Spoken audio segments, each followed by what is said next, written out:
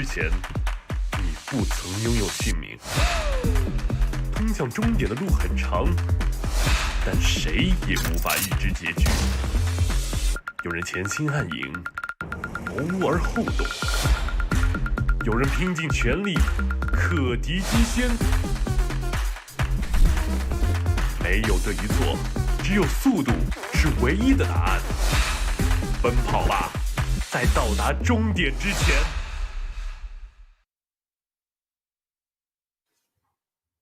Hello, everybody, and welcome back here to the CNDPC. It's another wonderful night. We're going to kick it off here in Division 2 with CDEC versus LBZS, two teams who, they're struggling to pull themselves a win. They're going to need it very badly, and I am joined today by some very handsome individuals. We got Lizard and B-Cop. Welcome, guys. We'll start with Lizard. How you feeling this nice and early morning?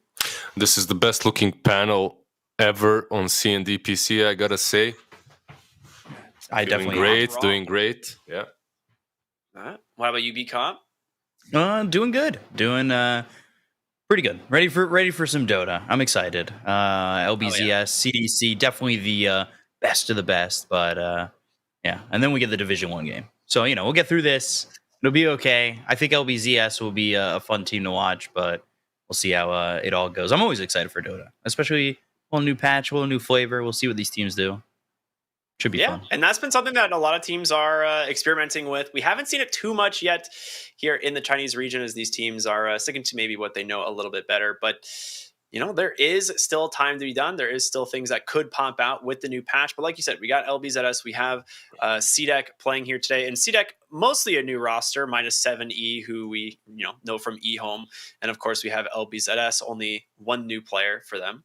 And they've been impressive, I would say, for the most part. Like, LBZS are a team that have been hot and cold at times, but I'm a little bit surprised to see them at the bottom already. What do you got? I mean, I guess with 0 wins, they did happen to go against Fusion, one of the favorites. But you think LBZS, you think they're a bottom tier, or are they more towards the top? What do you guys think? More of a LBZS? Come on, man. Yeah, mid-tier, man. I at least the way I have it, it's in my eyes, it's Fusion, IG, Saiyan, Magma, LBZS as the top 5. You have Saiyan that high. Interesting. Okay. In my eyes, it's always Magma and LBZS first and second. Yeah, because they got to get back into Division 1, right? Exactly, and then everyone else can fight and do whatever they want to. LBZS and Magma, it's like we've bonded, like these two teams. B-Cup for how long?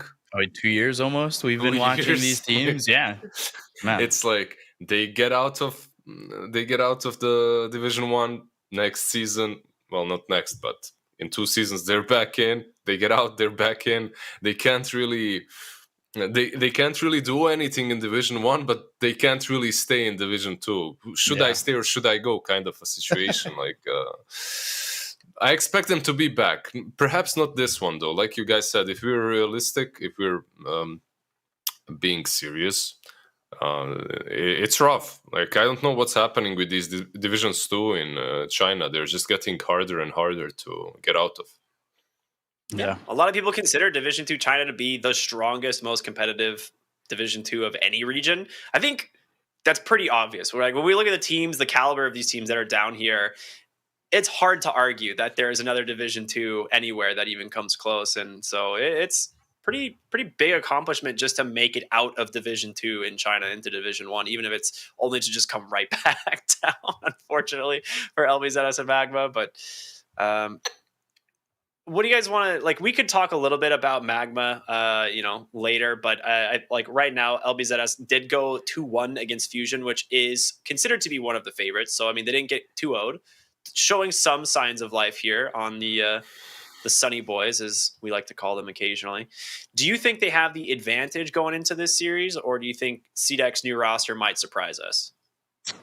There's always room for surprise, right? Like, these are at least the bottom 3 guys, the 3, 4, and 5 for CDC are guys that are just starting off their pro career or haven't really played in the top echelon of Dota. Whereas LBZS, except for LG, it's a lot of guys who have been here, who have played a lot of professional Dota, especially Cat Yu, who's got a lot of tier 1 experience, and then Kagome, who I feel like is always kind of performing well. Like, I'd have to give LBZS the advantage just because of the unknowns from CDC. Like, I love 7E. Don't get me wrong. I think he's going to give quite the battle over mid against Pew, but like, or as he goes as PP now, I just, I'm wondering if it's going to be enough. 7E, he can be very hot or cold, more so than like Emo, who feels very hot or cold at times.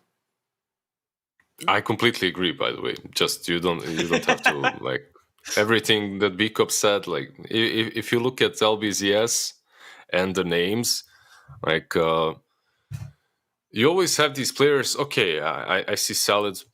I know what's up. I see PP. I expect a DP on the mid lane with a very early BKB, like something like that. I know what to expect from them. And when I look at CDC, CDEC, I kind of know as well, but it's not as great. So far, it hasn't been as impressive. The first thing that a player in a competitive scene in Division 2 can do is like make a name for himself by having a certain style. And that's something that we can see from LBZS's players already. They're good enough to be memorable, right, with a certain playstyle that they're having. It's not always the greatest, it's not always flawless, but it's good enough. From CDC, not there yet. 7E perhaps, like B-Cup said. Yeah, 7E definitely had a name to recognize. The one thing that's nice about LBZS too is they've always been a team that like kind of innovates, right? A little bit, even though they struggle here and there. I think some of their hero picks into last season was like, especially early into last season, they were like ahead of the meta in terms of like what ended up becoming some of the top picks as the season went on. So that bodes well, especially in Division 2, where some of these teams may not adapt as fast. So we'll see how it goes. I'm excited to see LBZS versus CDEC here today. It should be a fun one. I'm always excited to see these new teams, like these new rosters come in and surprise us. I mean, we kind of expect a lot out of Fusion and Saiyan, but CDEC, through the open qualifiers as well, we'll see what they can do here today. Yeah. One of the things about LBZS, just quickly, talking about those innovative picks, like I remember when we were all together in studio talking about how like Kagome was playing the safe lane Queen of Pain, and like LBZS were the only team in the Division 1 to really, at least in China, to try and do that. Like they definitely do some weird things playstyle wise, like Lizard said, that like Cat Yu, when he was first on like Newbie Miracle and all those newbie rosters, the name of the game with him was aggression. Like he was always in your face as a 4. He would play Night Stalker a lot, get a Blink Dagger, stay on top of all the enemies, and it was fun to watch. Like I think that LBZS, I do get a little bit upset that they got rid of Molasses, but I'm hoping that they find themselves an identity here, because I think it's really tough for them to get to Division 1, but I want to see them there again. Like this team's always fun to watch. Yeah, they're fun to watch indeed. And plus, it would make Nomad feel a lot better if they were in Division 1, someone who is a big fan of the LBZS squad. I mean, I feel like all of us at this point, we kind of bonded over the like underdog story in Division 1. But I think the only thing Nomad is a fan of is their he's logo. a fan of their logo. Yeah, like they won him over. If you want Nomad to be your fan, you just need to have a good logo, and that's what they did. They accomplished it. It's the only one with the jersey. Yeah. He's actually the only person in the world that has their jersey. It may not be official, but he's got one. He's got it. It's better than not having one, I suppose. I mean, This is interesting. Okay. Oh, sorry. Go ahead. No, what kind of a fan are you without the jersey? It's just not a fan at all. A fake fan, I guess. One thing I was going to point out, though, because we've talked about this a lot, is LBZS has always struggled to kind of close out games. Like they typically are like one of those teams that may win early, but then really struggle to actually like get themselves the victory. And in that last screen, we actually saw their average game time. It was about 40 minutes compared to some of these other teams, which tends to be a lot faster. So do you think they're still plagued a little bit by some of those same issues, or is it going to be a little bit easier for them in Division 2 against some of these maybe less experienced teams? Go ahead. Go for it. You go for it. No, you started umming first. Do you guys want to go to the draft first? Then we can answer the question. What do you think? Yeah, we can jump there. All right, we'll go to the draft. We got some heroes. We can talk about this now. No, like the problem that teams usually face when they're playing versus someone that's a bit better than them is closing out games. Something like I went through yesterday. It was Team Spirit against Party, whatever, in Eastern Europe. Team Spirit literally was losing the game 5 times. 5 times the game was over, and they just wouldn't let them finish because their high ground defense is out of this world. And because of that, eventually they come back, but eventually means like 70 minutes into the game, right? And when there's a skill discrepancy between teams, this can happen. Like a team with, let's say, lower skill, whatever that means, can have a better draft, execute it properly early on, and then fail to close, which makes the better team come back eventually. They just need time. So now when the teams are kind of similar, what's going to happen, B-Cop? Is that going to stay the same, or is it going to be a mess? I think that LBZS, especially when they've been in Division 2, they've excelled at closing games, I think, a little bit more. Like, just one of my first memories of them, which I always bring up when we talk about their games, is that Vici game. Remember? It was they had a 40K net worth lead over Vici last year, Season 1. And they lost, and they just couldn't. And it's something that I think we talk about a lot with Division 2 teams, right? Where it's just like, are these teams ever going to be capable of finding a way to finish? And I do think that a lot of these teams, while the talent is there, maybe the ability to be a captain isn't exactly there, right? Like, because that's the guy who's making the calls to finish the games, right? Like, this is how we got to do it. This is what I want you guys to do. And maybe they're missing that singular piece. Because I don't know, at least from LBZS, and maybe I just don't have all the information on them. Like, I don't exactly know who's their shot caller. I don't know who's making the call to finish games or the call to do X, Y, and Z. So I think a lot of these teams that are kind of stacks or maybe like newer players kind of struggle with that. I will guarantee it's detachment. You think so? Yeah, because his nickname is Detachment. He's detached from emotions. He thinks clearly. He leads them. This is so I smart, thought- actually. What would you expect? Salad to lead you, or PP? Would you follow a guy with the nickname Salad? Like, I mean, maybe I don't know into about the detachment. kitchen, I guess. Detachment feels like it would be my carry because he's detached from everybody else and thinks that everything he's doing is right and everything he's actually doing is wrong. And he doesn't care because he's the carry and everybody else is his support. Mm. So you're more of the detached from reality situation is what you're thinking. Yes. Interesting.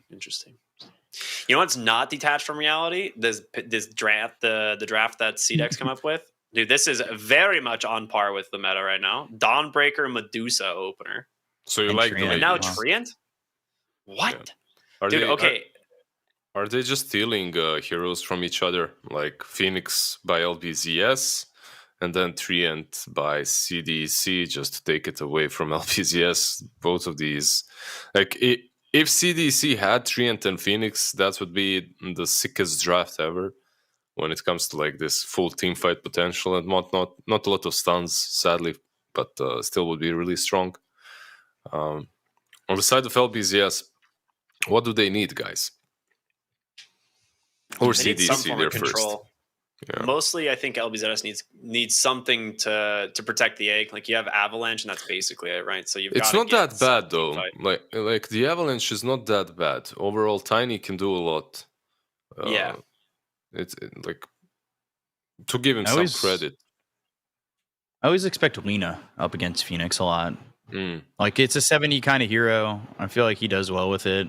Oh, I'm surprised at the Enigma, especially with the level 1 change to demonic conversion. Like, I feel like that's a big change, that cooldown increase. Like, that feels pretty rough for me. But I don't know. CDC, a lot of these tier 2 division 2 teams, I feel like they play very safe with their drafts. They The pick like latest very meta change? heroes.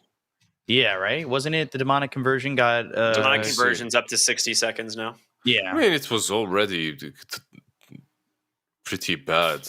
I It was mean, like that 50 cooldown- right? seconds or something. Yeah, now it's 50 to 60. I feel like that's a lot. I mean, a 20% increase. But yeah. Overall, you're right. I actually don't like Enigma here at all. It's not only about that increase. I believe Enigma's conversions were already on a really long cooldown in comparison to what they used to be, right? My problem is I don't like Enigma into Phoenix that much. Like, you use this black hole, he just eggs. It's hard to set up a fight around it. It's You can't possible, like but follow up it's the hard. black hole. Yeah. And you can always, like, if there's a Phoenix and he eggs first, you can't black hole. If you come in range, you're hit by fire. If you don't come in range and you black hole with some BKB, there's still a chance that the egg will cancel it. It's hard. Like, not a big fan. I like this pick though from LBZS with the Monkey King. It's something that's going to be flex, and it also helps the egg, right? Like if you're going to egg, Wukong's on top of the egg or near the egg, and that makes you not really want to stand and try and right click the egg or anything like that, and you're going to be in a bit of trouble trying to get out of that fight if it's. Yeah, and they can pretty much set these lanes up any way they wanted to. I suppose it's going to be a tiny 4, and then you Phoenix can perhaps 5. Phoenix 5, Phoenix plus Monkey safe lane is a decent lane. Yeah. Tiny plus anything is decent. Tiny plus Razor would even be good, and then you can pick your mid laner last, or you can pick something with Tiny, something different. The thing that's really interesting here is, well, Monkey King is one of Kagome's best heroes, like for sure. We all know that. But with the Enigma and the Treant that came out, this means we're likely to see Dawnbreaker 3. And I think Dawnbreaker is really going to struggle into Monkey King Phoenix. So that's why I really like the Monkey King pick here. Like, I feel like he's just going to have a really sick lane. Yeah, we'll see. Like, Dawnbreaker is a decent laner, right? But Monkey King versus a melee should be pretty damn solid for LBZS. Depends on the way they lane it. On the side of CDC, you could put Treant there. You could also put Enigma. I'm wondering just which one of these two will go, because it's not going to be an easy lane. Enigma plus Medusa on safe lane, I don't see that working out way too well versus anything.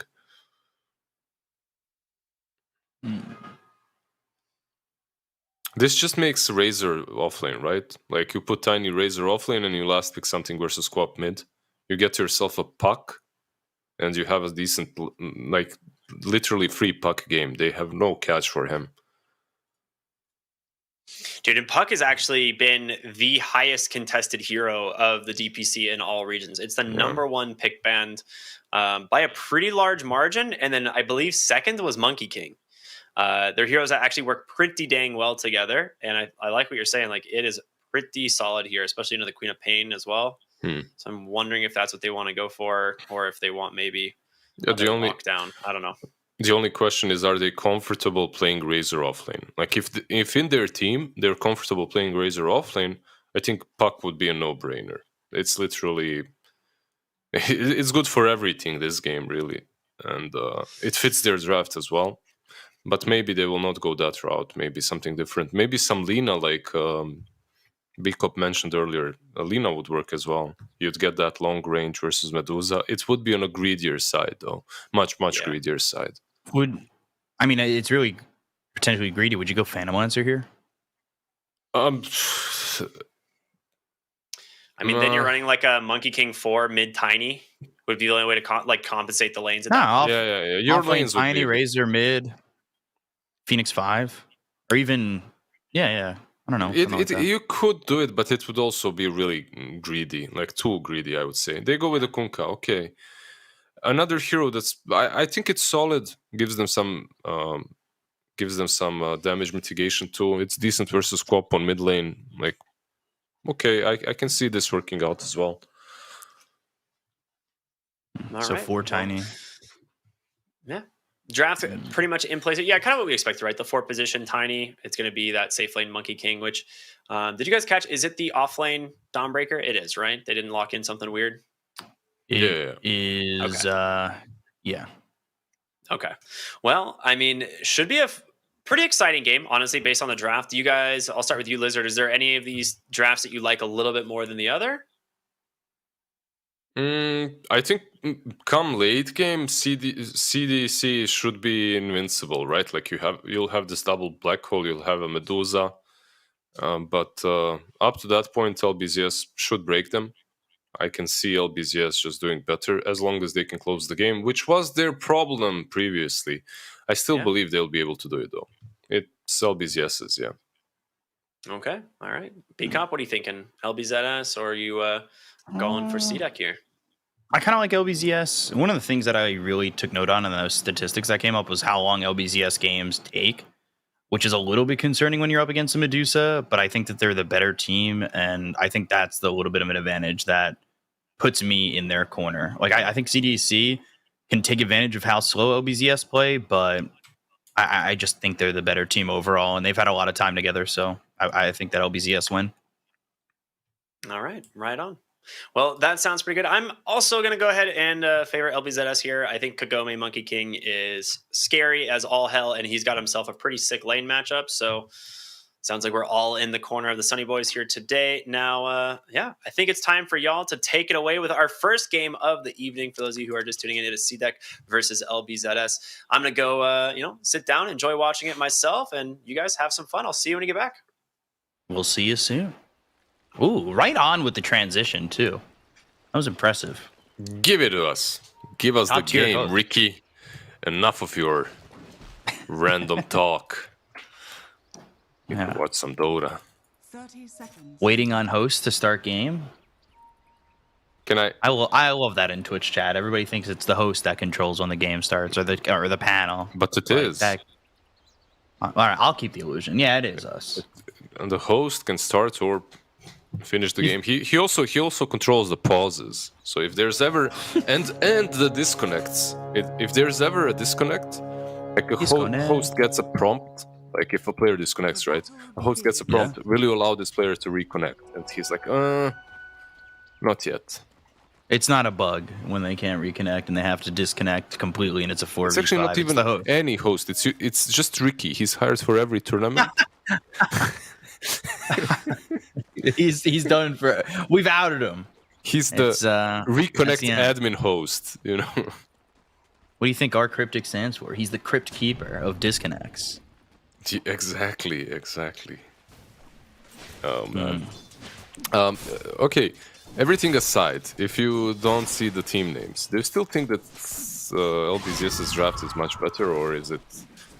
Because I'm leaning towards them not only because of the draft, but because of the name.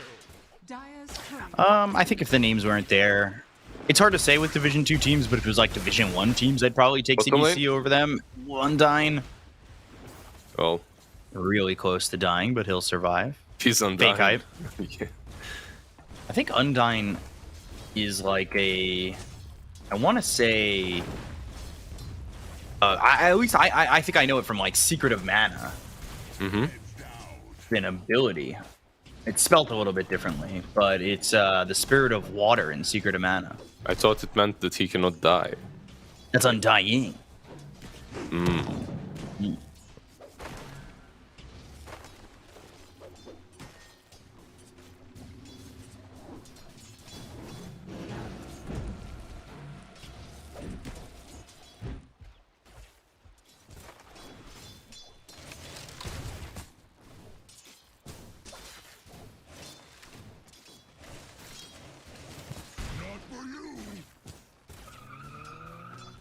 So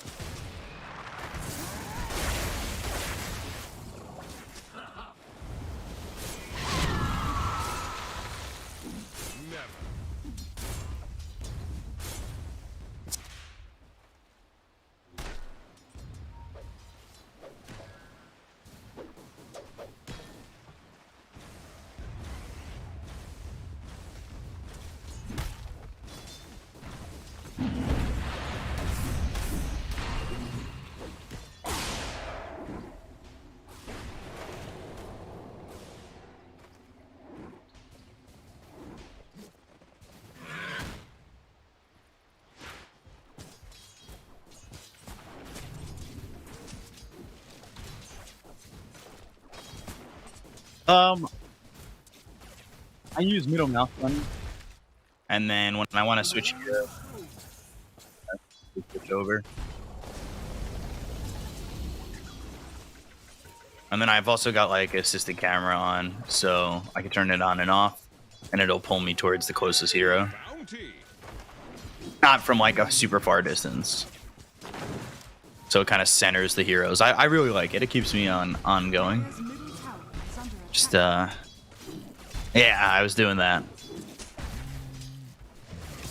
Getting the V mix going.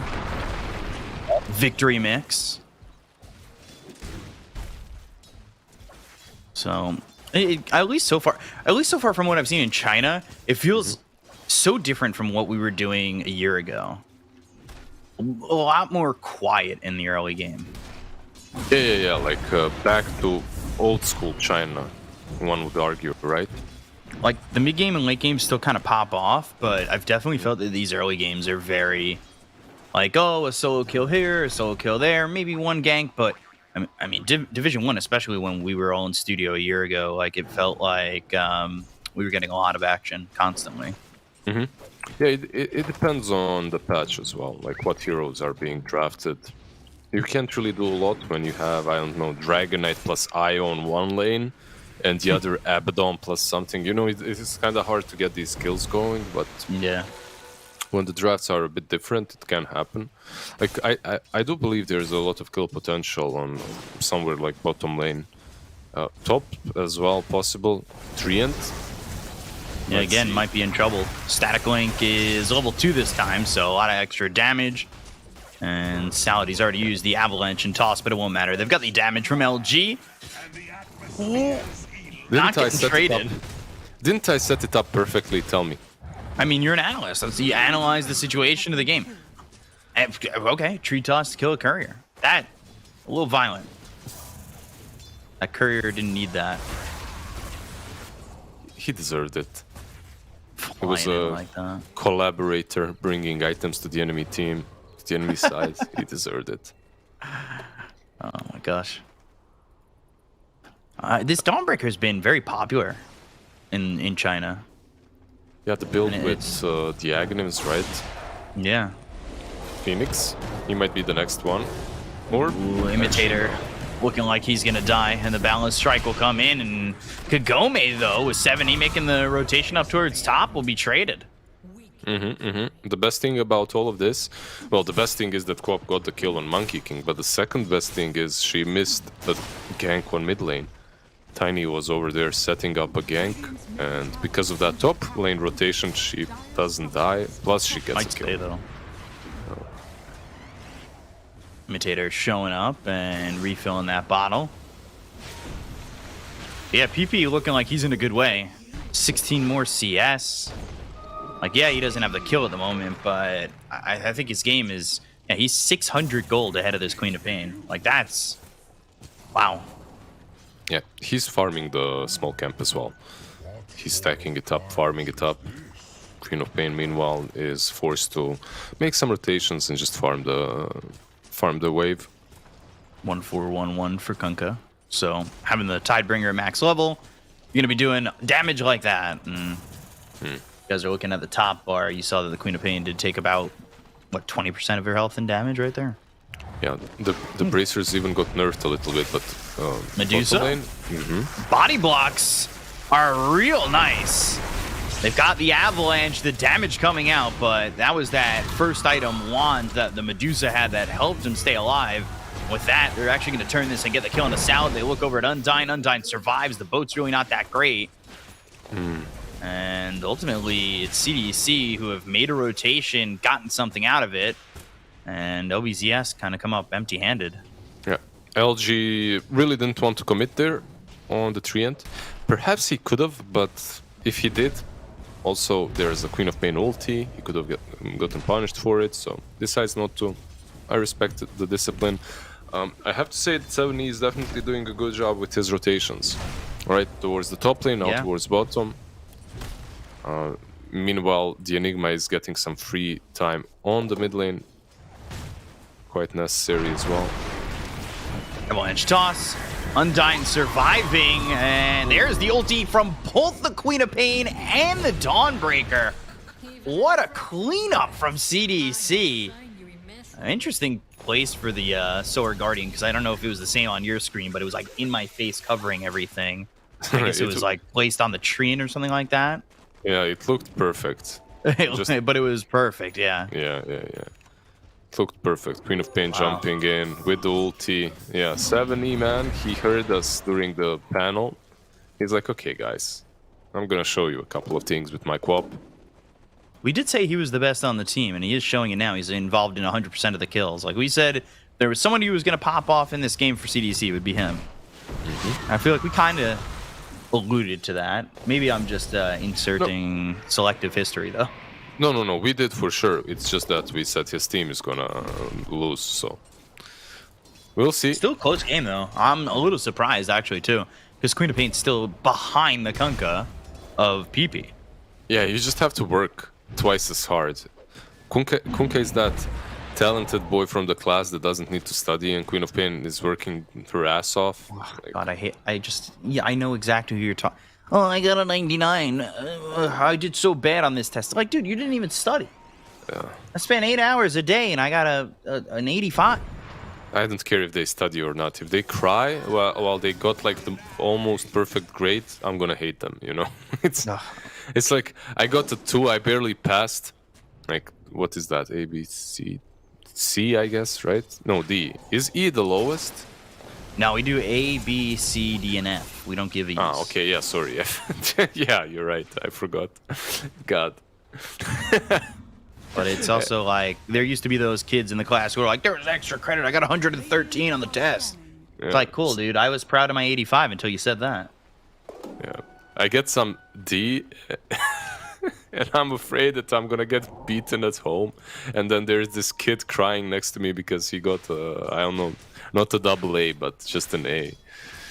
Yeah, my brother was that way. He was very smart, honor roll student. I had to compete with that. I was happy with my grade at school, come home, and all of a sudden it's like, you got a B+? That's it? Cool. Thanks, guys. Appreciate that one. But right now, A+ play from 7E. I appreciate you, B-Cop, no matter what your grade is. I appreciate you. And your fitness guru instruction. And your friendship. Okay, That's this is right, way too wholesome. Friendship. Can this Queen of Pain kill someone already? Like, Can we get some blood? I've literally been only following 7E for the last 3 minutes. Hoping he makes a rotation. Yeah. They're going to take this tier 1 tower if they're not careful on LBZS. Oh. A little bit late with that boundless strike. Yeah, it's Enigma's level 6 now as well. They have a smoke, level 6 Enigma. They could definitely use that black hole. But I believe if you are LBZS right now, you just plant this Phoenix on top lane. He has the egg. There is literally... there is a way to kill him, but not for these two. Unless they commit the black hole. And even then, it's not likely that they will finish off the Phoenix before he acts. So, something that CDC needs to do in order to take this tower on top lane is rotate the Queen of Pain. Like, I really don't see it happening if they don't do it. I also have to inform you that this is possibly a really long game. I'm used to it. I don't know if you know this, but I love long games. Big fan. Ooh, detachment. Ooh, Icarus dive into the ult, and now they've got themselves the Torrent as well as the Ghost Ship right on top of this Dawnbreaker, just on the edge. That Supernova hit, and now trying to get it out with the ultimate down towards bottom. Imitator goes down to LG. Sonic Wave comes through. Salad low. LG maybe looking to chase, but 70 abandoning ship there as he will jump away and get away from that one. Maybe go towards Kagome. Wukong's Boundless Strike, trying to figure out who he wants to go for, but with 70 and this Medusa, they have more than enough damage to get the Monkey King by himself. That's a big yikes. LBZS did everything right. They defended top lane in a quite nice of a fashion, rotating the Kunkka in. Even though Queen of Pain was coming and using Sonic Wave, they all survived. It was all pretty well played. Prevented the black hole from ever happening too. And then Monkey King just goes on the rune and dies to Medusa and Queen of Pain.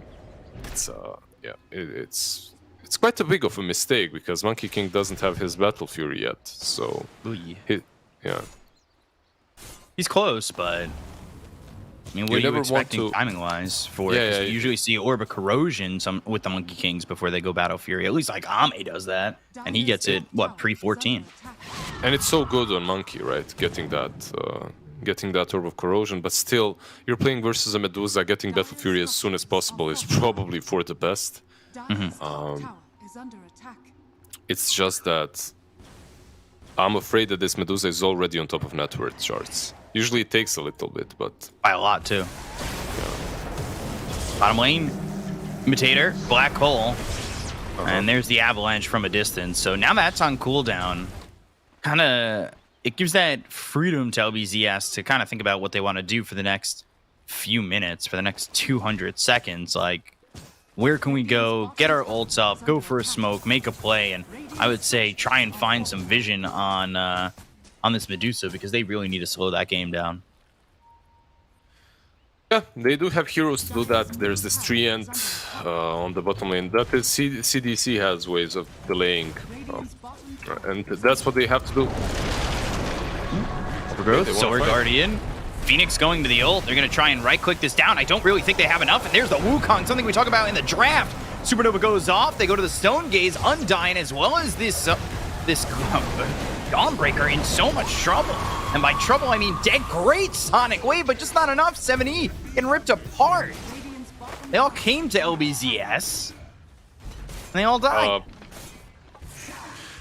Yeah, I mean, that's one of the ways to approach the game. Sometimes you just want to, like some teams, we have cooldowns on Black Hole. We don't care. We want to fight. Like, you're manly. You want to get in there. You don't care about spells that you have or have not. And then you lose 4 heroes. It happens. That was not what you want. We were like, oh, LBZS, they could smoke, they can make a move, they can maybe get the Medusa with the vision. No. They'll all come to us. We go to them in. Look at these heroes on the side of CDC. Like, when you don't have the Black Hole, even with the Sonic Wave, even with the Dawnbreaker, you shouldn't be able to win any of the fights. Like, at least not at this point, right? It was rough. Like, they kind of put down the perfect position, though, for LBZS, right? Like, the Wukongs was exactly where they needed it, on the edge of the Supernova. Yeah, it was all on point. Now Pretty BKB much. for PP. Kagome looking for his BKB, too. And that'll be a timing when they get multiple.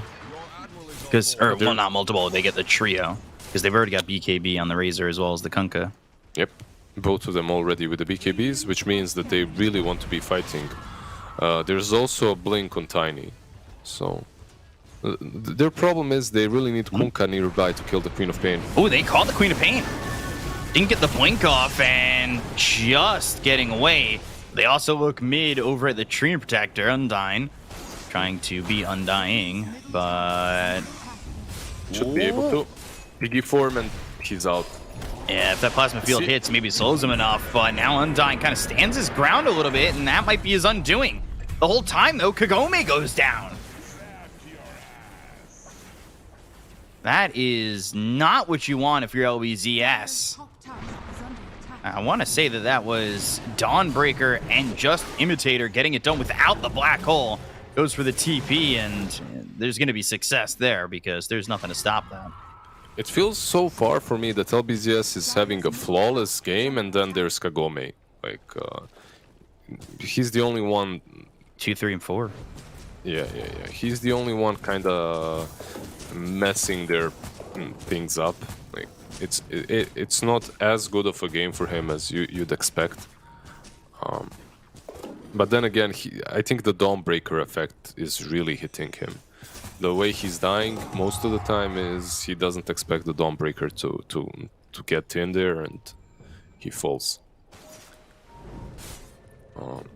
By the way, the reason why Treant died is he stopped for a second to use Living Armor on the mid lane tower, and he didn't expect the Razor to continue chasing him. Right. Well, he kind of gets sold out, but maybe if they had a little bit more damage on the Queen of Pain, they get the kill there. Because I believe, what, 70 got away from that one and blinked away. Medusa, not a kill you want to be giving up. There's the X into the Torrent as well as the Ghost Ship, but Stone Gaze means they don't want to chase any further. By the way, Black Hole's back up, so you need to be very careful about your positioning now. Imitator, though, no Blink Dagger, and no Blink Dagger for a while, so him trying to position himself correctly to get this Black Hole off is going to be very hard. Yeah, And that was also... he's in trouble. Imitator. Avalanche. Maybe waiting for LG, who is lagging a little bit behind. Wanted that toss to get him right on top of the Razor to get the static link. Do you think that they have what it takes to kill the Medusa right now? That's Manta Dragonlance power threats. She's already... and the point boosters. Yeah, she's already quite tanky. They need to like commit a perfect team fight at this point to have a shot at killing her. I guess the question now becomes, do you fight the Medusa or do you try and fight around the Medusa, get everybody else in these pickoffs and try and get yourself at least the Monkey King? Because he wants the BKB, he also wants the Scotty. I almost think he really can't fight the Medusa until he's got both, right? Yeah. I think you can't. There's one... however, there is one thing that you can use, like one weapon in your arsenal, that's this Razor. Like you can just run in there and keep a static link on the Medusa, make her useless. Razor is one of those heroes that can do that to a hero, so... Kunkka going Shadow Blade, okay. Kagome on top lane, they're pinging him, but there's a good ward. Scouting out 70. Who's got that BKB completed, by the way, as well. And a defensive ward by that camp, but he throws down the Boundless Strike. He needs to be careful about his positioning.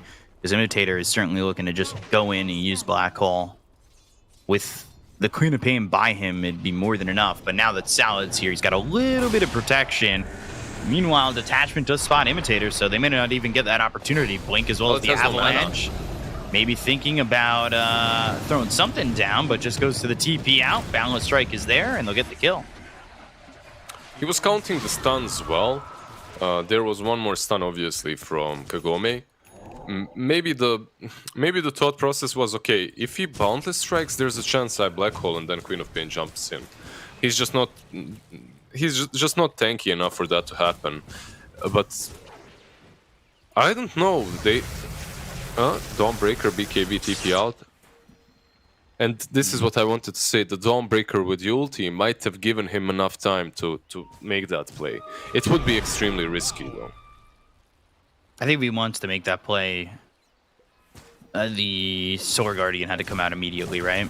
And the TP to just use the to force the Boundless Strike sooner. So no Ags for Dawnbreaker, so it won't be that extra heal, that evasion. Well, that's kind of surprising. Oh my god, Medusa already has Ags. We were just saying point booster, what, a second ago? Yep. Oh my god. Yeah, this is, I mean, we talked about it at the beginning of the game, right? Like, if you were to not have the team banners there, would I have taken LBZS? And I don't wanted to say maybe not, but I don't know. I still think LBZS are there. Now, Bebop. I'm trying. I'm on my bike. I'm backpedaling. No just backpedaling allowed. Dire's middle tower is under attack. Uh-oh, Kagome. He's getting wrapped around on and needs to be careful.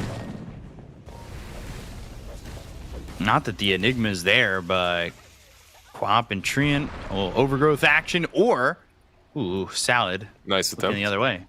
Oh. They need to clear this vision out.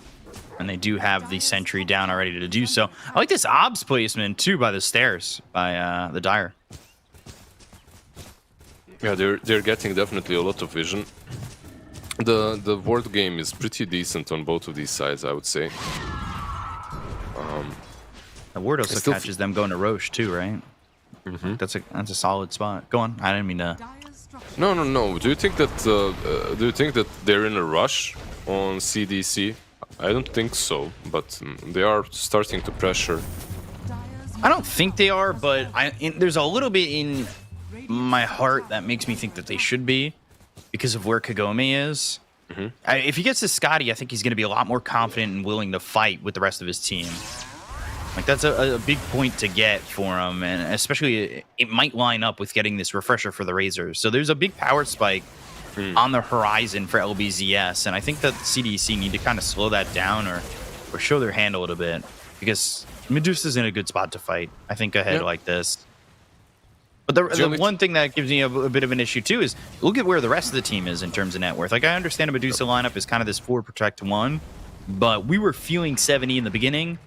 4-1 and he was 4-1 and 2 or 3-0 and 2 to start. Like, he really hasn't had much of a presence since then. Yeah, because you have to give your all and everything to the Medusa. Yeah. In this relationship, she's not the one that supports; she's the one that takes. You know, you need to just be the full support on all 4 heroes. But Enigma is getting closer to the Blink Dagger. It's not Blink plus BKB, so the Black Hole will not be super easy, but it's still good. 70 mid eventually has that Blink.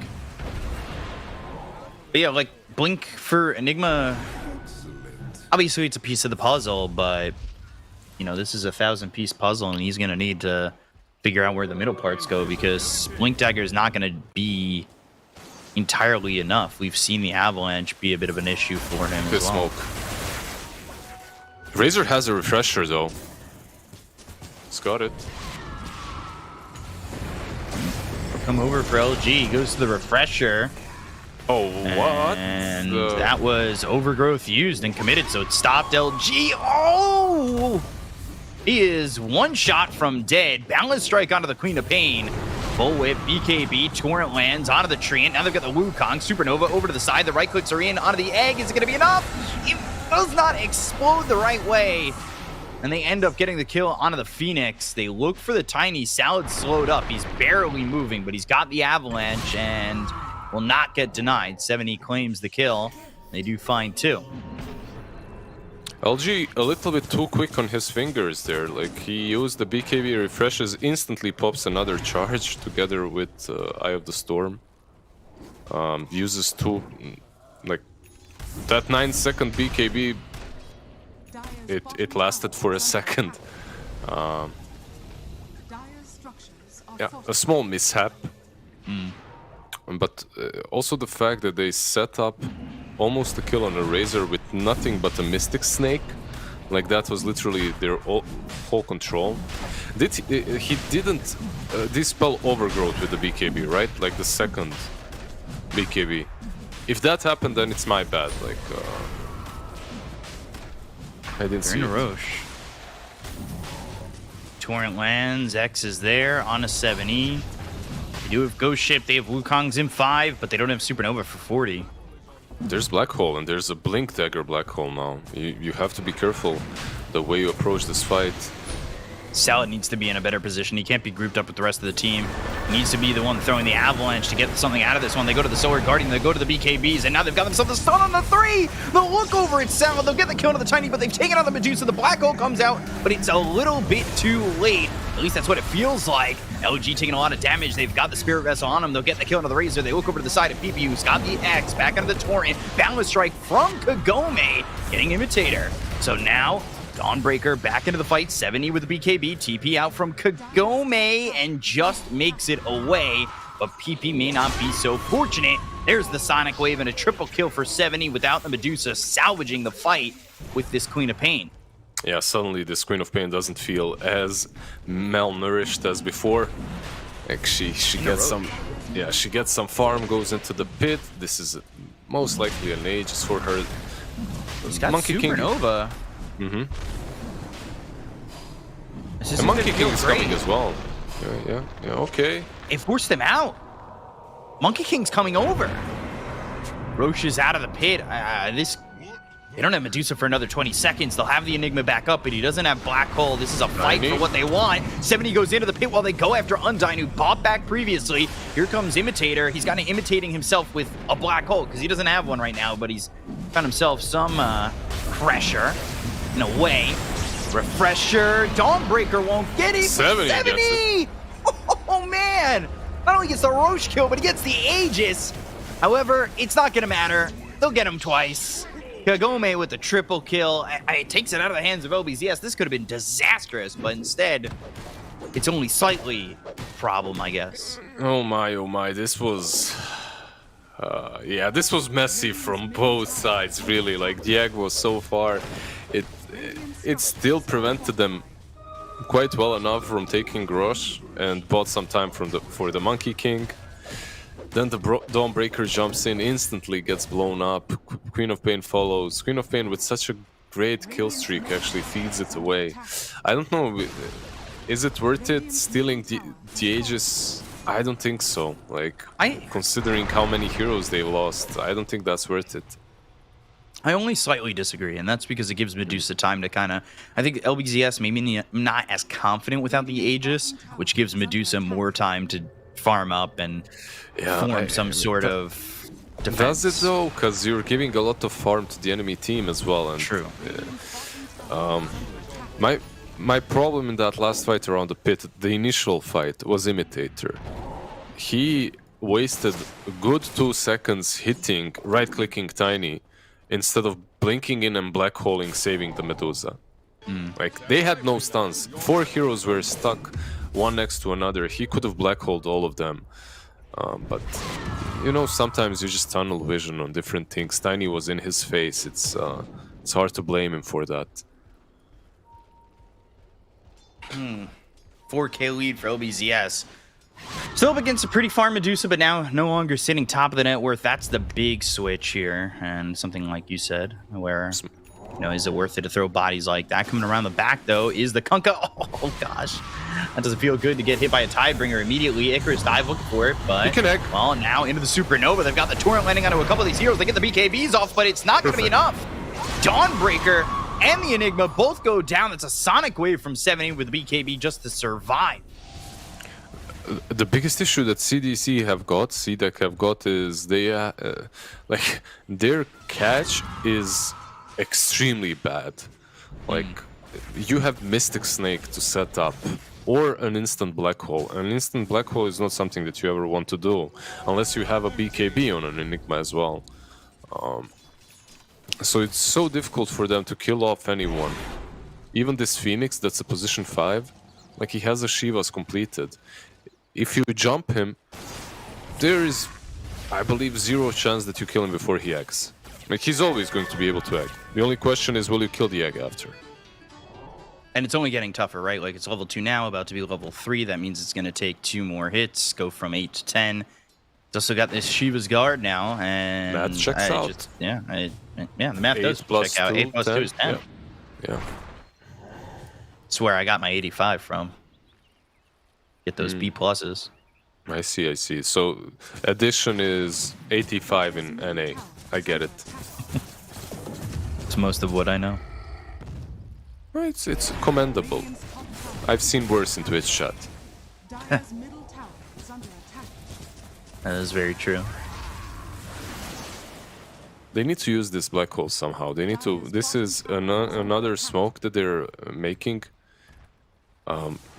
My problem is maybe it's now too late. Wait for the BKB on Enigma and then do it. So far away though, Imitator, it would need tons of space. Yeah, that's true. They're wrapping around. They still want to go for something. They've got Black Hole. Maybe they find the opportunity, but not when Imitator's the first one caught. And he blinks into PP, knowing he's been X'd. It's really not going to do anything. The Solar Guardian doesn't find him any space either. And they'll go after this Dawnbreaker who popped the BKB. There's the Silver Edge as well as the Mystic Snake upgraded via that Ags. They've now found Undyne. They'll go the other way, but the Plasma Field does not hit. Looking over at the Tiny, though, Salad, he'll end up dead. Undyne eventually falls to Kagome, but now they go for PP. And well, PP's got the Shadow Blade, so he's able to leave. Yeah, Tiny really wanted to toss that Medusa back, but they found him first. They had this, you see this Radiant Cliff Ward in the Radiant Jungle? It's not that common. It's super defensive. It's scouted out the Tiny, he dies. But overall, things are still completely in control for LBZS. They're just farming and farming up. Medusa is strong, but on the other side you have this triple core, right? Like you have Monkey, you have Razor that can make Medusa quite useless, and then you have Kunkka as well. They're all scaling quite hard. Same cannot be said for Queen of Pain and Dawnbreaker. 70 forced the BKB and TP. Like my Monkey King level 25, just hitting that, getting that extra Wukong's command ring.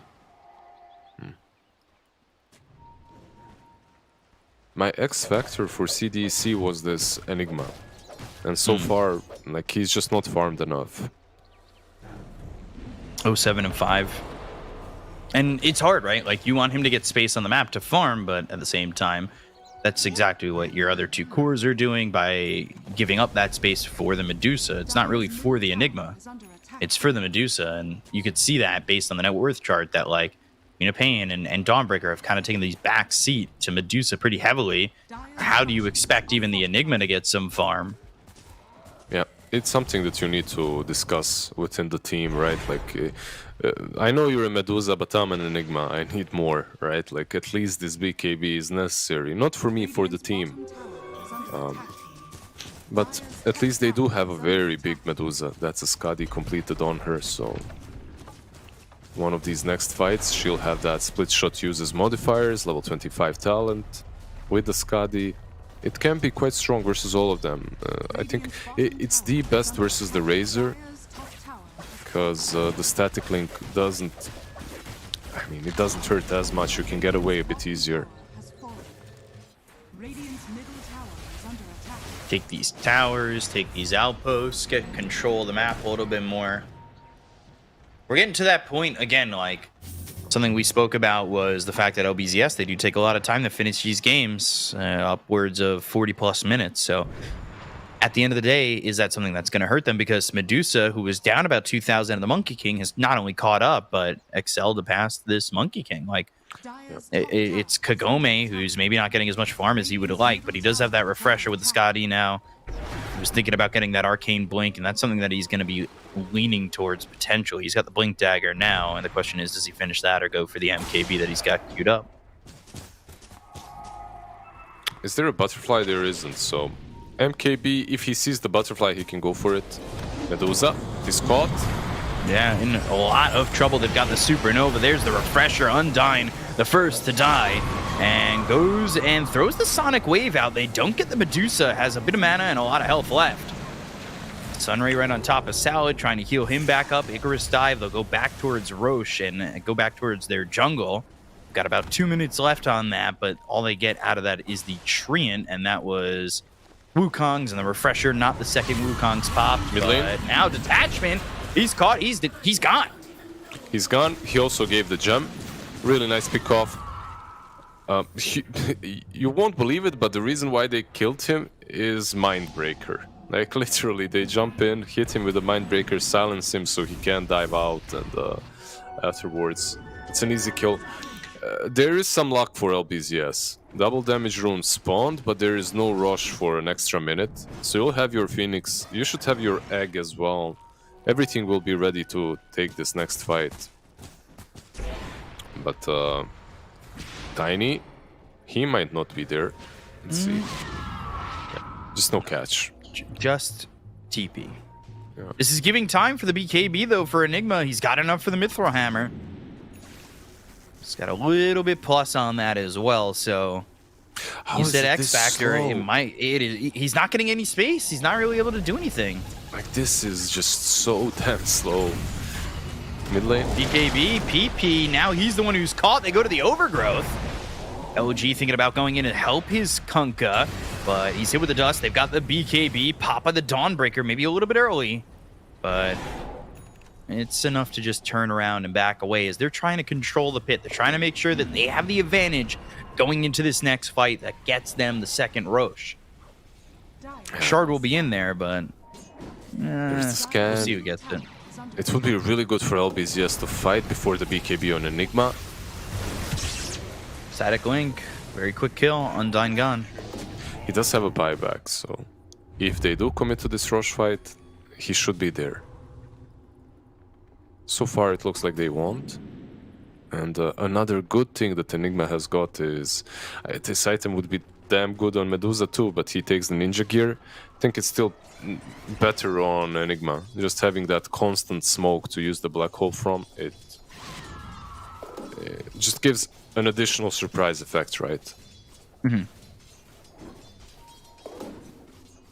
So, well, he did just gave it away. He showed himself, so they should know. see, this is what I kind of have a problem with. 70 is taking away Imitator's farm when he's very close to the BKB. Yeah. It's true. I think that's like he'd have the BKB right now. That was a full wave. And now he's going into another one. That should have been his. Refresher comes in with a static link. They've got the Wukongs, but there's the Sonic Wave to push him away. Wukongs will sit there, but they're not going for Roche. He only has about 40% of his health left. That being said, Refresher is available for the Monkey King, so he can do this all again. Now BKB is there though, on Enigma. So he's got it. This is going to be a very big fight for him. He needs to be that X Factor.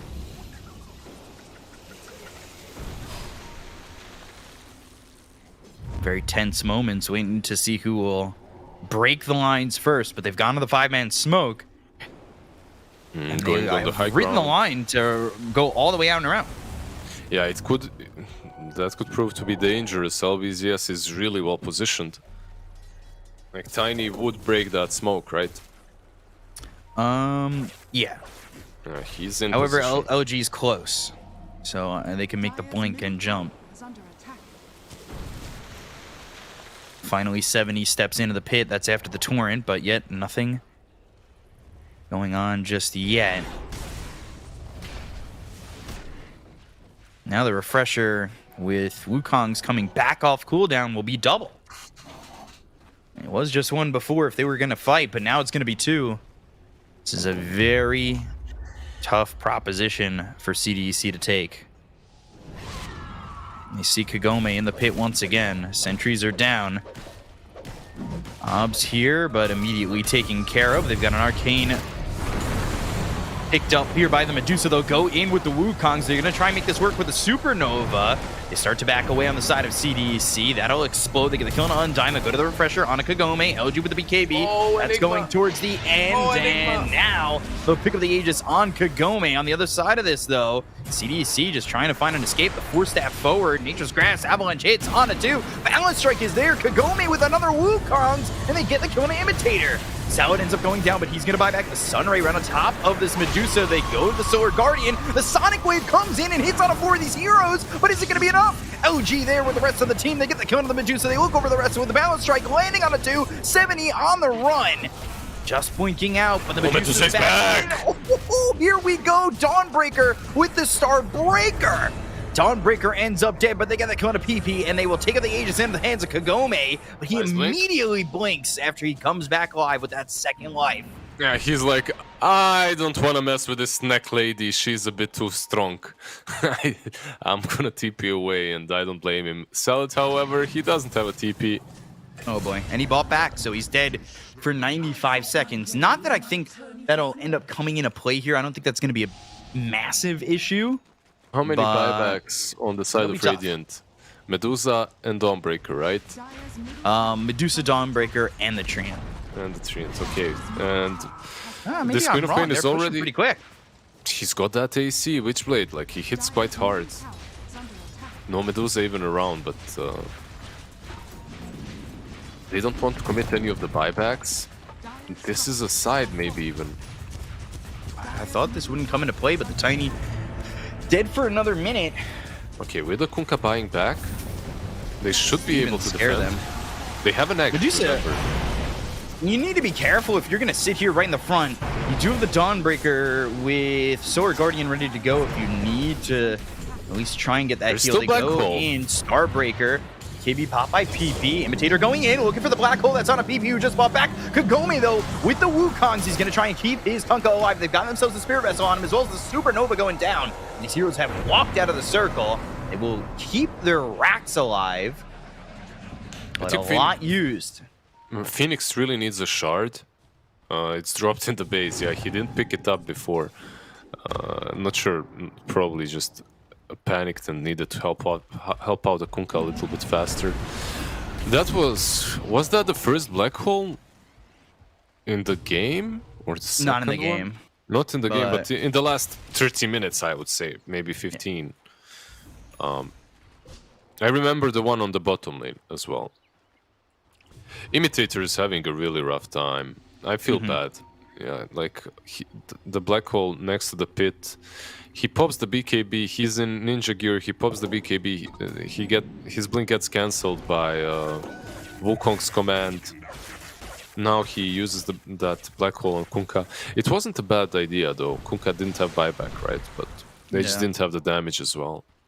I feel bad for Imitator, but I'm not going to say it's his fault. Like, I'm looking at lanes that he's trying to farm, that he was trying to get that BKB quicker on, and he's getting his farm stolen. Like, if you want your Enigma to be the X Factor, if you want him to have that BKB, then you should let him have that farm. Like, you're taking away potential winning conditions. It goes both ways. There's a little bit of both. That's what I should say, right? I agree. But this Medusa is really scary now with the butterfly completed. There is an MKB? He just got it, yeah, and he got the Arcane Blink, which means he's got a lot of farm. Holy hell! No buyback though. I have to send a picture of that Arcane Blink to Tsunami. I was just watching his stream. He said it never gets bought. And I want to be that guy, you know? Love you, Tsunami. Here's a picture of Arcane Blink. Make a selfie with it, you know? Like, you're smiling next to it.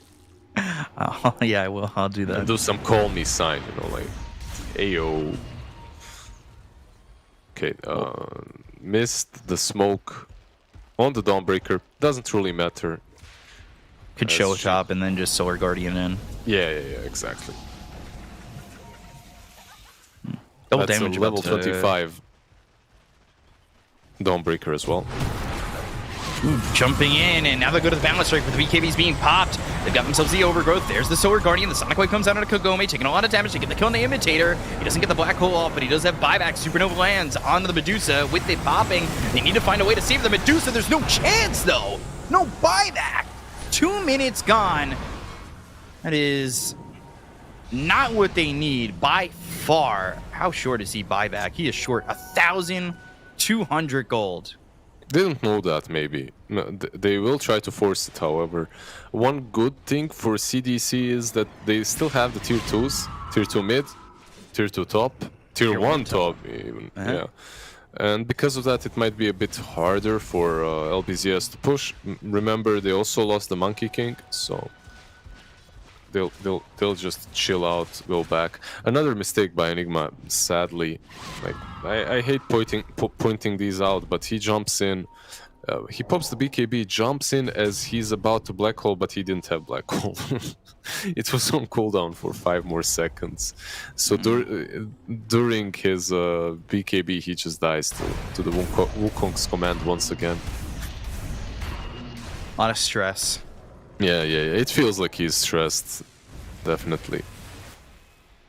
But it only takes one good black hole, you know. That's always what's so good about this hero is you can fail 10 black holes, but if you nail that last one, it can still be game changing.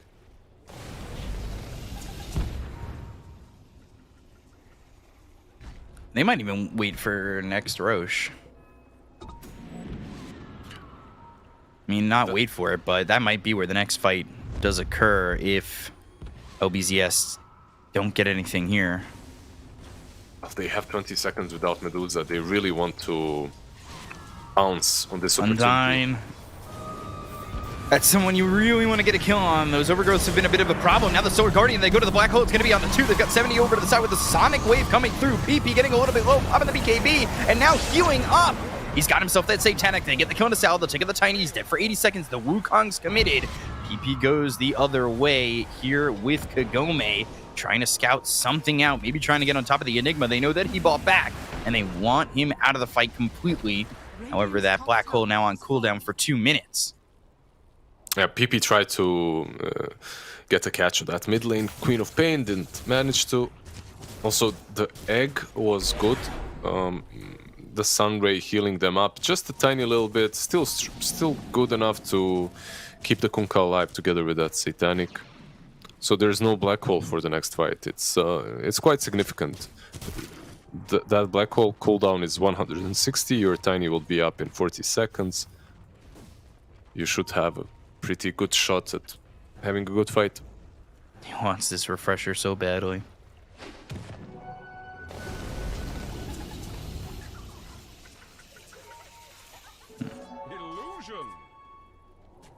He really wants the refresher.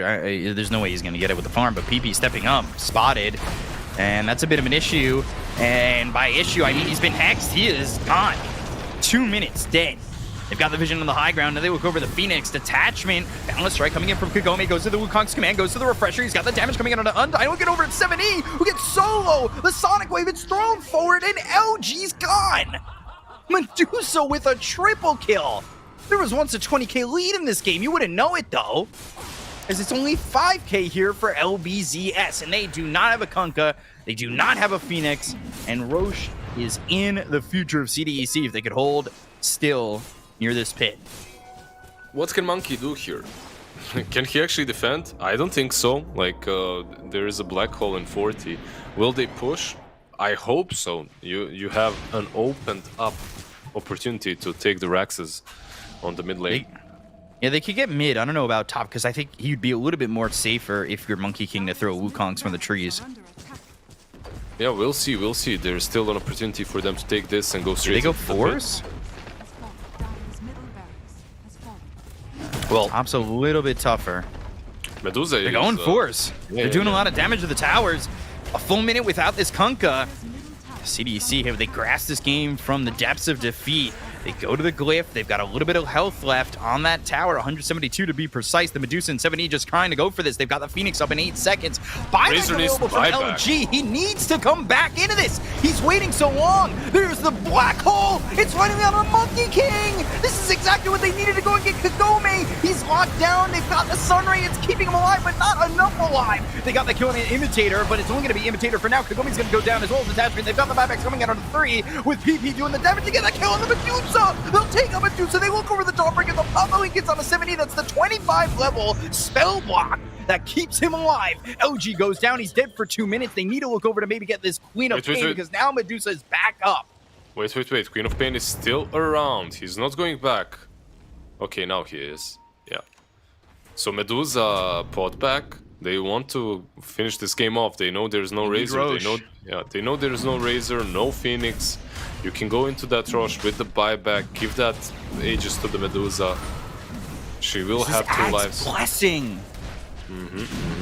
Whoa. And that goes onto the Dawnbreaker, right? You give the evasion. Let's see. Yeah. They're giving it to the Dawnbreaker now. Wow. Refresher, Cheese, Dawnbreaker. You're not killing her. And as you're not killing her, you're not killing anyone else. That Medusa should stay quite healthy through the 2 ultis of Hex. Immediately, Salad caught. Force Staff trying to survive. There's the Avalanche. Torrent landing on a 70. 70's going to blink in. He's also got the Silence coming through on the Salad. They popped the spell block. Level 25 spell block here, but Salad still dies. They've got themselves the Starbreaker coming in from the Dawnbreaker. He's got 2 charges on that. That will pop up PP. They look over the Medusa. Medusa in some trouble. They've got the X. They'll take it. They get the kill on Undyne. They take another tree. They're inside the Wukongs. They'll go for a second ring. They've got themselves the Sonic Wave coming out with the BKBB pop and the Medusa trying to fight this one. They go for the Dawnbreaker. Dawnbreaker with the Starbreaker. That's going to be a double Starbreaker. But these stars are not getting broken. They're not turning into black holes at all. They're not forming into anything that's going to be taken out when they go in with the Queen of Pain. They finally get the kill on Kagome. They'll take him out for 2 minutes. They look over at the Starbreaker once again. They get the kill on PP. Can they take him out? He'll hold his ground, but it's not looking like it's going to be enough. They get the count of Salad. They'll take out PP, and they will win the game. CDEC from the brink of defeat beat LBZS. Whoa, what a game, man. What the hell just happened in the end? This is a crazy one. Back and forth. You couldn't really predict which way this one is going to end.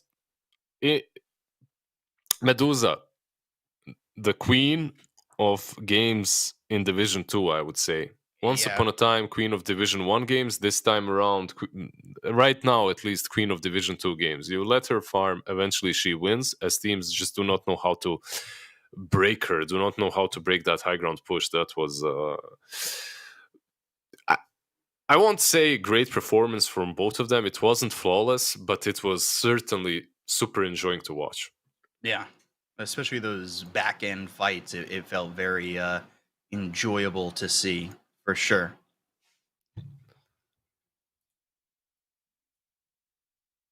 Muted or no? No. I was. Yeah. Hello, thank you. In Yep, Discord, I was Ricky. muted. Yeah. Hello, guys. Sorry about that one. It was just keeping myself quiet, but super exciting game as it goes late. There's so many big spells, so many big ultimates going through that just make it an absolute blast to watch, right? You have double Wukong's command, you have double Starbreaker or Dawnbreaker. Like, it was just intense, these last game fights, and came down to buybacks, came down to death timers, and CDEC came out ahead, man. Very well done. Yeah. A lot of patience from them, honestly. I thought this was going to be over much sooner. Yeah, it's maybe LBZS struggling to find a finish, and there are times for victories being so long, giving that Medusa ample opportunity. Not even just the Medusa, the Enigma too. Like, there were some clutch black holes that came in towards the back end. Maybe there were only like 3, 4, 5 of them, but that black hole at the end that caught the Monkey King, that it allowed them to have the control to get that kill, to force him to come back in with a buyback. Like, that's big. Like, it's real rough there for LBZS. They need to find a way to kind of finish. Yeah, we were discussing this during the opening draft, right? Like, opening panel. We were talking about all the facts, all the history with LBZS and their struggles to end the games. It kind of looked the same here, but not necessarily, as Medusa had a lot of farm from the get-go. They were never in a completely losing position. It's just that, I don't know, there's it was fun to watch. I'll give it that. I'm actually kind of triggered and salty by a lot of things that happened. Like, just watching, I feel so bad for Imitator running into Wukong's command like 3 times, canceling his BKB and canceling his blink that way, not being able to black hole. It's just, one of those things that really hurts you when you're playing the game. And I've been there. I've been this position 5, position 4 Enigma in a very similar situations. Yep.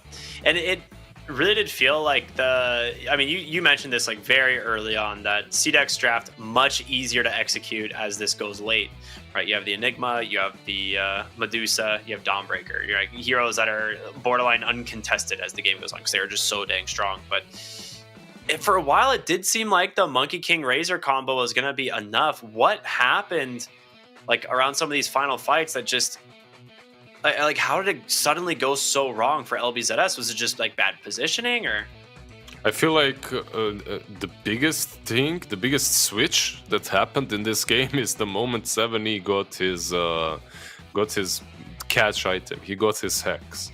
Like, the moment, because in this game, if you look at CDC, they have 0 catch. There is nothing to actually jump and just instantly disable a target. That also made LBZS perhaps a little bit too,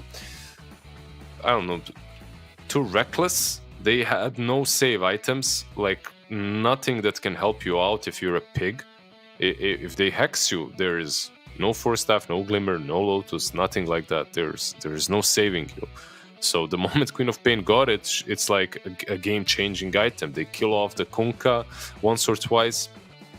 They make a couple of... This was a really good play, however. The buyback on the Medusa, getting them a couple of kills. I did not think that this was going to come... Like, I just figured they would take, like, the lost fight, but honestly, the buyback on the Medusa here was so good. Ended up securing 3 additional kills for their team. Like, it was so worth it. And it usually feels really bad buying back on Medusa. Like, you like, your buyback's almost never committed, I feel like, on this hero. Yeah, but even in this fight, did you see that the Aghanim snake? Yeah, the Aghanim snake did the biggest difference because it kept them in spot. Like, the biggest issue this Medusa had the whole game is she's strong, but she can't hit. Everyone is just running away, and the black hole is just not enough. Do you feel like they were too passive with their eggs this game? Like they weren't aggressive with their positioning? I definitely think that. Yeah. The Queen of Pain and Medusa, both of them, they hit hard, but still the egg could have been a bit deeper. You have that tiny to follow up. Even if they hit the egg, it's good for you. Like as your team can, that Razor can link someone, and you can follow up on that. Yeah, like the Razor There's and the another black Wukongs, hole. right? Very good at fighting around the egg.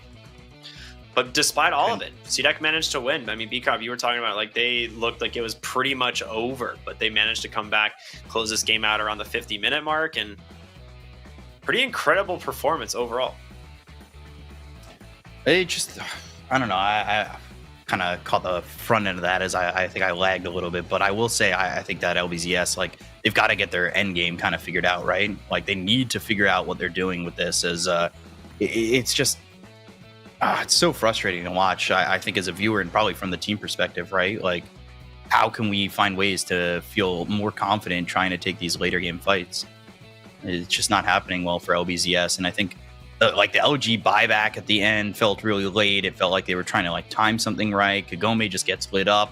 The positioning was really interesting at times. I don't know. LBZS, they have a couple of problems that they might need to really gather some info on. Yeah, they do.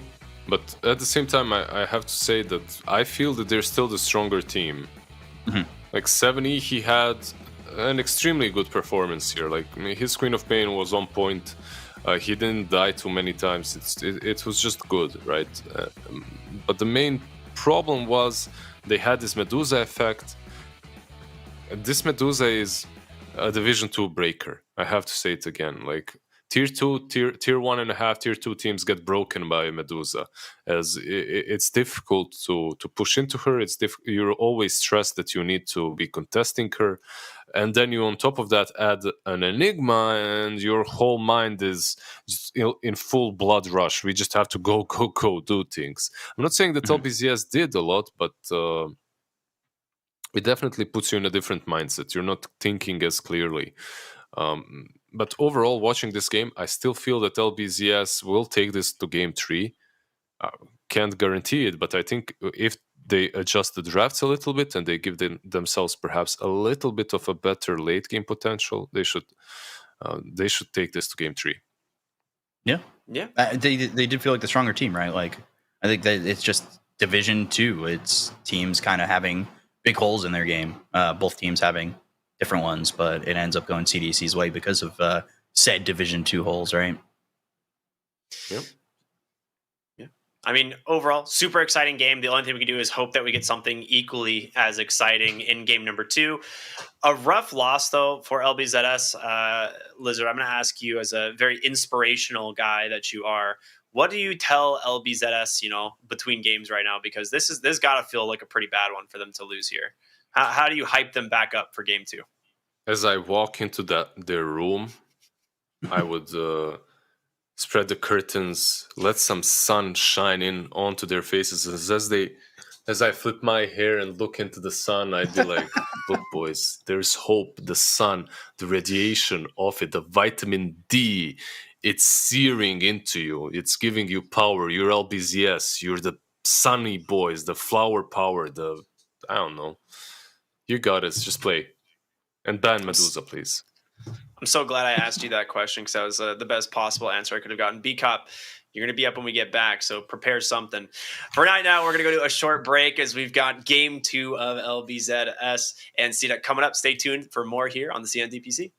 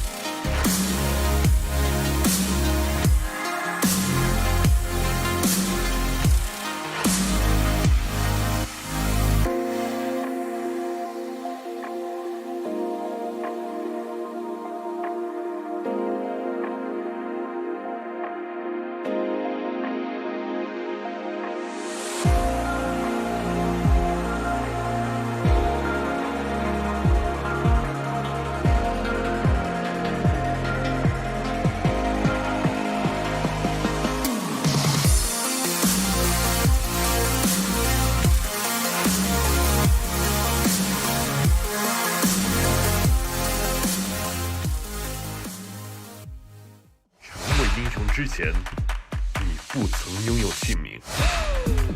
通向终点的路很长，但谁也无法预知结局。有人前倾暗影，谋而后动；有人拼尽全力，克敌机先。没有对与错，只有速度是唯一的答案。奔跑吧，在到达终点之前。And welcome back. Not too long of a break as expected here on the CIDPC. We are just full of action and we are getting ready to go into game 2, like we said, of CDEC versus LBZS. If you guys are just joining us, you missed a banger of a first game and sure to be an exciting game number 2. My name is Cryptic here with Lizard and B-Cop, the guys bringing you all of the action. I would say how was the break, but we didn't get out of our chairs. We just, got in lobby, started, getting ready to go right back into game number 2. So what... I said Lizard before the break. You get to give an inspirational speech. B-Cop, you are going into CDEC's locker room after the win. What are you telling them? How are you getting these guys hyped for game 2? All right, so you go in there, you open the curtains, you get some sunlight in, you flip your hair, you give a little... Hold up, stop it. This is not okay. I feel like I've heard this before. You flip the back of the hair, you say, boys, we just... defeated them from down 22,000. We're gonna do it again. We're gonna kick their butts, and yeah, that's all I got. I don't know. Was that word for word what Lizard said? Very original take, honestly. Yeah, very original take. I don't think I've heard that before. I like the hair flick more though. His one. Yeah, he had more hair. He actually had hair to do it. Yeah. That was quite impressive. I'll give you that. Once he said hair flip, I was like, all right, I'm copying everything he said word for word. That's why not? Why not? Anti-mage. So, okay, we're off to a spicy game 2 draft already. As you can see, we see the Dawnbreaker, the Medusa picked up with an immediate anti-mage response on the side of CDEC. Is the Medusa first pick too greedy, or is CDEC getting baited by the AM here? Wasn't the Medusa first phased in the last game as well? It wasn't first pick, but it was first phased, right? Yeah, it was end of first phase, yeah. I mean, okay, you get the AM, you instantly lock in that somewhat of a counter, but you just, if you're LBZS, you need to switch up your item build a little bit on that Medusa, and I believe you're still good to go. Yesterday, I was encouraged by an anti-mage from Team Spirit, however, and he destroyed in one game. Let's see if CDC can do the same. Do you think they just stole the Medusa B-Cop? Is that what happened here?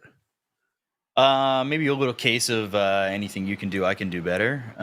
Maybe also seeing that Medusa's the Division 2 queen. I don't know. Again, maybe thinking that they know that their games go late, and they should try and find a Medusa victory. I don't know. It feels rushed. You don't exactly have the proper pick for it, right? Like, it was picked 4th pick in the first phase in the last game, and they were able to protect it. And now you already don't have that if you're LBZS. Like, I think they kind of put themselves in a position to be. Yeah, my only question is, can you protect it? Like, can it even be can you even counter it? Let's put it that way. As it's still a hero with a very, very different playstyle to a team, right? And you need to know how to play against it, and you can't really make a lot of mistakes. You can put yourself in a position in which you pick an anti-mage, and then you lose all the lanes, and it doesn't even matter because Medusa still comes online a bit faster with Manta Dragonlance. Still does a lot more than an AM in teamfights too. He did get buffed though, right? So he has a stronger lane presence. He can build that Orb of Corrosion, be a bit more active early on. So if you're LBZS here and you see this anti-mage in the first phase, do you try and is like your goal to come up with an offlane pair here that just shuts down the AM, or are you more prioritized in just enabling your own draft? I think you can get some catch for the AM. The Slardar ban was really nice from CDC, but okay, Ooh, they get the boy. tiny position 4, I believe, once again. You can combo it with something like a puck on mid lane. They didn't pick that puck last time, so not sure. Like, puck tiny is amazing. You get that toss to break the dream coil. You get some nice catch against the anti-mage. I would really love to see it. Like this Mars pick could definitely set up for like something a bit more that works out in this arena. Like trying to think, like honestly, Mars Arena with the Solar Guardian kind of feels like a little bit of a 1-2 gut punch, right? Like something that's really going to do well. Yeah, my only problem is it makes the Dawnbreaker a support, right? It's not a core anymore. Yeah, but it does mean maybe that the Dawnbreaker does do that position 4 build we were seeing, or maybe like that support build where it was the Ags early on. I wouldn't mind that. Yeah. I like the fact that they also get the position 5 Bane and not an Enigma this time around on CDC, as you know, like that Enigma that truly couldn't play the position 5 Enigma game, didn't get any space at all. And LBZS is like, okay, we're gonna take everything you had and like throw it at you. One thing needs to be said though. This Enigma does not have as free of a game as the last ones, as you are playing versus a Bane. So Blink BKB will not be enough. You need Blink BKB and the Lincolns on top of that to make sure that your Black Hole goes off. But the combo, the teamfight combo is just ridiculous. Medusa, Phoenix, Enigma, that's just as good as it can get. Yeah, this is like we saw last game how strong, you know, this like Enigma Medusa can be. But now you also have an egg to back it up. There's no real counter to the Enigma so far outside of Fiend's Grip. So man, that's like a rough hero to deal with. It feels like LBZS kind of just stealing a little bit of a CDEX draft here from game 1, but this has really been a draft that a lot of teams have gone for. You know, over this towards like the major and then like into the early days here of the DPC. This Enigma has gotten a lot of attention, and rightfully so. The threat of the black hole, especially as games go later and later and sieging high ground is becoming increasingly more and more difficult. Enigma is always going to thrive in those environments. And we saw last game, you know, it worked out quite well for them. Do you guys think that there's a Rubik ban from LBZS? Good call. Yeah, but they're expecting a Dawnbreaker core then, right? Like, that's what they think at least. Meanwhile, I'm expecting some mid laner for CDC. What if 7E took Rubik mid? Is that good enough? Can you play Rubik mid? Okay, they're really anticipating a mid laner here, or support. Yeah, Are they thinking it's just Mars, like in the mid lane, and then... I think they're expecting a Dawnbreaker mid, perhaps. Mars off lane, Dawnbreaker mid, and AM safe lane. Okay. AM mid, they're changing the game up. Dawnbreaker mid's not that bad, actually. Celestial Hammer spam is really good in the mid lane, especially once you have bottle. Whoa. Okay. I said AM mid, they're changing the game up. Is it AM? I said it. Did you hear me? That's a 4 position. Yeah, That's a 4 position. No. I'm hoping I'm right. What Fingers crossed. What Bcop is saying, like, it could be AM mid, and finally we get a puck as well. I think this is likely to be that 4 position Monkey King. It is one of the best heroes at dealing with the black hole from the Enigma, because until he has BKB, like, he's just sitting in trees and then boundless strikes you every single time you try to pop the black hole. It is so infuriating and so difficult to play around. It's safe lane though. Off lane AM, safe lane Monkey King. Yeah. Wow. Interesting. So, is it still like what? Anti-mage gets that Ags and then just throws it at the Medusa? What do you do with the offlane anti-mage? Yeah, I believe so. I believe you go for some, I don't know, early game stats. You just buff yourself up a little bit, and then you go for the Ags. It's going to be interesting. This draft from CDC is definitely very wild. Like, the first draft I liked. This second one I don't like at all, but maybe they can make it work. LBZS should have a much easier path towards victory here. You have Puck, Phoenix, Enigma. That already is disgustingly good.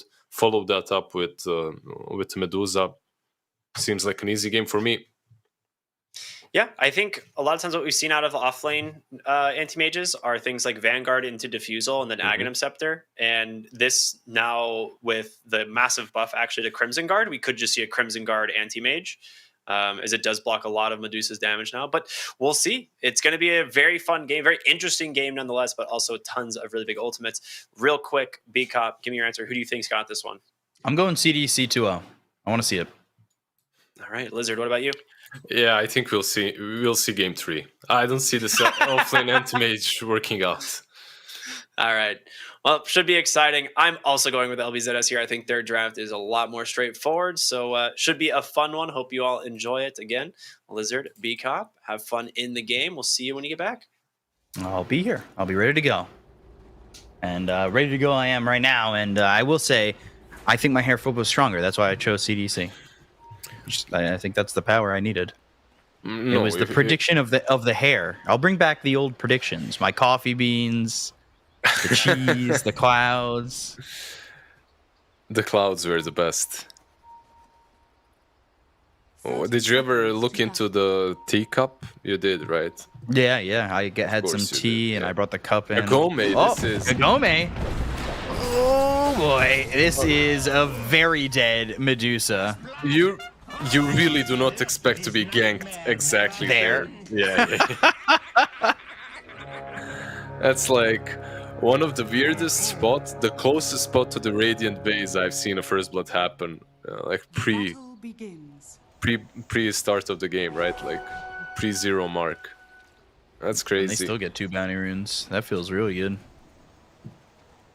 I kind of really like this anti-mage Dawnbreaker combo. Yeah, I almost want to say you're just not going to have mana in this lane if you're Medusa. Yeah, you still especially have once level 2 comes around.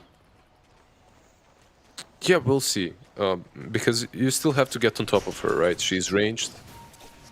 She's being supported by who exactly? By Phoenix. So you'll have those fire spirits to work with as well. I do worry about potentially getting hit with the Starbreaker. A couple right clicks in from the anti-mage. Not like all your mana is getting drained, but it does feel pretty bad. And again, too, like we saw the Medusa last game start like straight wand or something like that. I wonder when the Medusa goes this time. Obviously, not that good of a lane to just go straight wand in, of course. But I'm ready to see if Kagome can hold it. I don't think you even need the wand here. No, not at all. Yeah, you get that raid band or something like that. Just get some damage to hit the AM and the Dawnbreaker a bit harder. It was just something that kept the Medusa alive earlier. Undyne losing his courier with a full group of Salve, Tango, Mango, Stick. That feels horrid. Lose a lot of your first blood gifts, you know? Do you think that this Enigma, as he is a core this game, will do more?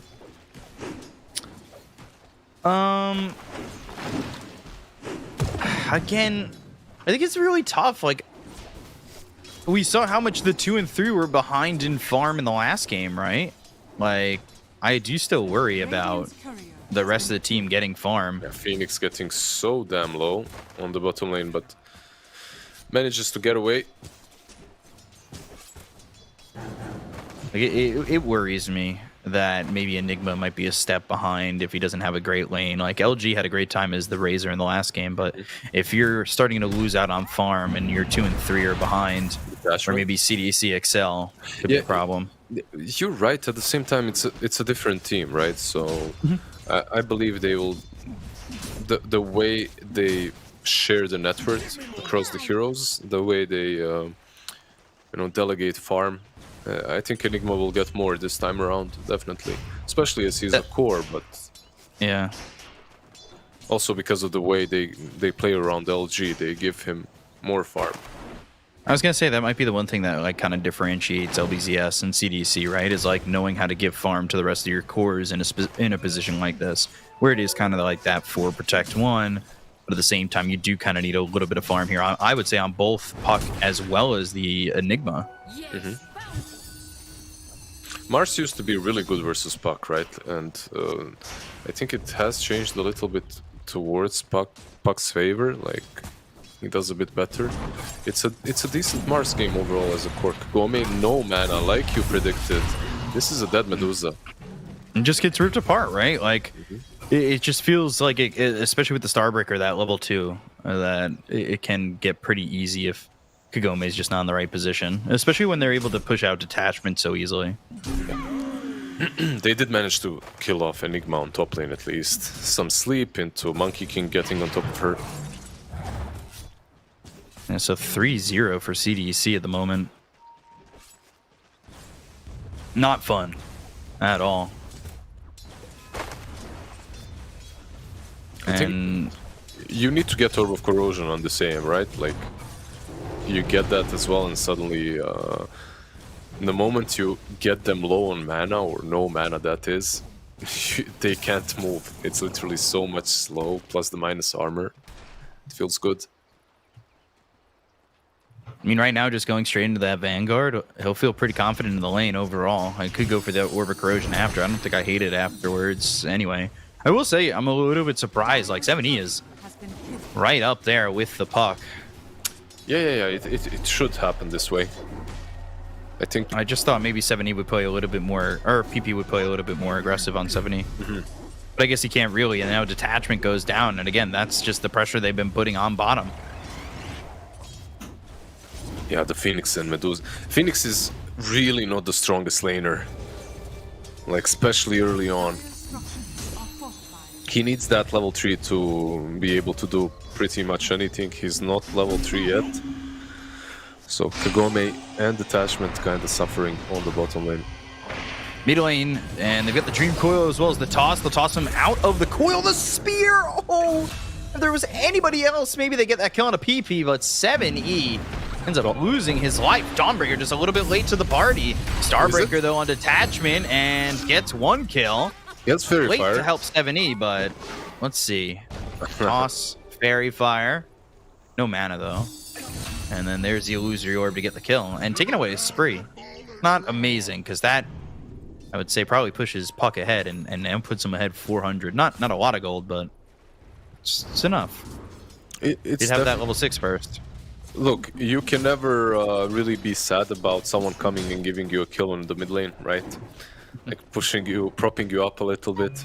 It's like, thank you very much. Arena, Spear, and that connects. Salad tossing him over to Imitator, but Starbreaker kill. I feel like that was one of those situations in which Dawnbreaker just showing up almost saves the Tiny, right? Because of the toss target. But man, this Medusa is just not having a game at all. No, and look at where Kagome is. Spear's certainly going to land. He's right by a tree. I mean, you're surrounded by a forest.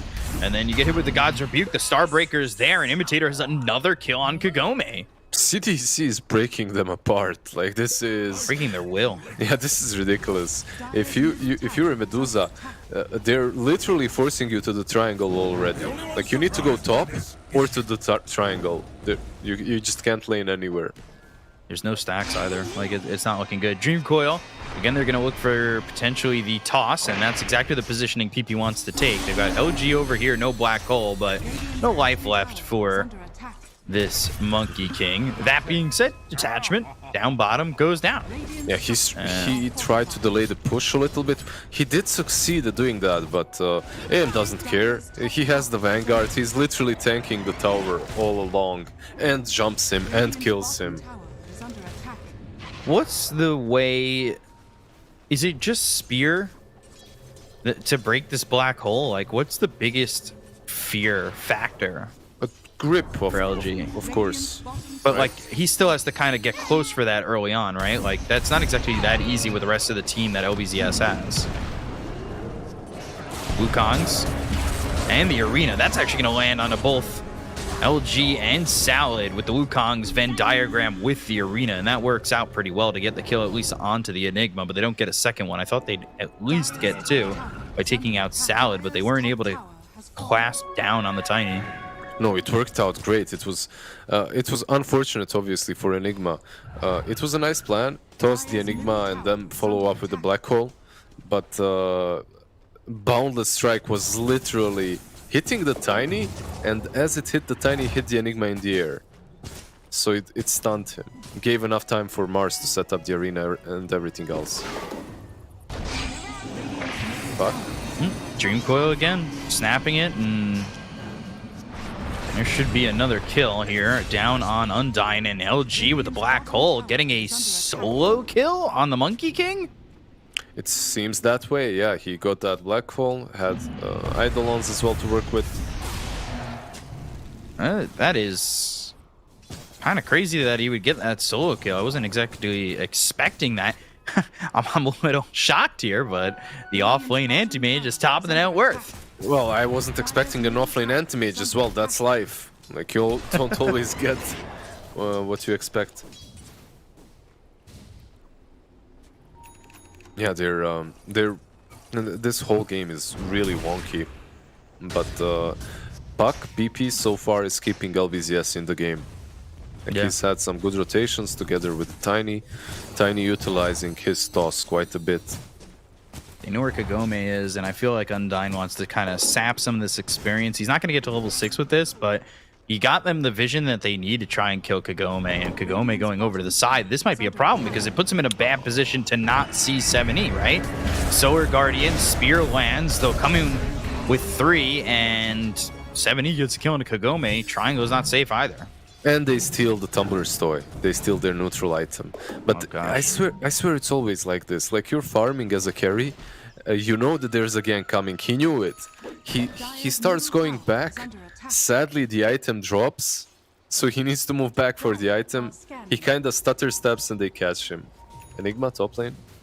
Oh, blinks out. Already has that blink.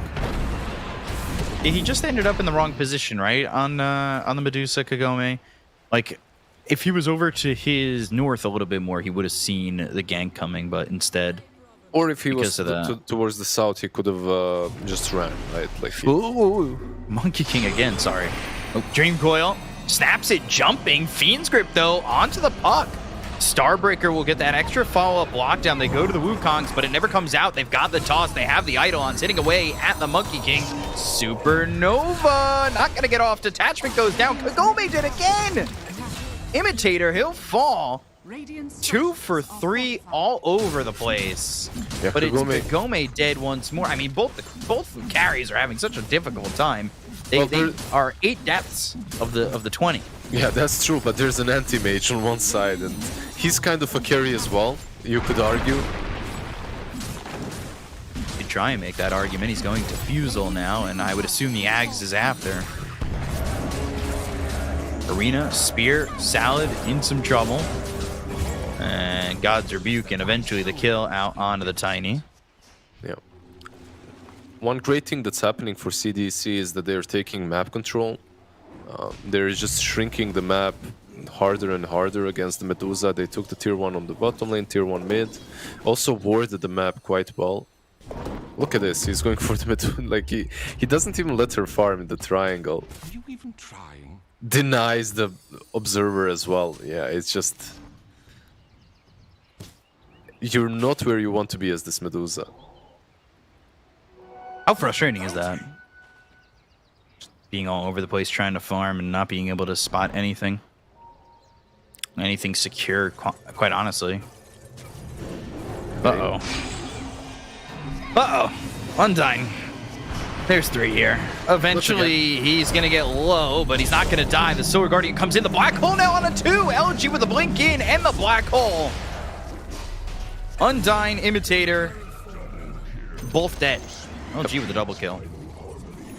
So Anti-Mage could have blinked in and used the Mana Void, right? Blink in behind the Enigma, Mana Void to mini stun, but he opted not to. He opted to go back. I can kind of respect that. Just feed the 2 kills and say, yeah, we've had 2 kills. They used Black Hole. We can win the next fight. We don't have to win every single one. If he jumped in, he might have died as well. So. Salad. Sees him. He's just trying to block that ancient camp. And then he pig pulls away. This is such monkey business on this anti-mage. This is like full monkey business style of gameplay. Enigma and well, both the offlaners right now, top of the network. LG, Attack. as well as this offlane anti-mage. Blink Dagger now for the Mars, so 7E. He's got that double damage. I could see them going for potentially a smoke and a way in onto the Medusa once more. They want to continue to shut down Kagome. They're sharing the farm on CDC a bit better this time around as well.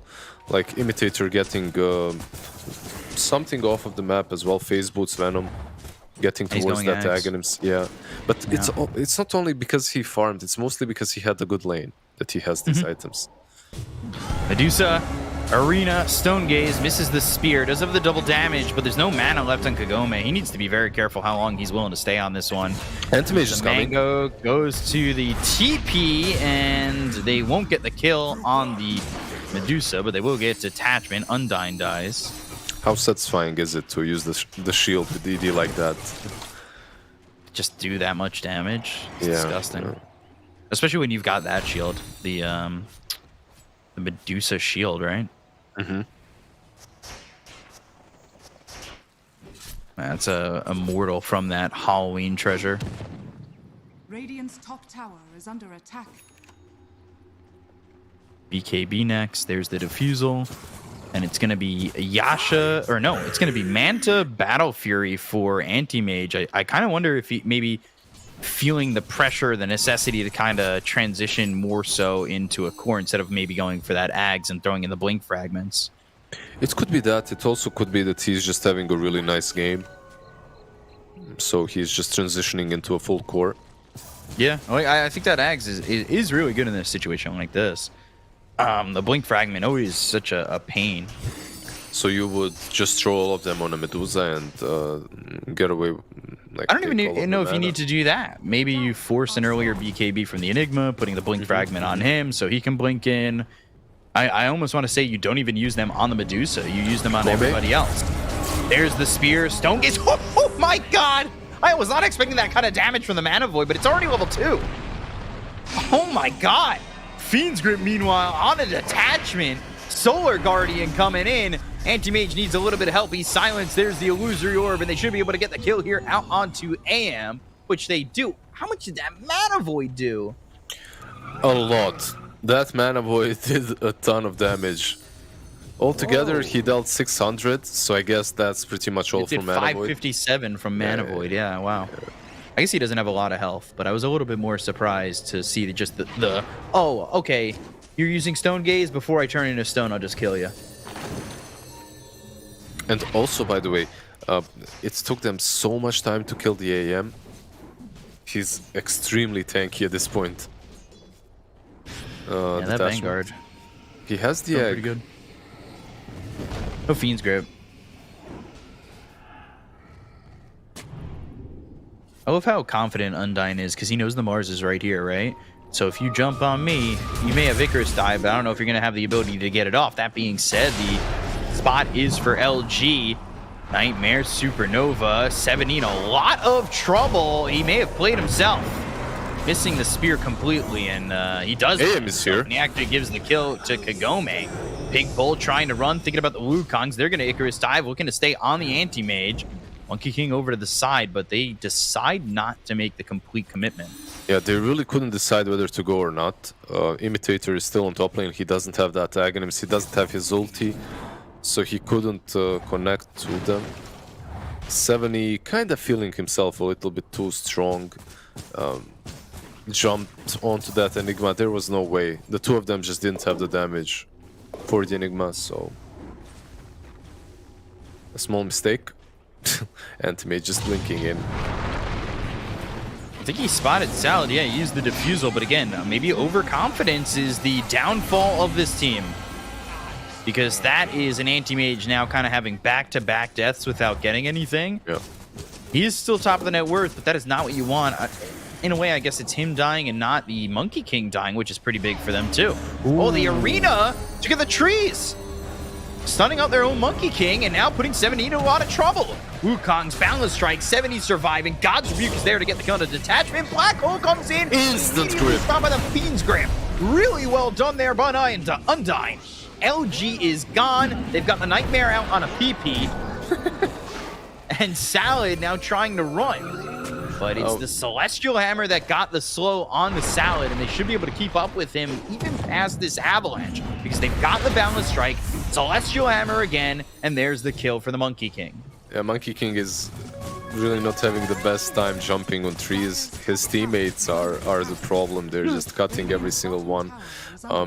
The Black Hole, I actually thought it was so good that it caught all three of them, but it didn't. It didn't catch the important target. It didn't catch the Bane, so it instantly gets cancelled. Very unfortunate for LBZS. It comes off of the fact that they also had this ward that just got rewarded by Phoenix. That ward gave enough info to Bane to know where Enigma is, where he's coming from, to be able to precast that Fiend's Grip. Ooh, Avalanche now a blink from Salad.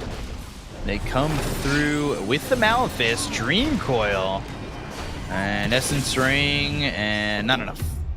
Okay. He's drawing 4 heroes' attention, though. Yeah. He had 21 charges plus the Essence Ring, but sadly he had no teammates.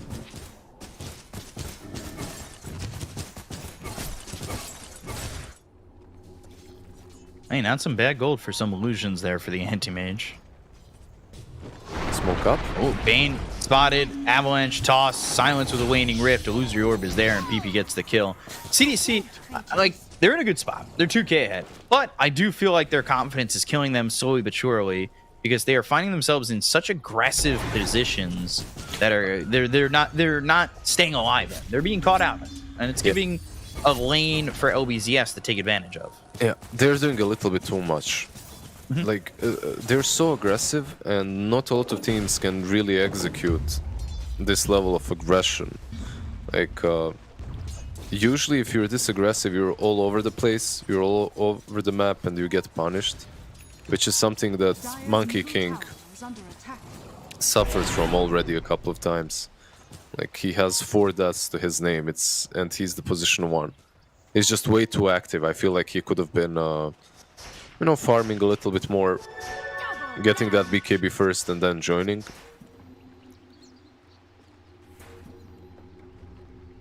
Where's 70 at? He's going BKB. I think Monkey King's close to his. Anti-Mage going for that Manta style, which he's already got the Yasha on. Not a bad thought process, right? Like, he's going into the Manta. He's already got the Vanguard, and he'll turn that Vanguard into the Abyssal Blade. So, like, I don't think it's a bad shout to go for these 2 things. And now they've got the Ags on this Dawnbreakers. Undyne goes down to Salad. Again, giving up another kill over to LBZS. But that being said, if these big fights start to come out and you've got that 60% evasion, that is so much evasion to come through in Silver Guardian that it might end up being what forces LBZS to try and leave these fights, especially if they're in an arena and they catch somebody, say, like Kagome out. Yeah. We'll see how much it will do, as most of the damage from LBZS is magical, at the moment at least. Salad out of mana, out of life, and out of time.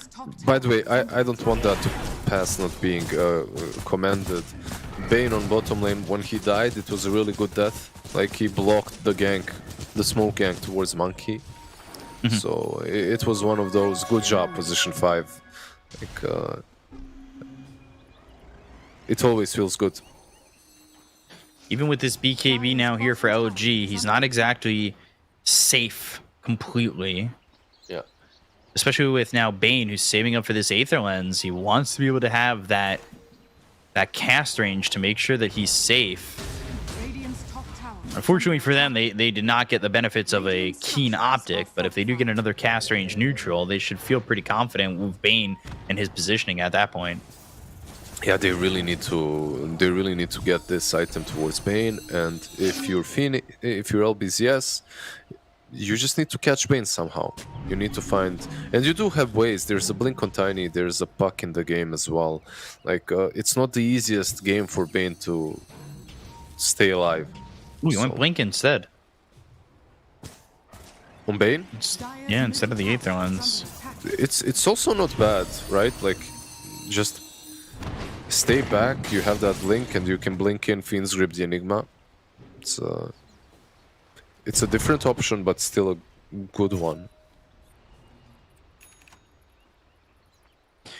70 look for the shard. Now that he's picked up the BKB, he's looking to maybe get himself a bit of a LBZS kebab.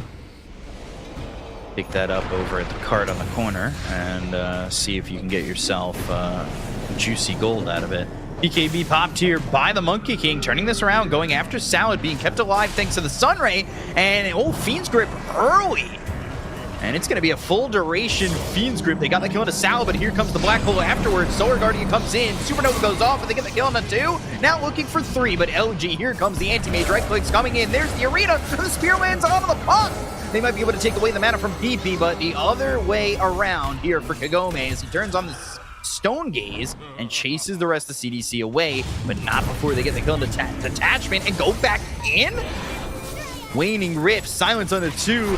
Anti-Mage trying to stand his ground. He doesn't have the mana void, the Avalanche as well as the toss, and he'll get killed off by Kagome. Again, over-aggression, the thorn in the side of CDC. He should have just left with what they got once they saw 7 Ego.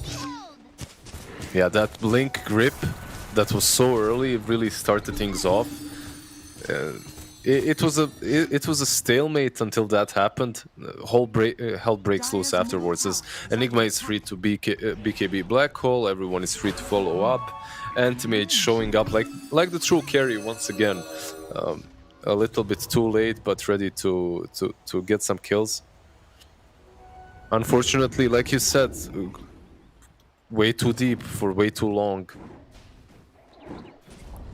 And now 70's going to get himself the shard. That could have been the difference maker in that fight because Puck and the Medusa were both stacked. So they would have both been hit by the spear if he had that shard. Now he does. Do you think that it's getting out of hand for CDC?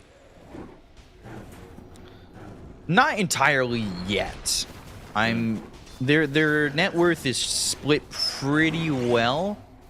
I'm a little curious to see how this Anti-Mage does because he is starting to go for the carry route, right? Like he's got himself the Manta. That's going to be pretty big for them. It's an Aeon disc for the Puck, maybe not the damage that he would have liked. Instead, it's more the survivability. I still think this Solar Guardian's really good, and he's also going into the Heaven's Halberd, which I think is a good pickup too. But that being said, they continue to pull off this little Dream Coil toss snap break, and they have not found a way to survive it every single time. They forced Medusa to ulti on the mid lane at the same time, Anti-Mage jumped in. But for me, it feels like this game is way out of hand already. I might be wrong. CDC are ahead too much? Yeah. No. I think that LBZS are winning. Okay. They're 2k behind, but it's hard to tell. Obviously, they still have to execute properly. But the amount of team fight on the side of LBZS, if they do execute properly, should be very, very difficult to deal with. I think, though, the experience difference, I'm not sure what it is at the moment, but I believe it's probably pretty up there, right? Like, I wonder if that's going to be a big factor, too. Salad going down. Like, you've got level 18 for 7E, as well as the Monkey King, and Dawnbreaker's about to have that level 3 Solar Guardian, where, like, you've got these heroes that have their level 3 ults, especially, again, the Solar Guardian with the Ags and eventually the Heaven's Halberd. It's going to be a lot of heal coming into these fights. No, can you out-damage them? That's true. It's not over by any means. It's a very even game. It's just that Enigma is getting closer and closer to the Lincoln Sphere as well. Mm-hmm. Once what are that is the up, real ways to break that? Not much, right? you don't have any, just the grip for now at least. There is a basher on Monkey King, so maybe some. Oh, Black Hole! Oh, man! But the Solar Guardian, it doesn't even look like it's going to be enough anymore. Undyne's already dead. They got themselves the Solar Guardian coming down. They have the Supernova going off. Detachment with Sunray on it. 4 of these heroes. They snatch the Aegis. 70's going to get it, but they lose the heroes behind them. Anti-Mage still looking for his way back in. They've got the Mana Void. They're taking out a lot of the health on the side of Kagome. Kagome getting low. They've got the Nightmare out of the puck, but they don't get the kill. Kagome low, 70 fighting. They finally take out the Medusa. They look over at PP. 3 heroes dead on the side of LBZS, but they'll finally have themselves the Tiny back into the fight. 7E, there's no way out with Malefice, or is there? Blink, maybe 3-2? No. Oh, the sleep. Nightmare's a little bit late. The sleep pulled off. They'll pop the Aeon Disc, and Undyne's able to run back and get under the tier 2 tower. He had that blink there. Maybe he could have blinked, slapped the puck, but yeah, it's hard to say. That damage. Okay, Solar Guardian just keeps on impressing me. The amount of damage that was mitigated, that was just insane. Oh, Undyne. Keep in mind that they were being burned by the egg, by the Sunray, by the spirits, by the what's it called, Maledicts from Enigma, and the Black Hole. Midnight Pulse, that is, from Enigma and the Black Hole. And they still lived through all of it with the Solar Guardian and then obviously the BKBs afterwards. But it's insane just how much this spell deals. Level 3 Solar Guardian is just ridiculously strong. I mean, 120 heal per pulse. How many pulses are there?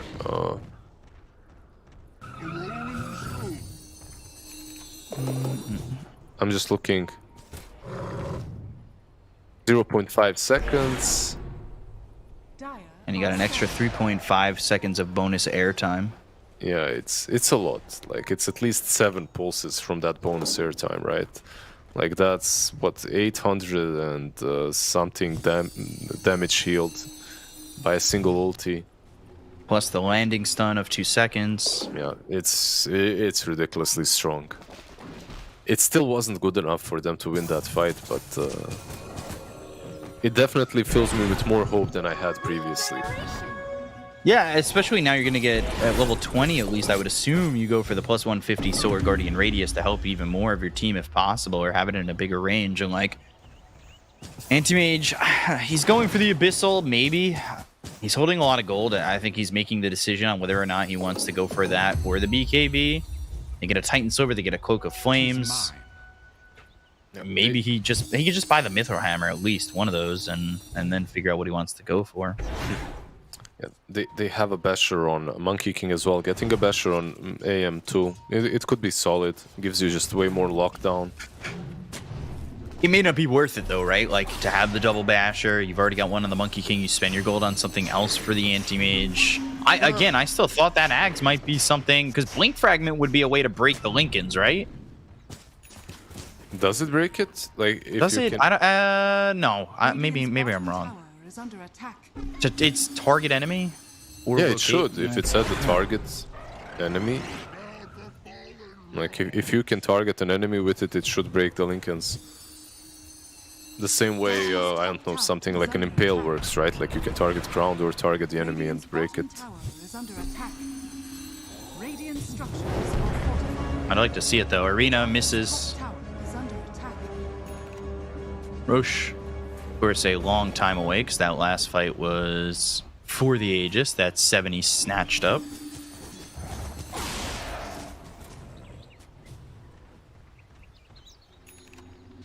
Is any of these scores going to buy an MKB? I guess later on, right? On the side of CDC. You already have the Maelstrom, so I guess that helps a bit against the Butterfly of Medusa. Anti-Mage holding onto a lot of gold. Mm-hmm. Maybe unsure what he wants to get. Monkey King looking... He's got the Shadow Blade. We'll see if he goes Silver Edge first or the Scotty, but either one, it's going to be a while. I really think it should be the Basher. Like, the BKB is strong as well. You're playing that offlane role, so the BKB would be solid to give you some more utility. Bane is breaking that smoke once again. They don't even see him, he's invis. Yeah.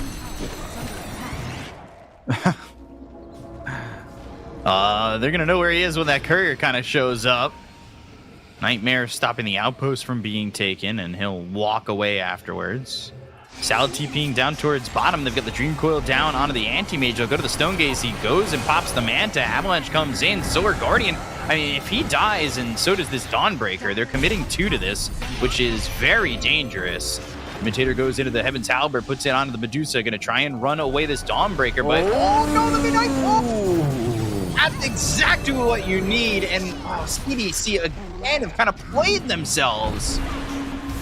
Celestial Hammer for the distance, Starbreaker thrown forward, but it's tough. That was such a dangerous jump to make as a Monkey King. Avalanche in, Celestial Hammer, but mules up into the air and never makes it away, so they end up losing 2, and it's a 4K lead for LBZS. They're starting to really pull away with this one, and it does end up being the BKB complete for Anti-Mage, and he's got Orchid queued up. I'm not sure he knows really what he wants to do with this Anti-Mage. He had such a good start. He maybe gets confused with what he wants to get out of this. Yeah, would you know what to do with an offlane Anti-Mage? I wouldn't. It's that like, has this good of a game? That's top of the net worth? I have no idea. Exactly. You kind of get that Diffusal and Vanguard, and then, okay, now what? My game is pretty much over. I didn't think this through, you know? Like, that's it. Offlane Anti-Mage, this is as far as it usually gets in pubs. But Monkey King, man, that was a huge mistake. This could be a decent kill for them, but they do have Black Hole. He needs to be quick on it. Anti-Mage in a weird spot, but BKB has run out, and now they'll go to the Black Hole. They've got the Stone Gaze to follow it up. Dream Coil is ready. Blink away. Blink with the BKB. Oh, he's got Blink in a second. Oh, goes by the Courier, kills it. Now, Boundless Strike. They are going to get 7E, but they'll lose LG. And now they've Sword Guardian in. They go to the Mana Void. They look over at Salad. Kagome's coming over. They need to be careful, but there is no Stone Gaze. But the damage! Ooh, Heaven's Halberd. Supernova! It gets off! Oh, the last tick! And the Anti-Mage. Unfortunate. And Anti-Mage goes down. Oh, yeah, they're just crumbling now. It looked good even. It didn't look that bad. Solar Guardian saving the Anti-Mage, killing off the Enigma. It looked like they might have enough time to kill the Egg too.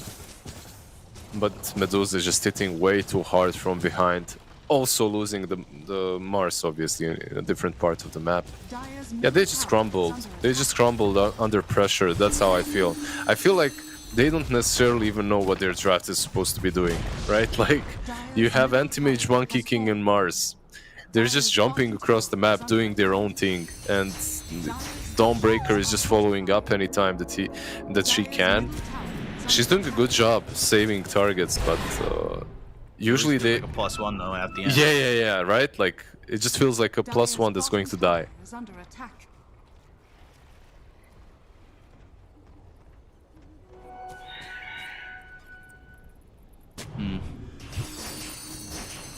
I mean, is there a way back in? Like, is there any way that they can bring this back? No. Okay. Wrap it up. Go next. GG go next. They're in Roche. I mean, if there's no fight on this, I find it almost impossible. But if they could find a way to get back into this pit, I don't know. No Black Hole for 17 seconds. Maybe it times up right. Undyne over near the pit, but it won't matter. Eventually, it's going to be Aegis and the Shard, and the Shard's probably going to be...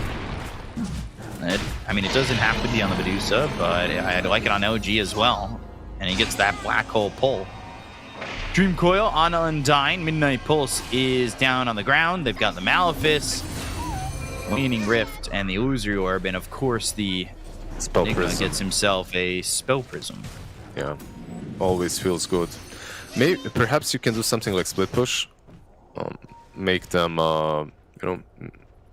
make them perhaps separated and win some fights in which you have the numerical advantage. I don't think it's going to happen. Oh, Irritator. He's the one you really want alive, right? Like, he's a big part of their fights even feeling close. He just messed up the hammer. He messed up the hammer, and this is high ground. They are pushing bottom. They're putting some creeps in there, but it's not enough. They've lost the set of racks, maybe 2, maybe more. They have buyback available on Imitator. So they will have the Solar Guardian available. Illusory Orb going the other way. Boundless Strike is there, so a little bit of control, but the Aeon just pops. Dire's middle tower has fallen. Ooh, Anti-Mage from behind. He has Now that big Coil is BKB. down. He's got the BKB, but I'm not sure if he's going to be able to get out. He does just blink away. Got that They have level Refresher, by 25, the of way. course. On Mars, that is. So they have another arena to work with, but there's no damage.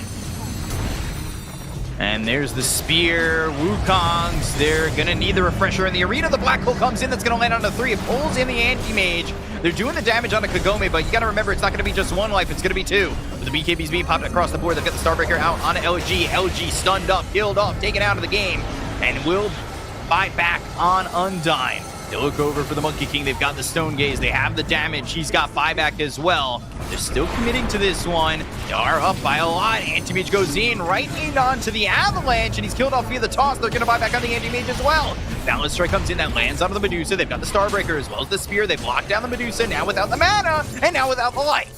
They found themselves the Phoenix. They get the kill on a 3. They have the buybacks available. And all of a sudden, CDC again, they've got that VHS tape. They've rewound it, and they're playing it once more. Exactly the same thing that was happening in game 1. Pretty much. Rinse and repeat. However, this time around, they were forced to use 4 buybacks. 4 buybacks. Can they do anything with this? Let's see. I sincerely doubt it. The BKBs are on cooldown as well. It can always happen that LBZS try a bit too hard to defend and then lose a couple of heroes, but you don't have to do anything. Like, if you're LBZS, just chill. Stay on high ground, wait for everyone. Even if you lose the side, you're still so far ahead, it doesn't matter. Just don't feed. Radiant's middle tower is under attack. And if there was a way to do it, wouldn't you want to be pushing mid and bot? If you're a CDC, it's a nice idea, but they don't have the time. They just don't push fast enough. They weren't exactly pushing immediately. That was a big issue that they kind of had there. And they only took a tier 2 over mid. They got through 2 lives of the Medusa. I guess that's a little bit of, like, faith. Just click on the puck.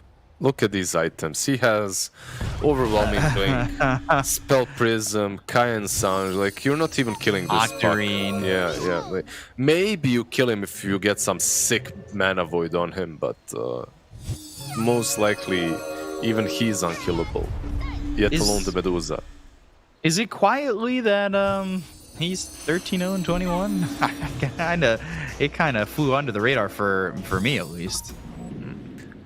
It's usually what PP does, you know. He flies under the radar, the kind of a guy he is. The silent killer. So Dawnbreaker bought the Tome of Knowledge. I'm hoping that goes on to the Monkey King, because if anything, he kind of needs that extra additional Wukong's command ring. It's really strong on him, yeah. I And would not definitely... the 2 Starbreaker charges. well, Okay, there it goes. I would definitely give it to Monkey King more. That's It's just so Interesting. good this game as well. Whenever you're playing into Ooh. the Axon Bane. Yeah, that just I'm curious.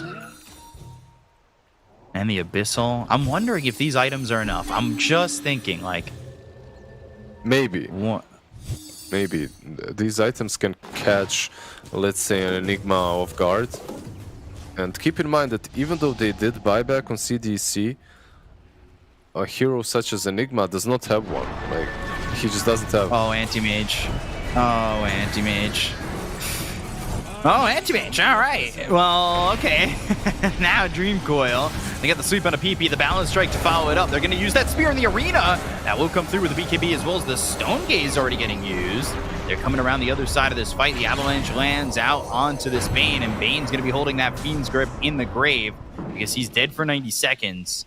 He bought back in that high ground defense, and now, well, that was all to stop a Medusa to get a double damage, by the way. Yeah. One good thing, for CDCs, Rosh didn't respawn, right? So they'll have Bane before Rosh respawns. They'll be able to fight 5v5 unless LBZS just decides to fight immediately, which it seems like they aren't. They don't want to. But keep in mind, there's also a full refresher orb on Enigma. The fights are just getting harder and harder.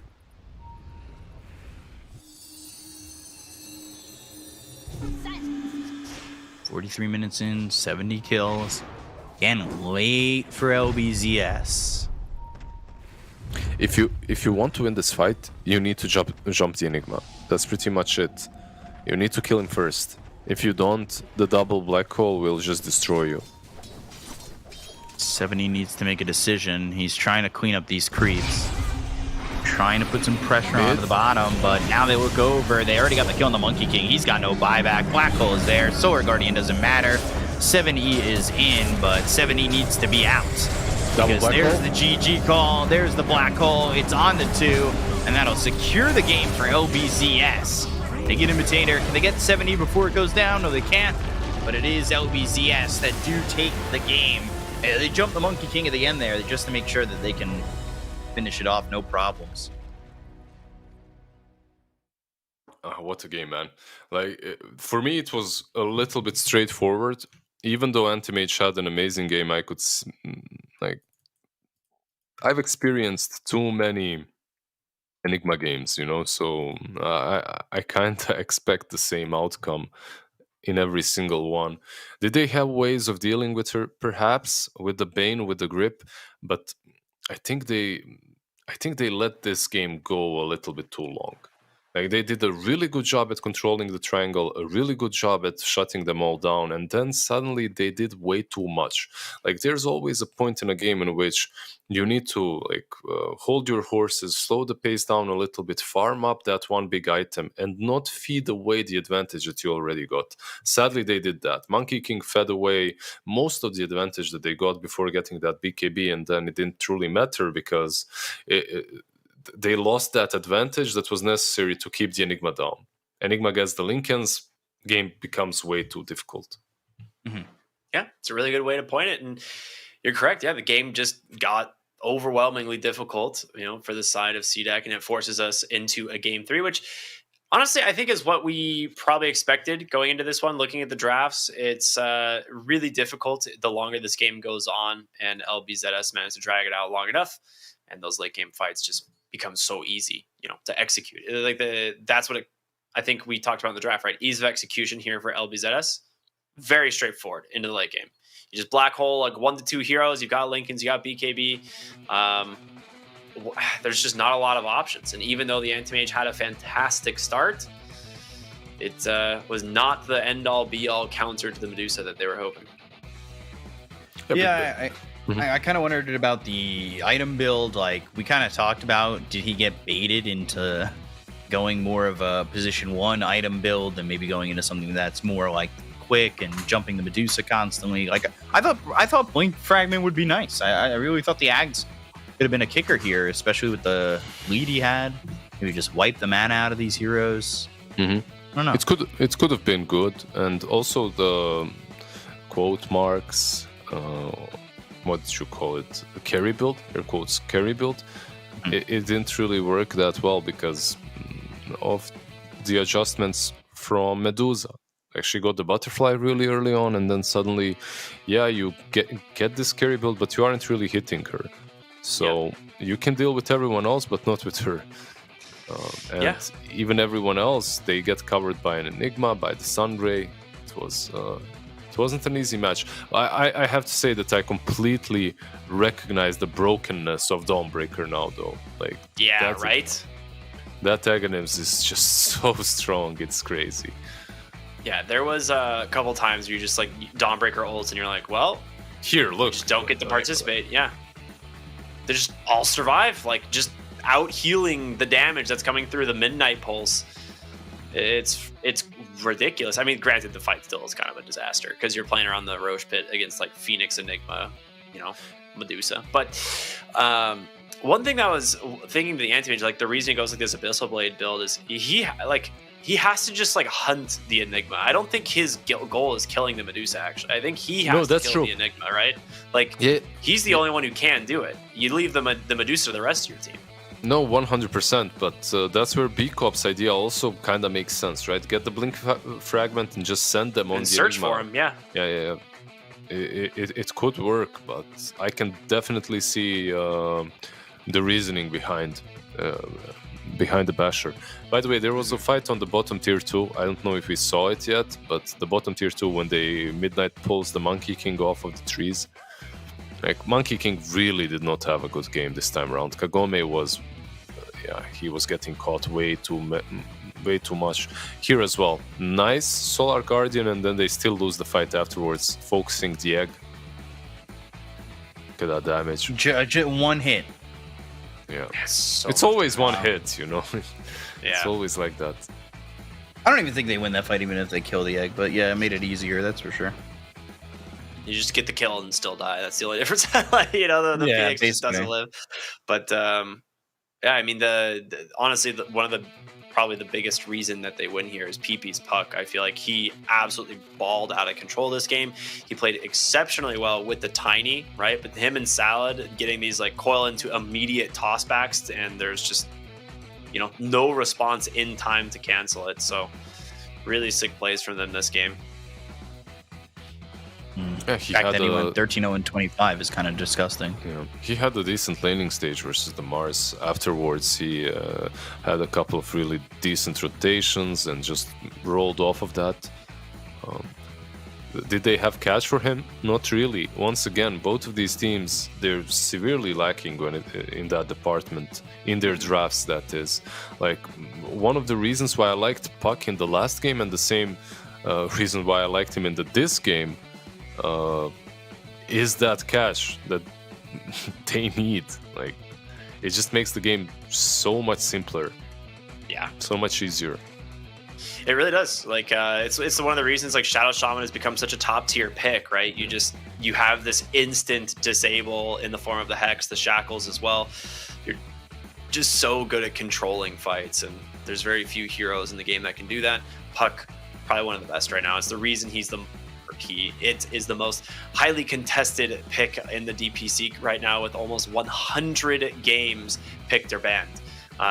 So it is not surprising that we see MVP here going the way of PP. Like we said, an absolute ridiculous game from him. I like his stance kills, 25 here. assists. Yeah, I like his stance here with the hand out. Like, I don't know, I like it. Like, stop. Yeah, exactly. It's like fun ends here. Or for all you anime fans out there, Lizard, you could cover yours. It's the Gohan one-handed kill cell with the Kamehameha wave. Oh yeah, come on. You realize Lizard does know what Dragon Ball is, right? Yeah, Dragon Ball is fine. That's like the only acceptable. Is that the only exception? That's the exception. Okay. Did you enjoy that one? Was that a good reference for you? Who didn't enjoy it? Come on. I mean, the anime. I don't know about the reference. I didn't. It's too far. Like, Dragon Ball Z for us, it had 2 seasons. That's the only thing they bought, right? Our TV was very cheap. They bought 2 seasons, and then they would replay the same 2 seasons, but then it would be in French. So you got to see Frieza turn into all the different forms in French. That sounds awesome. Good job. It's literally the final fight with Frieza that lasts for what, like 25 episodes, 50 episodes. Yeah, half of those episodes in, he suddenly just starts talking French, and then 1 episode later, Goku is running down the snake's path once again in French. Great stuff. Great stuff. Great stuff. Yeah. Well, exciting game number 2, but okay. Based off game 1 and game 2 so far, what are we expecting in game 3? Picks, bans, first phase. There's gotta be some new bans, right? Like, there's no way they let these heroes through again. What do you think, Lizard?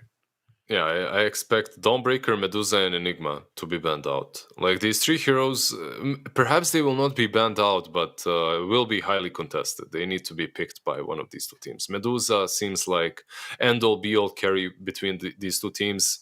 If you don't pick it, then ban it, as it's obvious that neither one of these 2 teams can actually play fast enough of a tempo to end against. All right. Well, on that note, we're going to go to a small break, everyone. We're going to be back with game number 3 here of LBZS and CDEC. Stay tuned for more here on the CNDPC.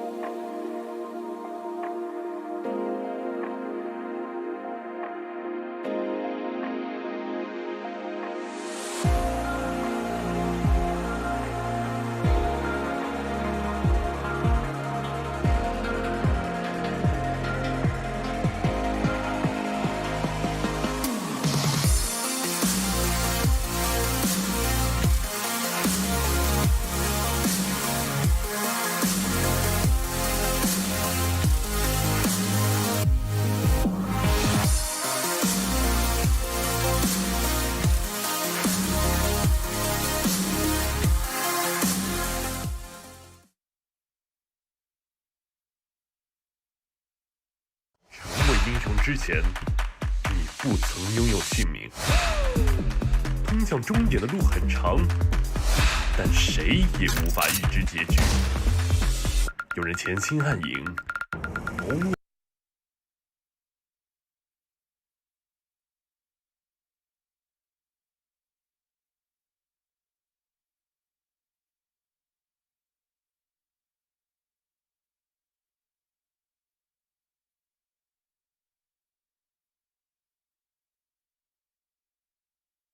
Some different stuff. Okay.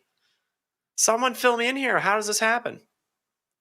They both decided to mutually not pick Medusa, I guess. I mean, it still gets banned, but I don't know why nobody picked it after 2 victories.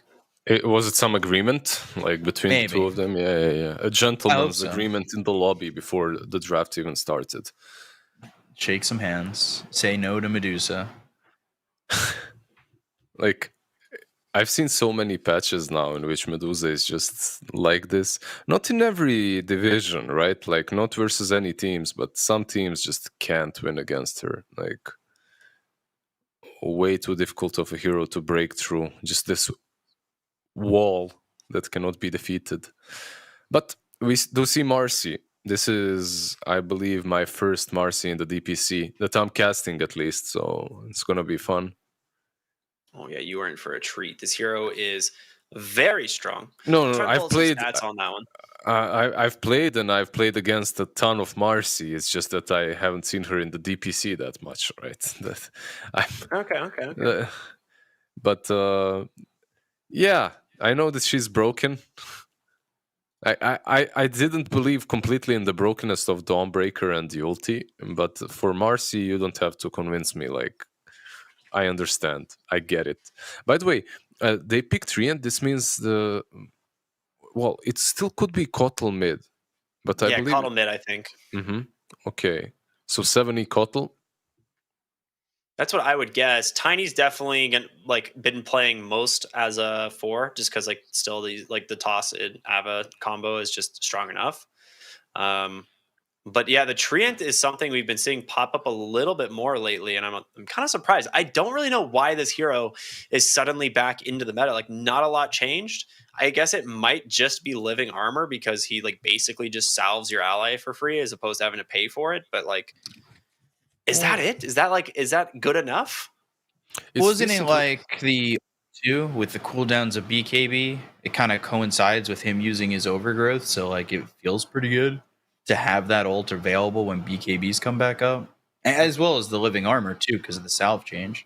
There's also that. There's like in this game, the 3 is pretty decent versus that Prophet as well, right? Like the armor works decently against her. Interesting. So wait, this is then Marcy core, right? Like it's going to be Snapfire Clockwork, then Marcy core with that Prophet cores. Snap mid, maybe. Doubt it. Possible, but doubt it. The Clockwork makes Life of Keeper of the Light a little bit harder. You need to go for that 4-staff, but it's not really that big of a deal. It kind of is if you're a core because it wastes your item slot, but besides that, you can you can work against that. Doesn't Kato core not feel that great anymore? Level 2 Illuminate doesn't even kill the range creep. The thing is, like Ricky, when I asked about the Kotl, if it's mid or not, it's because I don't like the tiny on core here either. Like it doesn't strike me as the greatest tiny core game. You're playing into this DP, into Mars, into Clockwork. There's so much control. There's the siphon in the lane to that you have to worry about. So yeah, we'll see. Wasn't it 70 when we were together, Tora 1, that got like dumpstered on the Kato mid? Maybe I want to say it was him. Is this the comeback story with his Maybe. Kotl? Is that it? Yeah, but anyways, Tiny can be mid still, but TB will definitely be on that safe lane. So no Tiny position 1 at least. Do they have the damage for TB? They do. You have the Clockwork hookshot into Snapfire with Mortimer's Kisses. It's good enough. You have that silence before he gets Manta from the Dead Prophet. I guess they don't have a safe laner, but I'd love to see Elder Titan again. For LBZS? Yeah, I know it doesn't fit, but I used to love Elder Titan, especially against the Terrorblade. It always felt really good. It just obviously it doesn't have a spot in this lineup though. I just have a question for you too. Where's Marcy going? Like, dude, that's what I don't know. Marcy has been mostly played as a support. Like that has been her primary role, is either the 4 or the 5. We see her a lot as a 5 position. Yeah, but with Snap and Clock, I don't see her being a support. This is a core Marcy, right? That's where I don't understand either. I mean, maybe you could run core Clockwork. I know he just got like the battery assault buff and he can like farm creep waves and stuff, but I don't feel like that's enough to warrant this hero being like prioritized in terms of farm. And Marcy is great with net worth. Like the hero is still very strong with or without items. I feel like oh, never mind. They banned it. I was gonna say I feel like PL is like an unbelievable pick for LBS, but they actually last banned it, so it makes sense. Yeah, Nature's Prophet as well gives them that extra early game presence, like global presence as well. That Prophet plus MP, you can take all the outer towers very easily, very early on. Plus, you have Clockwork to set up. Yeah, exactly. Okay, the Sand King solves their damage issues a little bit. Like overall, I actually like the way they drafted this time around way more than in the first 2 games. I think both of these drafts are way more more rounded up and make way more sense than before. Did I see LG there playing the Marcy? Yeah, it's offlane. Yeah. Okay. So that'll be super exciting. I can't wait to actually see the Marcy played in the hands of a core because, like I said, most often we see it as the 4 or 5. So we're going to finally see what Marcy can do with a little bit of farm priority. But either way, you said this game, the drafts look a little bit more well-rounded from both teams. We're not seeing like a lot of the same big team fight-oriented lineups. I mean, they still have team fight orient in both lineups, but it's not like the, Enigma, Medusa, Phoenix, Dawnbreaker that we've seen in every game so far. So should be a little bit different. Should be a little bit more exciting. And big game for both these teams. Obviously, we were talking earlier about how CDEC, this is a relatively new roster, a couple like well-known players, but coming in through the open qualifiers, they got a lot to prove. And if they can take down LBZS, be a heck of a way to start it. Real quick, B-Cop, who do you think is going to take this series? I really like CDC's lineup here. A lot more lockdown. I feel like it potentially, if they play as well as they did in the beginnings of the last game, they could take it here. I have a lot of confidence in them. All right, Lizard, you're up. Yeah, I feel the drafts are kind of even. I would slightly favor LBCS, but if we go towards ultimate win conditions, CDC should take it. My money's on LBCS, though. I believe. All right. Well, super excited. I cannot wait, and I'm sure you're all very excited to get into the game. So we're going to go ahead and do that, and it's going to be our third and final game here of this first series. LBZS taking on CDEC, Lizard, and B-Cop on the mic. Have fun with this one, guys. See you when you get back. I'll see you soon. Or, well, in about 45 to 50 minutes. At least. Yeah. No, at least on that one. This time around, there's some, chaos potential early on. If the Prophet has a decent time, there are some teams that play it in a really greedy way and the Prophet just AFKs in the jungle. And there are some teams that just rotate constantly. I think Kagome could be the one that rotates. Considering the way he played his Monkey King, he should be really active. I'm ready to see what LG does. I really want to see what the Marcy impact is.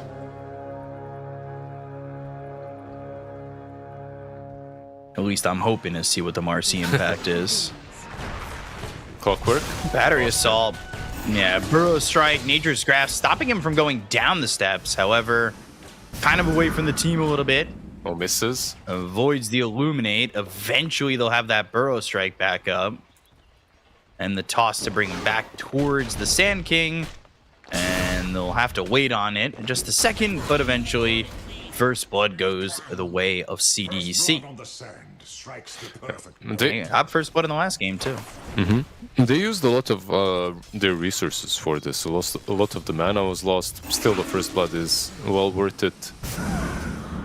I'm just thinking how much will the Kotl be able to do? I think did you mention that Illuminate got nerfed, right? Yeah, I said even level 2, it can't kill the range creep. Yeah, it still doesn't matter that much because you can hit the range creep once or twice and then go in for the Illuminate lasted. I guess in this matchup you can, though, right?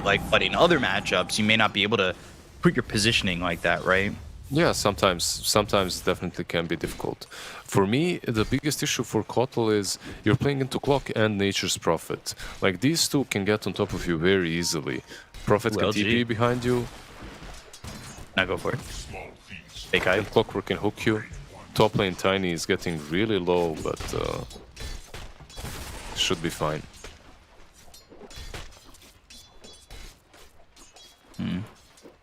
Again, just trying to feel the presence of that Marcy because that was a play they tried to make with the rebound and the dispose. Which maybe they can do here, but again, throwing him the other way, and then the Fire Snap Cookie over the top of both of them, going to the Metamorphosis. Both these heroes are pretty low. It looks like they'll get Salad at least. Trying to fight the Eat your TB. veggies. Yeah, trying to fight the TB before he popped his meta. Yeah, it's a gambit, to say the least. Draw them in. Pop the meta. Maybe if they try to run away after and fight a little bit later or something like that. I actually believe that they thought they had the damage for 3, but that truly wasn't the case. And so far the lanes are kinda even, right? Nothing really extraordinary happening. Yeah, nothing yet. Still kind of wondering where we're going to see each lane kind of fall. I don't think, at least it doesn't feel like a lane that Terrorblade should get too punished in. Not too easy to kill Undyne either. Yeah. He's a bit out Aw, of man. position. They could catch him, but That obs is going to be taken out immediately. Or at least it should be.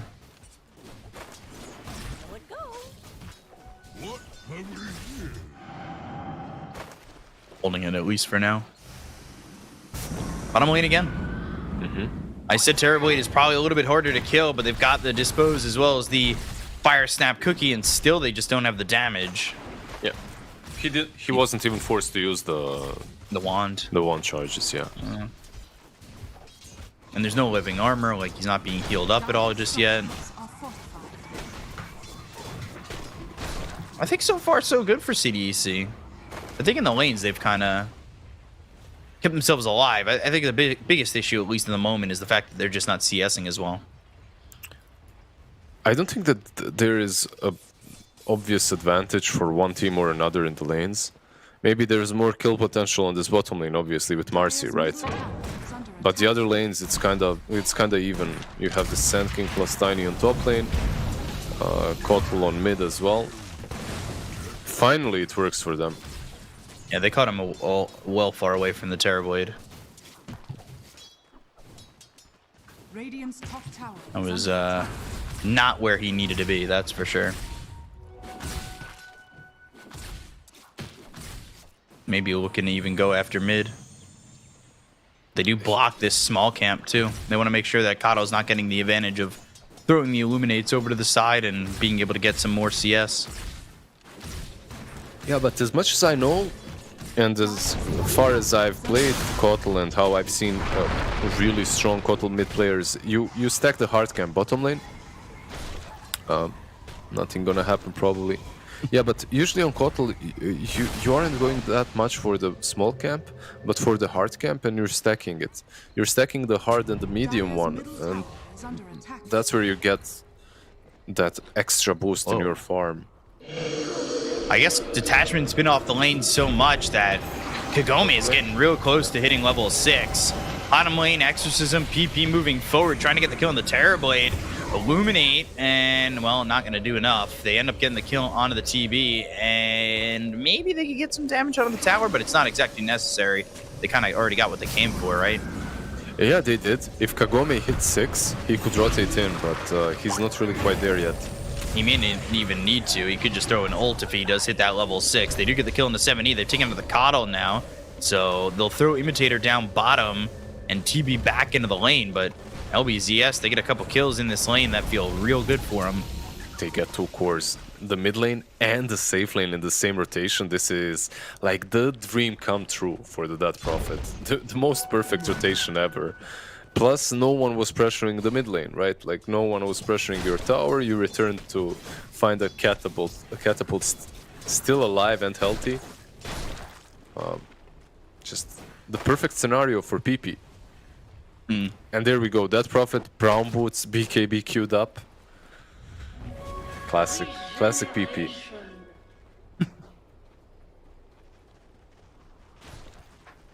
So I think CDC had a decent start, but that really kind of throws a wrench in it, right? A little But bit. now you've got Kagome, who's got the Wrath of Nature ready to go. Like, they could start making movements around the map with every Exorcism. And if anybody gets a little bit too low, Wrath of Nature out, and all of a sudden, maybe the bounces get the kill. Yeah, I agree. It's a little bit tougher for them, but they do have this Treant Protector. He should be able to... well, let's see if he can stay alive here. Yeah, there's the Wrath of Nature, and immediately LG going in with that rebound. He managed to use the Living Armor on the tower before he died, so... Is under attack. silver lining at least a little bit right there. But what I wanted to say is, with this tree, at least they'll be able to defend the tower perhaps for a bit longer. Radiant's bottom tower But is under attack. can they do that? You're against the Prophet. I don't think so. He's trying to.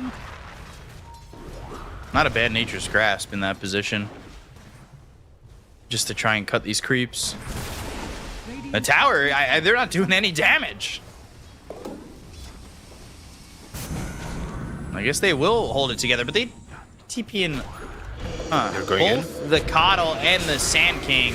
There's the Dispose, and They're gonna dispose of 7E very quickly.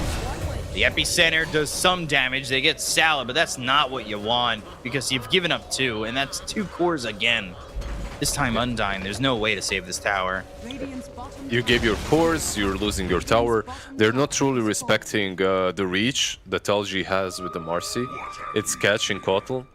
Like, top lane imitator, he should be fine, just tosses him away.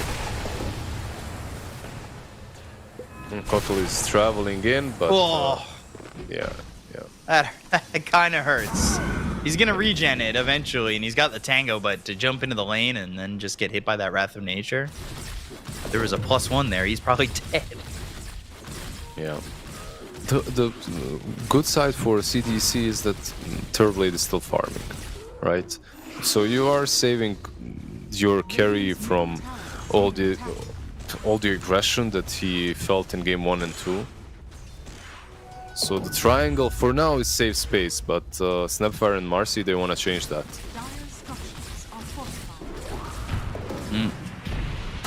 Well, he does not have Sunder. He's in a lot of trouble, and eventually he will go down.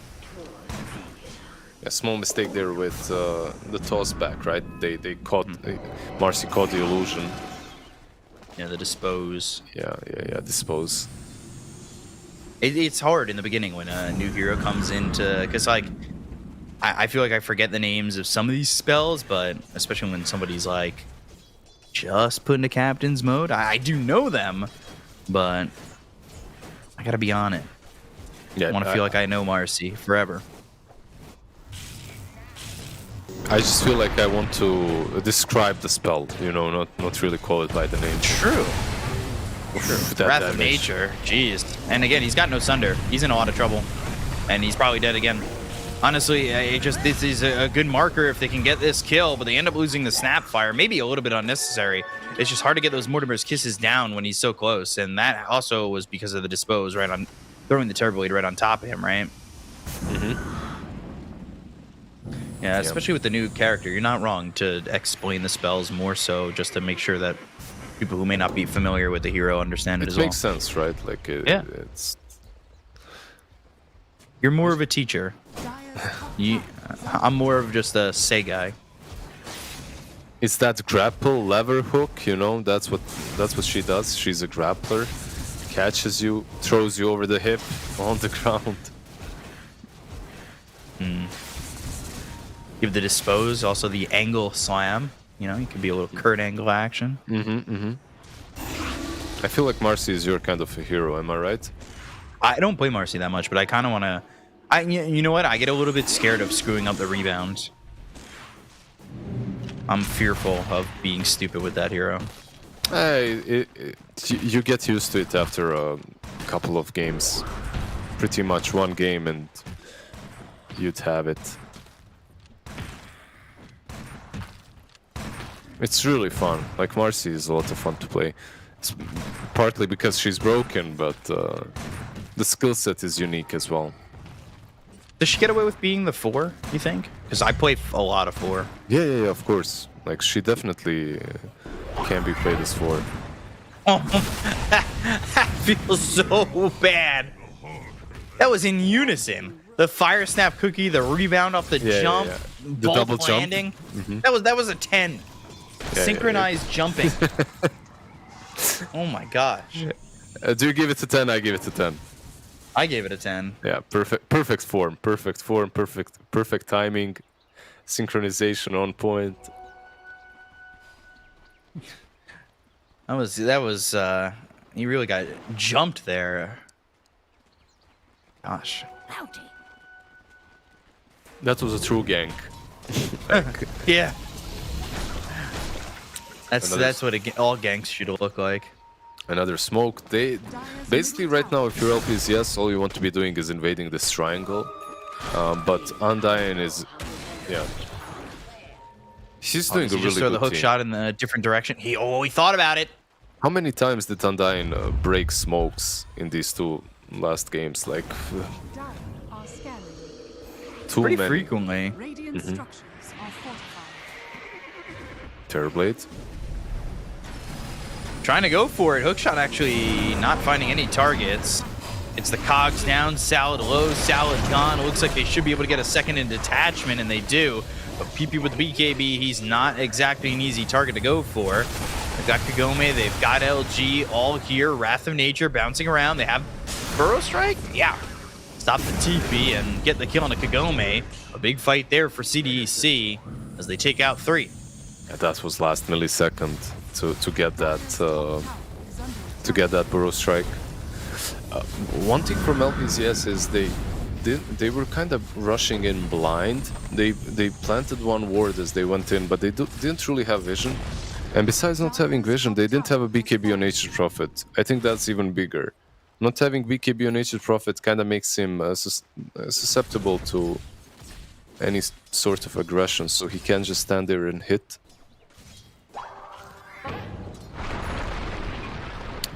The wealth gap is kind of quite significant between these two teams for... Oh gosh, Salad again. This is kind of similar to what we saw CDC do, right? Like they found an advantage and they felt very aggressive with that advantage, and it kind of cost them. Yeah, I feel like LBZS's draft is made for this aggression, though. Like, they should be able to take these early game fights. They just have to be a little bit more careful about it, and perhaps wait the BKB on Prophet. It's, what, 1,000 gold away? Once you have that BKB, the fights become much, much easier for you.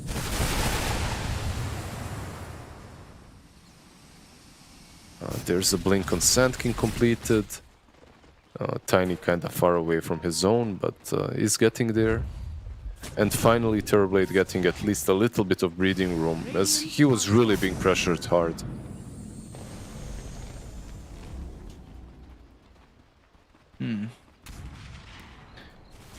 Are CDC in a decent spot now? Like, they were kind of down 5k to bring it down to 3k, even though they're still behind. Have they put themselves in a proper spot to kind of completely bring it back? Yeah. They're in a much better spot. And they also have these heroes that can delay the game. They just need a tiny bit of space, not to, just be completely destroyed early on. Detachment spotted. Spare Vessel, easy kill there. Yeah, the Sand King plus the Kotl plus the Treant, they can defend towers really easily and buy enough time for TB.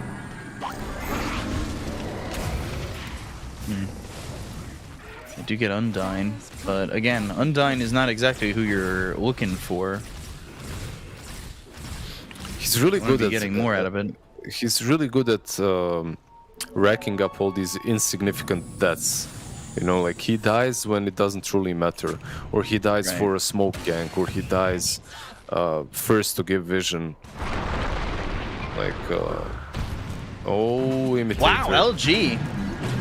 I mean, I knew exactly where he wanted to land after the avalanche, right after the avalanche ended. I mean, that's kind of understanding the hero to the T, right? Yeah, and the Imitator kind of messed up. He had Tumbler's toy there, but he didn't manage to use it to jump off the cliff. He used it, and he didn't jump off the cliff. That's what happened, so... Hook shot. This would be a decent kill to get. Kisses in on a 7E. Kagome over to the side. He's got a Maelstrom ready to go, and these right clicks are in. Help with the kisses, and a kill there on the Coddle right down towards bottom, so... Yeah, the Treants, they can start to push, try and take the tier 2, but again, you've got, what, level 4 of living armor now. Yeah. Barely killed the Kotl, but they still did get him. And now they can commit as that BKB is completed on Prophet. Sand King. Blink Burrow Strike with the epicenter. Avalanche toss. Kagome again finding himself killed, and then mid lane Terrorblade getting low, and they take out the TB. Again, unable to get that Sunder off. Undyne falls, detachment goes down, but I guess carry for carry as well as the Coddle. It works out for LBZS. They'll get the mid tier 1. They get a little bit more out of this engagement overall. Yeah, they get a bit more, especially as TB also used meta. And overall, I think you want to be killing TB as much as possible, slowing him down.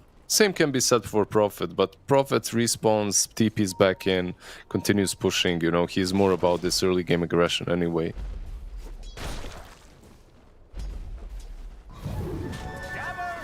Do you believe in Marcy core? Like Marcy Bottom carry? lane. They're gonna look here for the Sand King. Hook shot to follow it up, and there is another kill set up for them. You mean Marcy carrying from the 3 or? Yeah, from the 3. BKB with the armlet? I would assume doing a decent chunk of damage once you get off that unleash, right? Yeah, it should. Ooh, detachment dead, but Salad in with Kagome again. They don't have Wrath of Nature for another 52 seconds, but there's the rebound. They're looking for maybe the dispose, but as long as they have vision, they'll get the right-click damage coming out from Kagome to get the kill there. Avalanche toss just to clean up the creep wave PP bottom. top lane catches the TB, but yeah, no follow-up. Prophet has that TP to work with, but yeah, probably not enough damage between the two of them. Yeah, maybe if he threw out the Wrath of Nature. And Kagome going for the Gleipnir, so like maybe we see more from LG in terms of just being the physical front line.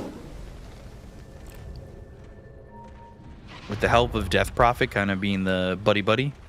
It's also nice to have a bit more control on Prophets. LG looks like he's dead already. Just gonna guess. Oh! Still dead. But missing the Burrow Strike gives a chance. There is just no feasible way that that's gonna happen with all those heroes there.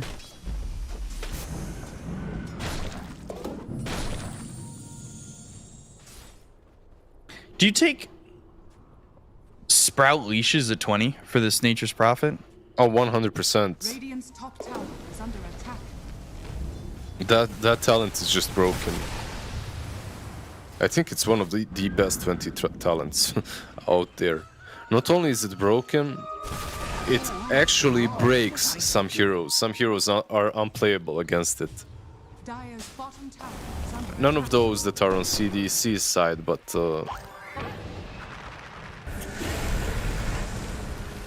Salad. Not dead just yet. Hook shot in, 70. Kind of getting in a little bit too far, and LG gets credit for that kill. usually... Okay. Ooh, Undyne? Yeah. He's in too deep, but with the movement speed, he should be able to escape. Let's see. Yeah, not going under this time. LG. I say that. Oh, wow. Damn, this dynamic This duo. gang squad. Yeah. Oh, my. Roshan at the same time just Taken by Kagome. Dire's top tower is under attack. Wow. can he TP out? Oh, they got him. No. They need to help him, because they're going to look for the Burrow Strike Epicenter, and Kagome should just die off of that. I'm a little surprised. Yeah, there was no way. Detachment. Yeah, there He's was dead no too. way to help him. There was no way to help him. He used his BKB already. That Prophet already used the ulti for the Aegis. And him greeding out like that and sticking around, getting killed, is so bad. You just used your big ultis to take Crush plus the BKB and you lost it all. Dire's middle tower is under attack. Just yeah. I'll take your It feels like a lot of this game may, in fact, be on the Marcy. Radiant's Like, bottom tower. Kagome kind of taking a different role, although I say that he's going Mjolnir instead of the Gleipnir, so maybe not. No, you have these three cores that are definitely able to complement each other and cover each other's weaknesses. The Dead Prophet, the Marcy, they can frontline easily for the Nature's Prophet. It's all right. Like I like their cores. I just still feel the TB eventually takes over. It's just a matter of time. However, the surrounding pack around the TB isn't as strong. Like, look at this Kotl. He's a mid lane Kotl. He's forced to build this 4-staff BKB. Wait, that's not why you pick the mid lane Kotl for. You pick it for that insane burst, right? Like That's what you usually want.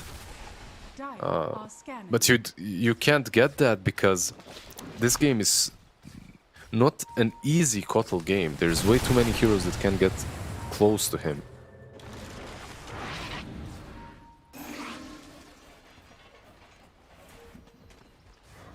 Game's still sitting 3K. Feels like it's been that way for a while.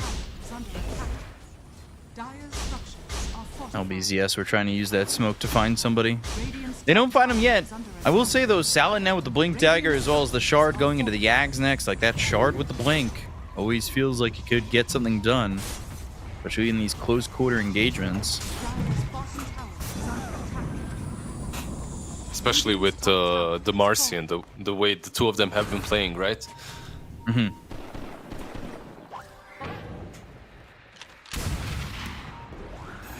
Salad spotting these illusions, and they're going to come back around maybe to find something mid, but they won't. Meanwhile, Kagome does have the Mjolnir and will go into the AC and the Satanic. So kind of a completely different build, right? Like Satanic with the Mjolnir AC is much different than going for Gleipnir. Not wanting that control, they go into the Exorcism. Burrow Strike comes out. LG surviving, goes to the BKB. They've got the Overgrowth coming in with the hook shot missing. Mortimer's Kiss is coming down. They get the Cone Imitator. They'll take out LG. It ends up being a 1-for-1. But PP getting the kill onto the Terrorblade, who again does not sunder anybody. Imitator dies back to back. The buyback is not even gone from under his icon. Shows just how quickly he died again. And they will take out that Sand King. A triple kill there for PP. And once again, he is deathless. Yeah. And exactly what happened, right? Like the three cores just spread the work between them. That Prophet obviously quite strong against Terrorblade. Gets on top of him with the BKB. Because of that, he couldn't sunder anything, plus the bonus damage from Kagome's ulti finishes him off. Bottom lane. Find an Undyne. Best DP ever. TP in, one shot, kill for you. Yeah. And this build that you mentioned with the Mjolnir, overall it does make more sense. They truly need that one hero that will be the ultimate right clicker, the ultimate carry, right? Mm-hmm. This build allows him to do that. When you think about catch, you already, well, you have Dispose, you have Clockwork jumping in, it should be enough.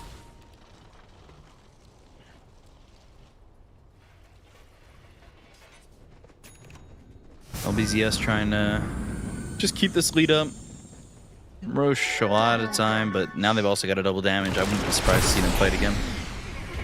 I don't think there's any reason not to look for that fight now that you've got that double damage, because you could do it pretty globally with the fact that Kagome has the TP available in a couple seconds.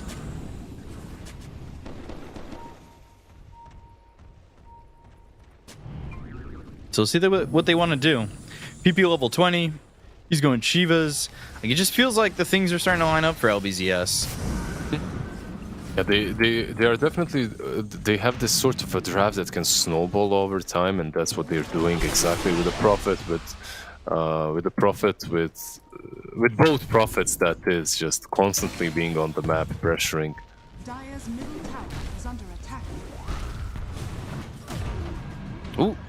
Found themselves Undyne again. Mortimer's Kisses, easy kill. LG doing a lot of damage, and now they're going to go put some damage on this tower. Man, LG with this Unleash doing some damage. Blink Burrow Strike, Epicenter coming in, but now Marcy, BKB, and then immediately dead. They go to the Exorcism. They've got the Silence out on the TB. They'll look for this Avalanche. They'll pop the BKBs. The Overgrowth is there to control up PP. PP might die for the first time in 2 games. They're trying to control him. They've got the Burrow Strike, and they'll finally take him down. 7 times spree, going the way of 7E. I mean, those are some big kills to get. Kagome does get his Satanic while all that's happening, and maybe he's farming up enough to go again afterwards, but that's a big kill for CDEC with the fact that they were going down more and more. Yeah, and well, Behold carry is still the Terrorblade, so if you leave him unchecked, if he does get to that critical mass, it should be pretty damn difficult for LBZS to win this game, so CDC, all they have to do is just take it like this. Defend your towers, at least the tier 2s. Buy enough time for TB to reach that point and Dire's middle tower is under attack. be calm. Got playing shot. me. And the Cogs pushing back BKB, but the right click damage. Oh, TB comes in. Detachment just trying to TP out. So is Kagome.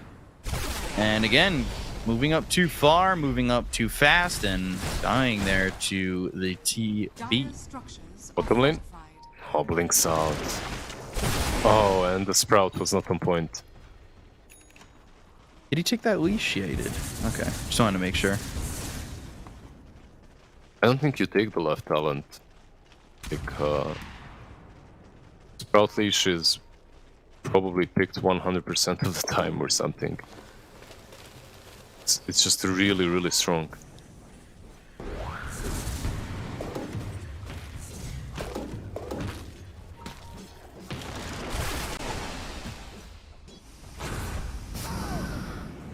$4K lead. TB, what's he going for? Scotty next. And then the Hurricane Pike. You need, they all need ways now of getting out of the leash, right? So 4 staffs, Hurricane Pikes, all these kind of items are necessary. They've got 3 4 staffs, yeah. It's not only for the Sprout, obviously, it's also for Clockwork. And that comes in handy for both of them.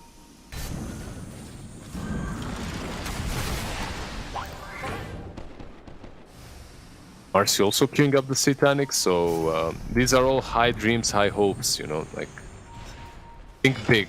Just go for all the best items that you can go for. Blink Dagger, obviously, as well, there to help out with initiation. Looks like they're getting close to clashing.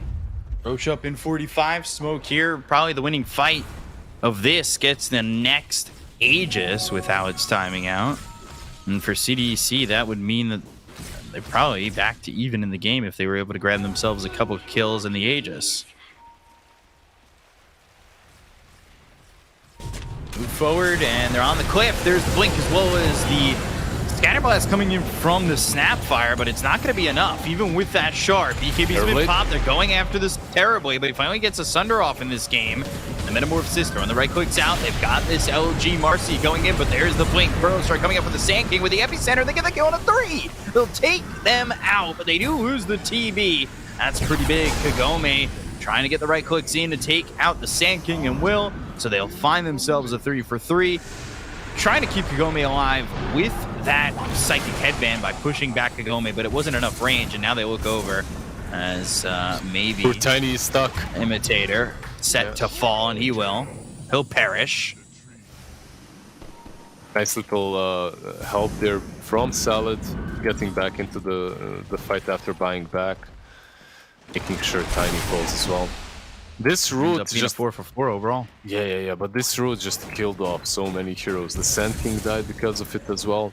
I love the fact that DP pops her ulti and just stays on top of Terrorblade, and he can literally do nothing about it. He cannot attack her as he's losing way too much HP, but he cannot run away because she's faster. So they just need to find some way to kite the DP once she uses the ulti. Perhaps 4 staffs on the TB. Perhaps slow her down or control her at least. Radiant are scanning. I would assume they're going to try and go for Roche here, but if they get this shard, maybe Marcy picks it up. But again, they want to fight. They go to the jetpack. He's in the air, hovering around, getting them vision. Now they'll go through. There's the rebound as well as the blink. Look for the dispose, but the blinding light is in. LG maybe in a little bit of trouble. Pops the BKB. They've got the Burrow Strike and get the kill onto Detachment. Lost themselves one apiece. Looking for the Epicenter on LG, who's already used the BKB. They get the kill there out onto the Marcy. Marcy falls into the ditch that is her grave, and now Blink Scatterblast with the stun, and they've got the Fire Staff Cookie, so the complete and utter control to take out this TV, but they will lose Kagome. Kagome did for 97 seconds without buyback, and now Salad trying to make something happen. Illuminate Blink gets away from it. There's the Shivas. Force staff forward. Sand King looking to try and get themselves the kill out onto the Snapfire. The Avalanche comes in, stopping the TP of PP. They never found themselves that Snapfire. Salad gets back into the base. They've got the Burrow Strike. PP trying to survive. Has the Spirit Siphon. Now the Spider Legs down off one cliff, over onto the top of another. But the Force Staff again. Imitator in with the blink as well as the Avalanche. Hook shot, not enough to get the save on a PP. Jetpack onto the high ground. Really needed to get away from these heroes. And we'll get over to the outpost. He's just not fast enough. CDC back into the game as Detachment solar bound and hitting the ground. Save your friend Syndrome hitting in, kicking in right there on the clockwork, trying to help the DP. The biggest problem that they had on the side of LBZS, that whole fight was no DP ulti. So they decided to take this huge clash without having the main source of their team fight, and that's Exorcism. Without Exorcism, you're not really that scary as that Prophet.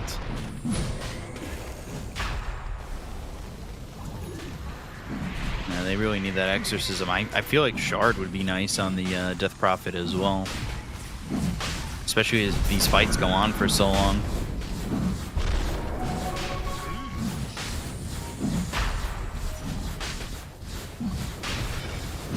Do they have a way to get in and sneak steal this? Rocket Flare and Roche not exactly dying too quickly. I mean, if they were able to get a Clockwork over there, that would have been nice, but unfortunately unable to do so. He does have a TP, could have went to the outpost. It'd take a lot of time, but at the end of the day, it is Aegis into the hands of the TB, and Shard going to the Kano. Yeah, it would be a bit too late. Like, they could have tried it, but do you really want to be feeding any more kills after that last fight? If it's just Detachment, I feel like it's worth it, right? Yeah. Clockwork you usually can, but also just slowing the game down a little bit and getting back the tempo in your hands, like, the control in your hands, I think that's probably better. Tiny? Tiny, let's see. Not looking likely he'll leave this Earth. Well, leave that area of the Earth. He gets buried into it instead. Kagome right on top of Undyne. Mortimer's kisses, Force Staff away, misses the Sprout, finds some space, and he's been recalled. Nice Top little, lane. yeah, nice little coupled shard, giving him back that recall, coming into play once again. Mid lane, TB. Yeah, mid lane, they're going to try and go here onto the TB. He's lost that Aegis, so he's going to lose that first life, and he doesn't have Metamorphosis for a little bit. PP though with the BKB, they're going to go after him. They've got the Lotus Orb out onto the Death Prophet. Sand King trying to go in, but he's been dusted up. The damage coming in from the Snapfire, and now they're going to use the Dispose to bring Imitator back into the fight. BP getting low, ends up dead. The Dispose allows them to get the Fire Snap Cookie as well as the Scatter Blast out on the Tiny. They'll take him out for 105 seconds, so he's gone.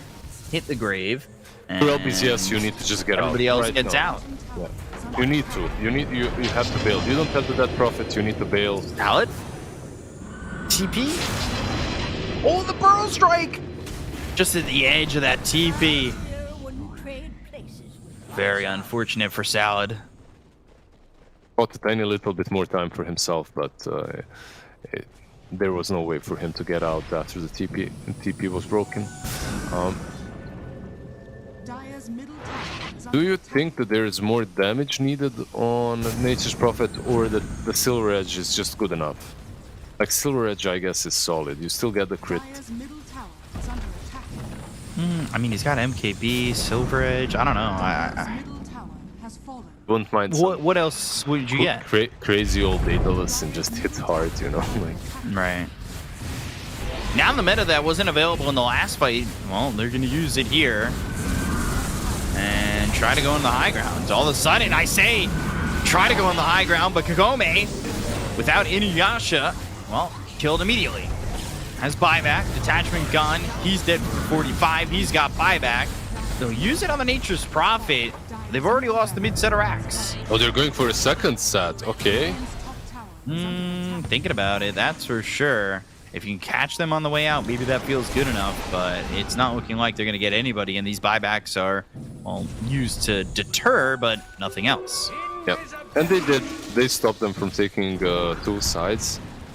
But if you are CDC, this is pretty much the best position to be in. You just forced Kagome to buy back, and you have a clear target to win the game, right? Like, if we kill that Prophet in the next couple of minutes, there's a high likelihood that they will not be able to defend, so...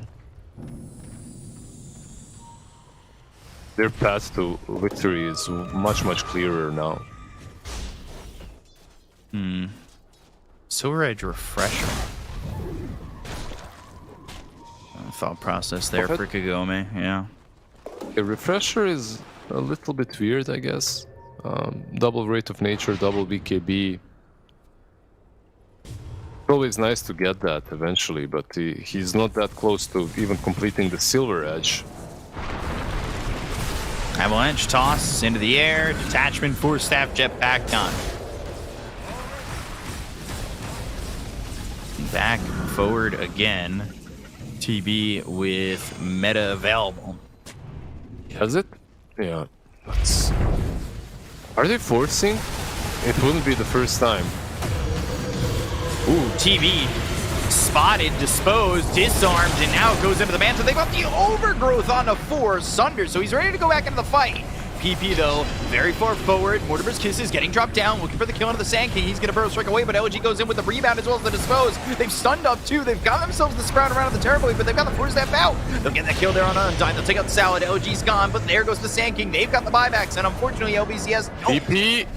PP low, PP gone.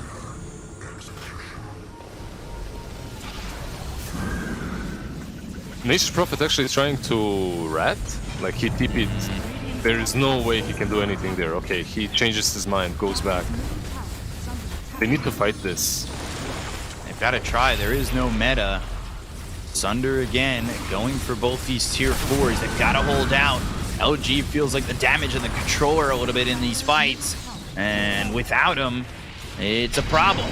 Salad goes in, he's got the Lotus Orb. That means there's no Burrow Strike that's going to be able to follow this up. They've got this as the hook shot. They've got the control of the Terrorblade with the Illuminate coming through. That's going to do a little bit of damage onto Salad. They got TV low, but not TV low enough. Force that. Hey, get the TV out.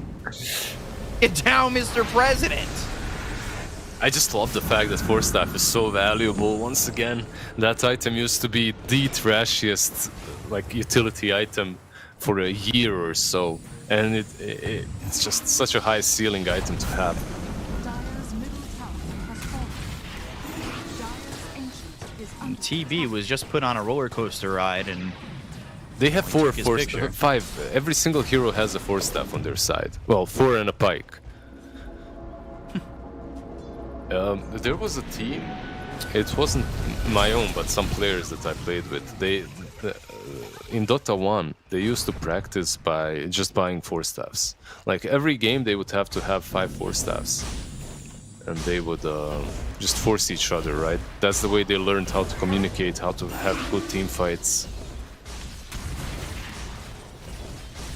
looks like it's working here for CDC. By the way, Definitely. Hex, picked up by the Coddle. Ninja Gear moving forward, smoked up. Can they hold out? Dire's ancient is under attack.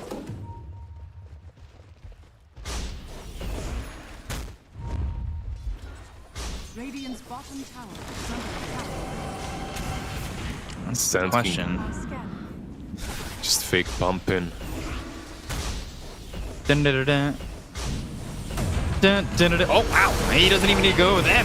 LG's going to come their way. They're going to get the dispose as well as the rebound. He's going to go in now onto Imitator. They've also looked at the Terrorblade, forced them again. Sunder out. Undying, dying. 7E is gone, but he's bought back. They've got the leash thanks to the Sprout. No more Sunder. Oh, no. CDC, they had a chance, but instead OBZS said, fight me, and they will. They take out so many of these heroes on the side of CDC, and the net worth lead is no longer existent. They got everything out of that, and it all starts off the back of LG. It was a full team wipe here for the side of LBZS. I just love the way they adjusted the teamfight approach. That's literally the main reason why they won it. Is so far their approach was, let's go on TB, waste everything that we have, and hope for the best. Like, hope that we kill him. But this time around, they went on Kotal instead. It's a little bit, I have to say, on 70 as well, being out of position, being so deep as a Kotal. But yeah, it doesn't matter. LBZS, they capitalize, they kill him off instantly, and once he is killed, they don't really have as much in their store to keep the Terrorblade alive.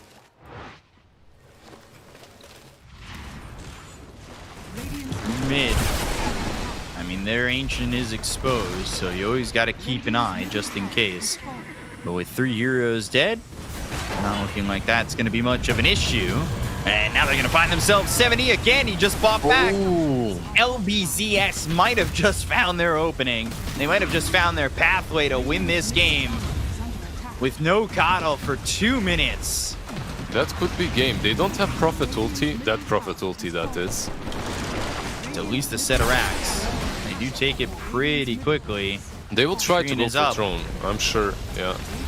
Got the living armor, but is it going to be enough? Maybe going to be Ancients exposed for both sides. 20 seconds until they've got the Sand King. That Burrow Strike, that control, that extra bit of oomph has been very important, but they've got themselves to dispose, as well as the rebound coming out. The Fire Snap Cookie, they look over the Tiny, they get the kill here out onto Imitator, but Kagome ends up dead. He's gone for 2 minutes. Now, Terrorblade trying to survive. He was hit with a Nullifier. They've got the 4-step back. The rebound in once again from LG. They'll look over at Imitator. Imitator who just used his buyback. And without Kagome, that's a problem. The Burrow Strike on the 2, and now they go to the Exorcism. May have found themselves an opening, but may have found themselves going in a little bit too far. They get the kill into the Sand King. They're looking for the rebound and the dispose out onto the Terrorblade. Terrorblade in a lot of trouble, and now he's getting low. He's into the base. They've got the Avalanche as well as the toss. It's on the PP, and they will take him out. 4 heroes dead on the side of LBZS. LG trying to make an escape, but that's not possible. Everybody gone on the side of LBZS. I think the fortunate thing for them is the fact that they don't have meta, but they do call for the charge. What the hell is this game, man? It's- Radiant's bottom tower I dive your fountain. I die. You dive my fountain. We kill you. Radiant's bottom tower has It's fallen. yeah. This is just ridiculous. I'm not sure why Kagome forced that fight against the TB. He was trying to be macho there, mano a mano versus TB, but it just doesn't work. He gets killed off easily. No meta might be the savior here. They don't have it. And without it, I don't think they're confident in pushing. They're going to go in with a hook shot. Now they've got the Sprout. Ooh, moving forward. LG doing a lot of damage. He's now level 25. He does have that sidekick spell immunity. They go to the Sunder. That's going to be an attachment. But Terrorblade not really surviving until they've got themselves the Overgrowth. They get the kill to Kagome. They'll take him out. They'll take out this Nature's Prophet. And now LG needs to try and leave. There is the immunity and the TP. Just in time. Ancient. The Ancient is exposed. The Ancient getting It's pushed almost in by dead. creeps. It's already almost dead. Undying going to move forward, and I don't know why he doesn't just right-click in onto this Ancient. That's all he really needs to do. That's exactly what CDC are going to do, and it looks like they'll take the series off of it. And they will do so and take out LBZS on this one.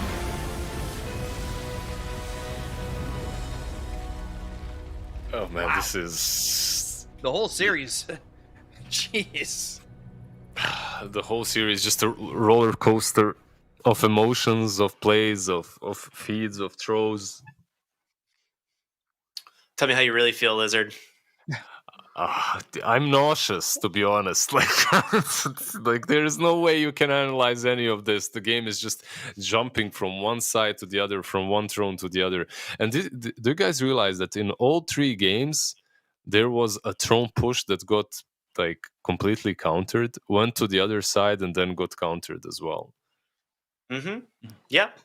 These 2 teams, I mean, like you said, it is hard to analyze what we're watching, but it just feels like they all end too much. You know, they threw everything they had, a high risk, low reward play, and it never seemed to pan out. You know, whichever team was making that play, and at the end of the day, CDEC, It was wait. The ticker might be wrong here. That was C-Deck that won, right? Am I incorrect?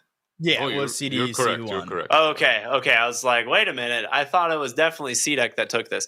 So yeah, C-Deck come out ahead 2-1. I think a little bit of a surprise. I mean, I really expected LBZS to kind of close this game out in the late game, but I don't know, man. They just Kagome had 2 really rough deaths, like overextending, and just kind of allowed C-Deck to walk right on into their base. Yeah, that's help wrong explain. fight. Yeah, hell, explain this to me. Like, what? How does this happen? Kagome just decided to fight off the TB. Not sure why. Maybe he expected he can't escape. He did have that Silver Edge to work with. Maybe he could have just popped it and moved back. I'm talking about the fight in the Radiant base, right? Mm-hmm. Yeah. And he just decides to fight him there. They lose Kagome, they lose the fight. Afterwards, he decides, okay, he doesn't have meta, now I can fight him. Wrong again, dies again. But He overall, did the same way too. yeah. It's just that it isn't. This game isn't truly only on him. It had a ton of wacky movements from all of them. Yeah. But it truly could have went either way. Like one team had it in the bag, then the other, then it was back in this bag, then in that one. It's some crazy stuff that was happening. But like these kind of games, they are a bit throwy, but they're a lot of fun to watch. Yeah. It just goes a little bit too far into the base, pops that Satanic and the BKB, and honestly, Undyne had such good awareness of the Nature's Prophet in this late game that he was just the nail in the coffin for LBZS. Like, both overgrowths allowing to catch Kagome, and it's just he played really well in the Treant Protector despite having a ton of deaths, obviously, but he did what he needed to do. Yeah, this right here was a really big deal as well. They get the Aegis, they kill Rosh, but they use the Death Prophet ulti for it, and then the Nature's Prophet gets caught and he doesn't get out. So they lose BKB charge, Nature's Prophet, they lose Aegis, and Death Prophet ulti. It was kind of a big deal. I think that was more or less the turning point. I always believed that Terrorblade is like the end-all carry here. There was a chance for LBZS obviously to win, no matter what, but it seems like for these two teams, if you do have the win condition, you're just winning the game, right? The ultimate win condition wins the game. It doesn't matter because they won't be able to finish off before you get online. Dude, the Marcy burst damage was surprising. I knew that hero does a lot of damage to items, but she did 80% of Coddle's health on the rebound. Just rebound, pops that ult, the unleash, and did 80% of Coddle's health instantly. It was pretty nuts how much damage LG was managing to do in the late game. But she honestly doesn't even need that many items. She does the same thing without items, I swear. Yeah. And Kotal is kind of he's one of those heroes that's not as tanky, that's kind of easier to kill as long as you can get on top of him, and they were doing that really well throughout the game. They were catching him, and you had the clock, you had the Prophet. Eventually it didn't matter though.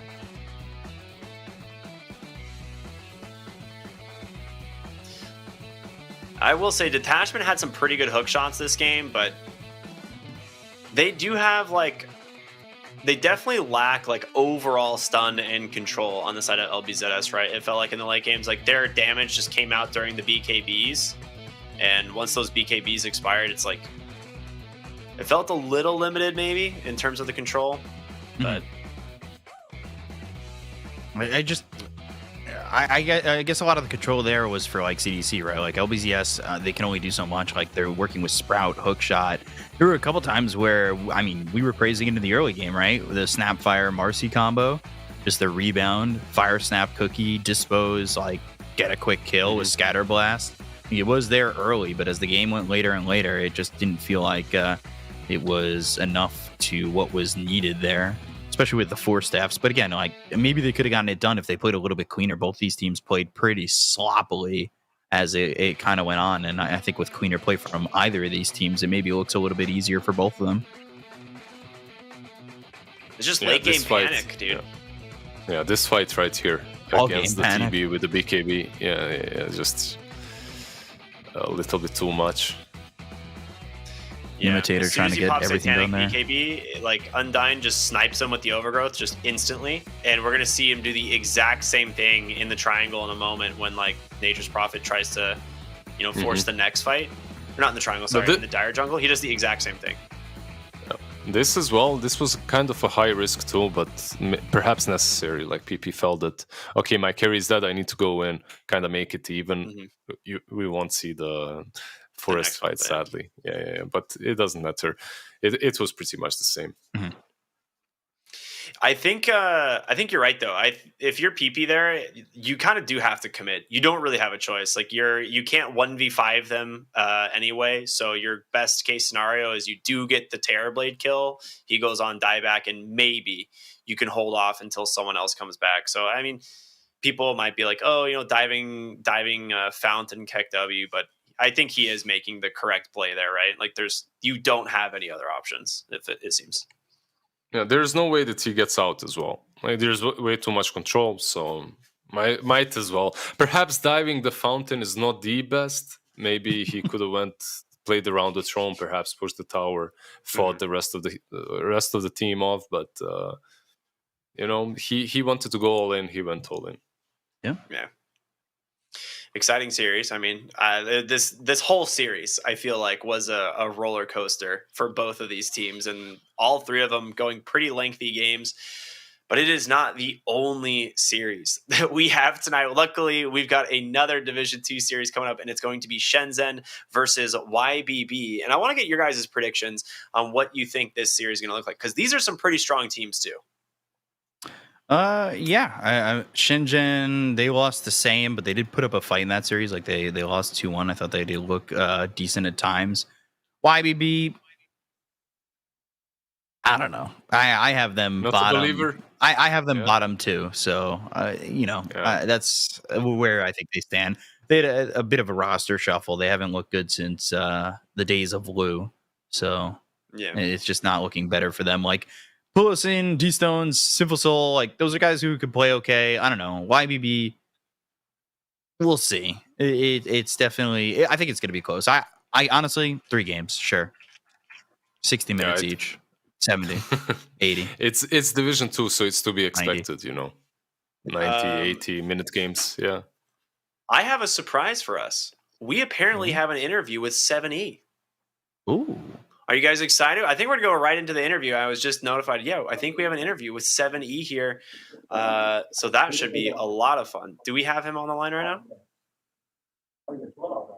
7E, are you there? Can you hear us? Okay. I'll give the first question up here to Lizard or B-Cop. Do you guys want to take first stab at the guide here today? What do you think? Lizard, you should take this question first. Definitely. Let me think for a minute. Let me think of a better one. But sure, I can ask one question. 70, congrats on the win. I just want to know how many times that you thought you guys actually lost the game in this last match of the series, because it was so back and forth. 恭喜你们拿下这场比赛的胜利，就想问一下，当时自己在最后一场比赛里的时候，有几次觉得可能比赛已经要输了，但是最后又打回来了？不知道多少次，大概5、6次吧，前中后期全都有。So many times, probably 5 to 6 times. We thought we're gonna everything is out of control. Yeah, we have that kind of feeling through all stage of the game. Was this a feeling echoed with all of the games? Because it felt like all 3 of these games went back and forth quite a bit. 其实这个整个 BO3 是不是都有这种感觉呢？因为3场比赛好像都是有来有回的。是的，但是最后一把的阵容我们比较熟，然后整场都算是没有打出想要的效果，就是那种前面就能把对面压制住的效果，然后所以从前面就开始迷失了。Yes. To be honest, but the last game we drafted a very lineup we are very familiar with, but we didn't play well. So in the last game, we at the early stage we kind of already lost the control of the game. We already feel a little bit lost. Okay. Who's the one keeping everybody calm or trying to keep everybody calm in a situation like Game 3? 像是第3场这种情况的话，就是谁在劣势的时候可能会让这个队伍保持冷静呢？我觉得我们就是不够，就是太冷静了，不够急。反正我比较急吧，可能大家都很急，就是这样。没人就是我们的问题在于不够急，我觉得最后一把。就前面的话，后面的话呢是要保持冷静的，后面没有保持冷静，差点送。I think in 人的 the 话， early 不好意思，没事。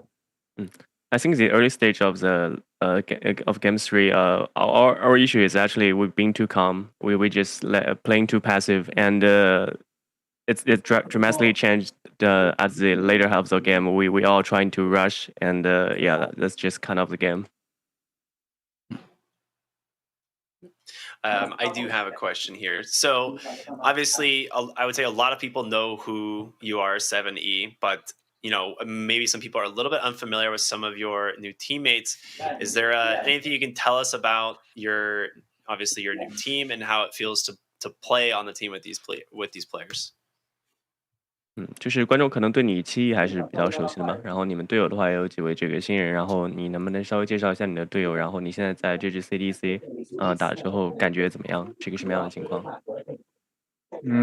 我队友1号3、4、5都是新人吧，一号位大家应该也有印象吧，是万斯哥。3、4、5是新人，都是今年刚打职业了吧，应该算是。然后你们现在队伍的话？我们队伍，我在这个队伍的话呢，就可能有的时候就我比较着急了，可能是这样。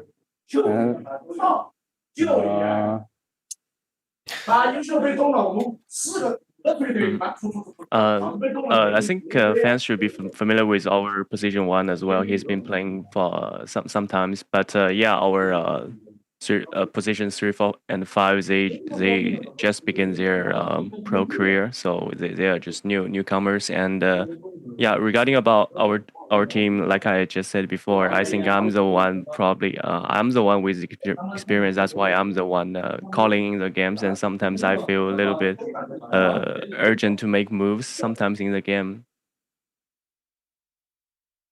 Awesome, thank you. Lizard B Copy, you guys have another question? If you're 70, if you're the one who's making the shot calls, how does it feel to be in this position? Like, are you still working on making the proper shot calls, or is it a lot more pressure on you to be in control of what the team's doing and taking care of your own game at the same time?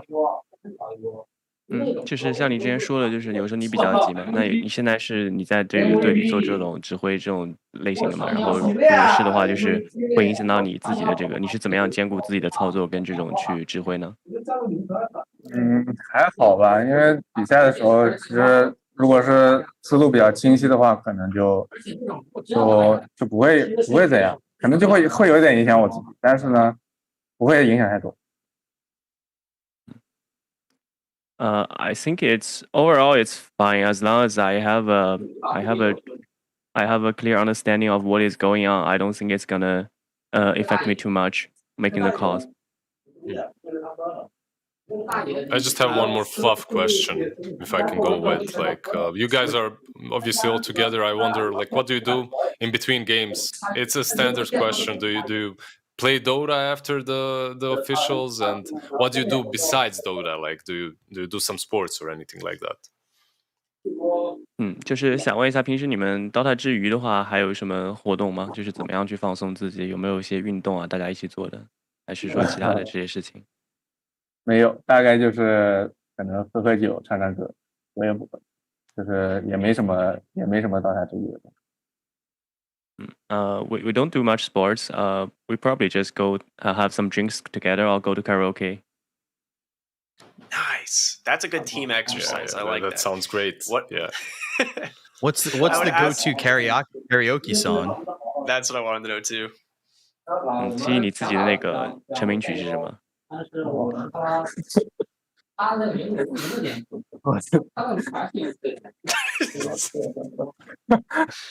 我不知道，你会唱歌吗？你唱歌唱的好吗？会唱，我大概是陈奕迅的一丝不挂。Yeah, I think I'm okay at singing, and my favorite singer is Eason Chen, if you guys know. I'll have to look it up. I'm googling it right now. Yeah. Google it right now. Yeah. No, but this has been a super fun and exciting series. Again, congratulations on walking away with the win here. Is there anything that you'd like to say to your fans, to your team, to anyone that's watching before we let you go? 再次恭喜你们拿下这场比赛的胜利，有什么想跟这个粉丝啊，或者想跟这个朋友们说的吗？谢谢大家看吧，然后下次争取打更好的比赛，打得更精彩。Thanks for everyone watching the game, and we will play better next time. Very much looking forward to it and for what your team can do. So thanks again for joining us. 7E, congrats. Really appreciate it. 感谢你接受我们的采访。好，谢谢。Thank you. Awesome. That was great. I didn't know we were getting an interview, so that was fantastic to find out that we were going to get one, because I know it's been something we've been working on this season since everything, is remote. It makes it a little bit trickier, but I'm super glad that we're going to be able to talk to some of these players again. It's one of my favorite things between each of the series. So yeah, we got blessed to speak with 7E for a moment, which is always nice. Yeah. I love that they're doing karaoke and everything. It definitely, I don't know, it brings more personality to these guys. It definitely makes it easier to root for some of these players. Like one of the biggest things, at least with covering China for so long, it's hard to bring the East to the West, and like having interviews where you can kind of bring a personality to each player makes it so you can be a fan of them so much more.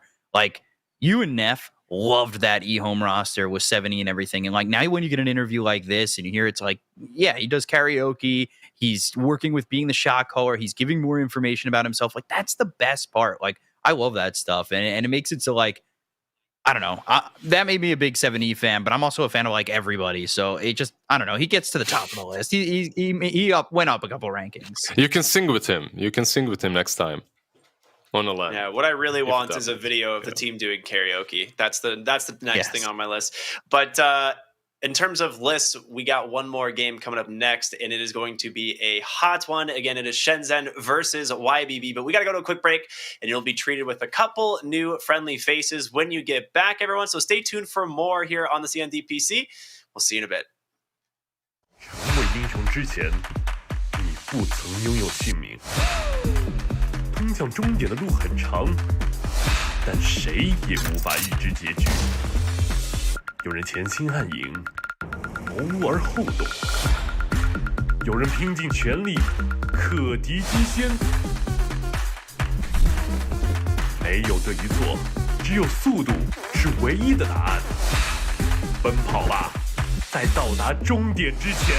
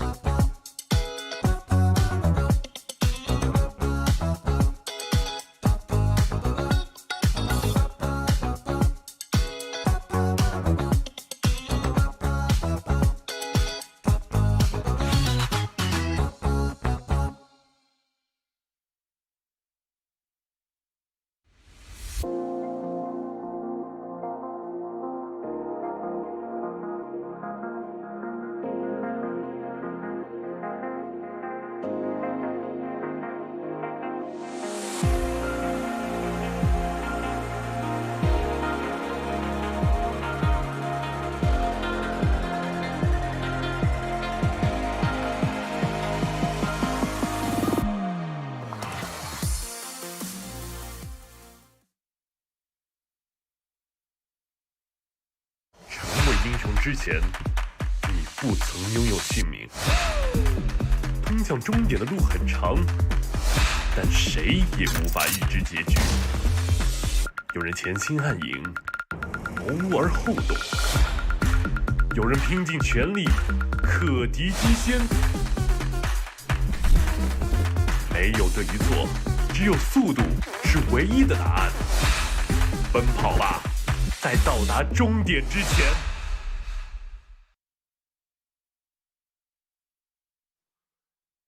Well, hello there, and welcome back to Division 2 as we're getting into the second series of the day. And that is going to be a tough act to follow because that series was absolutely incredible. And now we move on to the next one, which is going to be Shenzhen versus YBB, two teams which are pretty evenly matched, honestly. These two guys have been I don't know, I feel like they've been rivals for a really long time. Both of them looking to break into that Division 1 of the Chinese region, and both of them standing in each other's way, both of them battling to do so. Underdogs of the region who occasionally have moments of brilliance, and especially when they come up against each other, they really have to shine and show us what they've got. And joining me to bring you all of this action, we've got Black and we've got B-Cup, the El Clasico of the Chinese region. Gentlemen, how are we doing today? And are you looking forward to this series?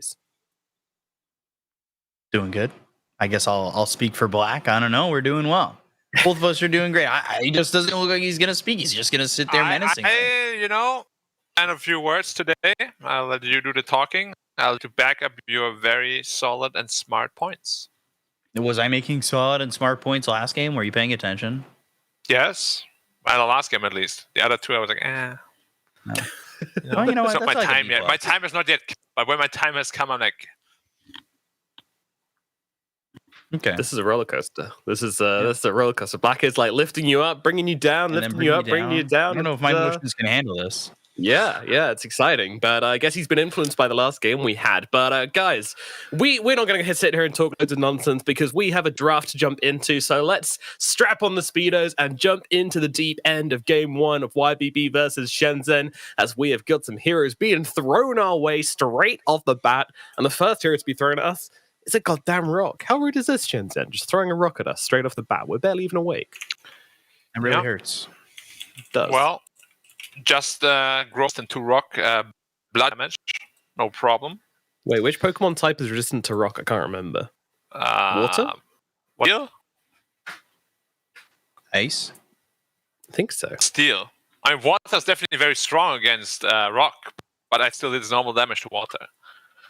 Oh, I see.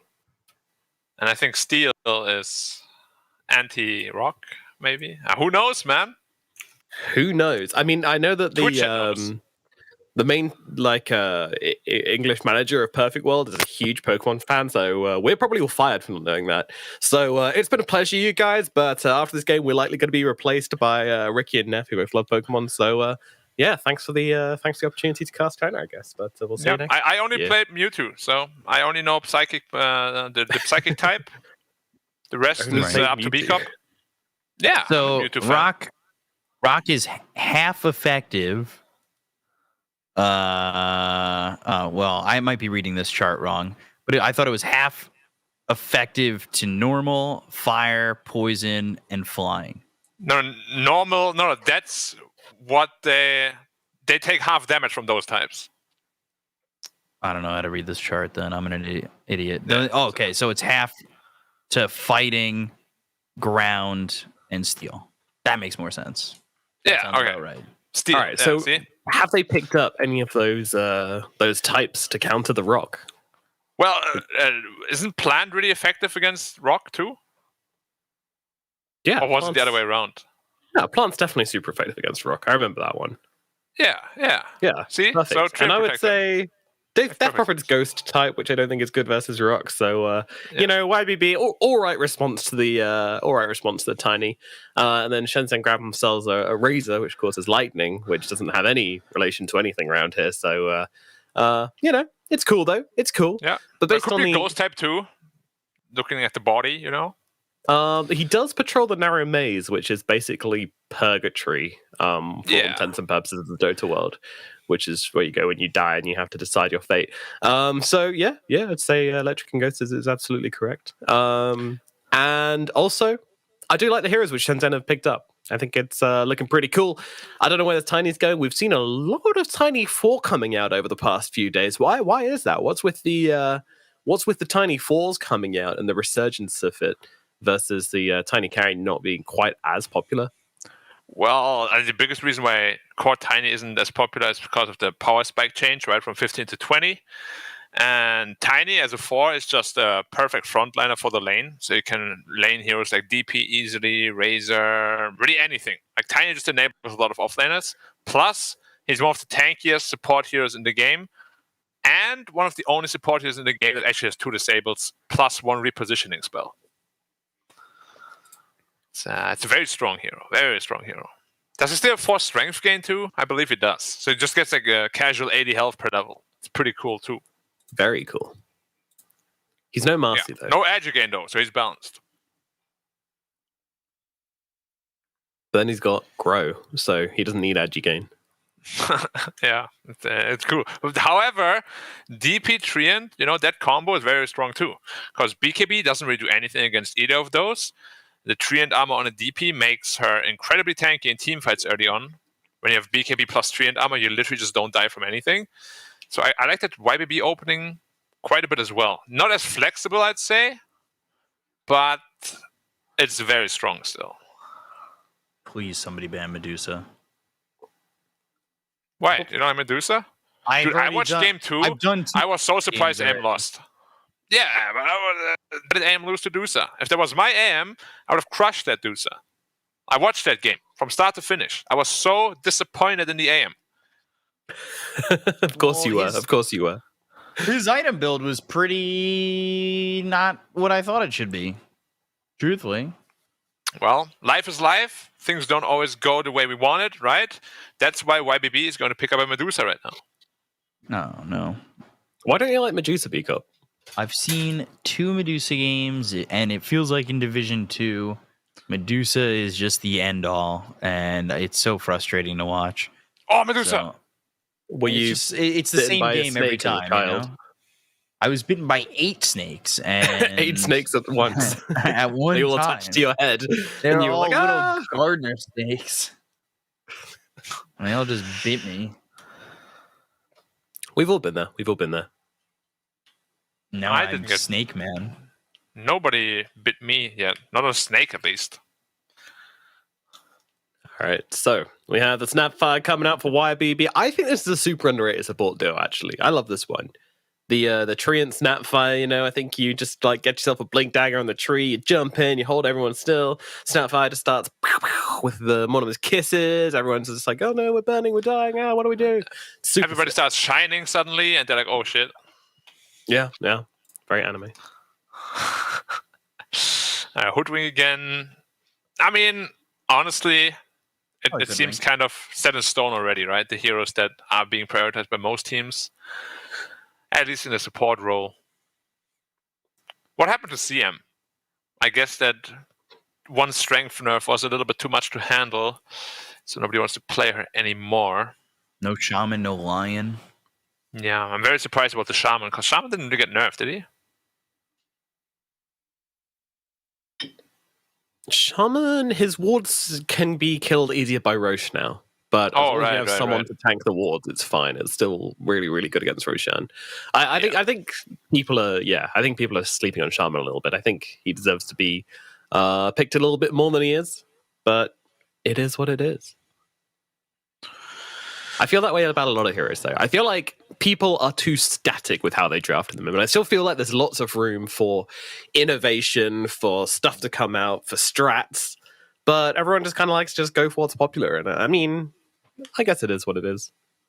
I guess it makes sense, right? Like, you're going to stick to what works the most just because when you're playing in DPC and you only have a single round robin to make it to the major, there's not really much room for experimenting in a way or trying something that's so off meta. Again, I think that it is a lot of what's missing with like DPL not being in the mix and H Cup not being in the mix. And I have said this every broadcast so far. I think those are what brought innovation. Winner. And I think that the there's not enough time in these leagues to try anything a little bit too different. I don't know. I think it's just a mindset thing where really a lot of heroes are playing heroes that are in the meta, but they are not actually their best heroes at all. And you can clearly see that as well. So I think people are just forcing themselves a little bit too much to play the meta. There's a lot of very viable heroes. Like Marcy, dude. Like everyone's playing Marcy, and they're not like. I hate to be that guy as like a scrub who says it, but the Marcy players haven't been very good so far. I'm gonna say it. Like I don't think people know what the heroes does so far. We've seen some good Marcys in mostly in other regions, but yeah, the hero's fantastic. It's really, really strong. But people haven't really been playing it because, if it's not in captain's mode, then they don't practice it in the scrims, they don't practice it in the pubs. Who knows? Who knows? I mean, if you look at pubs now, everyone is playing Marcy all the time. Yeah. On Dota 2 Pro Tracker, it's like the number one most picked hero for the entire patch. Yeah. Because people are like, oh god, we need to learn the hero. Go. I like to think the captains are like, with the first day, it's like, all right, I'm going to pick you Marcy. You can play it, right? You've been practicing it, right? Because you knew this was coming, right? And the 5 position's like, yeah, of course. And you grieve your team, like, oh, sorry guys, I thought I knew. I didn't. Cool. Anyway, this game is pretty much over. Morphling has been picked, so we all know where this is going to go. You think so? Yeah. All the morphs that we've seen so far really didn't look that impressive. Like, at all. What power spike does the hero have? I still don't know. He can build ags and then steal attributes from TB from across the map. Wow. I mean, it is pretty annoying, to be honest. That should not be a thing, but yeah. I don't think it matters, though. Probably not. It can be pretty annoying, though. You steal like a good 800 health or so. TB suddenly very squishy-bishy. Hey, but then you have a Razor running at you as well. Let's see. If it's an offlane or plus 4 morphling, then I'm absolutely on board. But the chance of that happening are extremely low. Oh, it's Polossen's team. Yeah. Okay. Our little Singaporean friend. Batrider. Okay, I like that. Batrider! Okay, now this could mean Morphling middle, DP offlane, and you pick a really good hero against draw range, against Razor. Like what? Or Batrider. Well, okay. Now, if I knew the team a little bit better, I would probably know if it's Batrider middle or offlane. And then, all right. I still don't know if it's Razor middle or offlane. Wait. The stream is pretty far behind.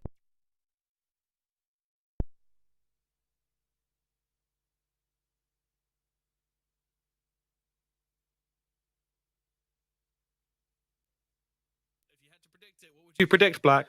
I think Puck is pretty good here. Wow, bold prediction. Let's see if he not gets entirely it right. sure, though. Oh my god, he nails it. Wow. What a god. Genius. Oh, what? God. You can't take anything away from this man. He gets it every single time. And that is going to round off these draft for both of these teams. So Shenzhen, they're going for kind of more of like a single target focused lineup. Not a hell of a lot of team fight coming out here. Just a lot of single target spells, a lot of control, and a lot of annoying things. Meanwhile, on the side of YBB, it's a bit more team fighty. It's a bit more balanced, I would say. But they do have that Morphling carry, which has let us down so many times in the past. B-Cop, I'm going to ask for your prediction first. And firstly, what are your thoughts on this Morphling? Do you think it can work? I don't know. I'm not a big fan of the Morphling. It's obviously not Fly in the Morphling, but it is Sinful Soul, aka IDC. I don't know. I just haven't seen a great Morphling game. I feel like I have a lot more faith in what Shenzhen have, truthfully, over this Morphling. Anyway. Alrighty, that sounds like a vote for YBB, if you ask me. Black, which way are you leaning for this one? Do I need to ask? Yeah, I think Terrorblade is just too big of an issue, honestly. Once BKB comes out, they have like nothing against him. So I'm going to go Shenzhen as well. And also, last season, YBB, unfortunately, they made me pretty mad a couple of times with their gameplay. So it made you mad. Wow. Okay, well, I mean, I'm sure you can't get away with that. Do you know that? You make me mad, you're done. Yeah, you don't want to incur the wrath of Black, that is for sure. Well, for me, I'll just balance the scales and go YBB. I don't really know if they're got what it takes, but I recognize more of the players, so I'm gonna go off that. That sounds like good enough reasoning. Sure, why not? Let's do it. And let's get into it. It is game number 1 of YBB versus Shenzhen here in China Division 2. Let's jump into those matches. We are getting started and enjoy this roller coaster ride. I just want to say that you didn't really balance the scales. It's still 2-1. Yeah. So, I mean, you know, math, not the. Everybody likes to say NA math, but that was some EU math right there. no, UK is not part of the EU anymore.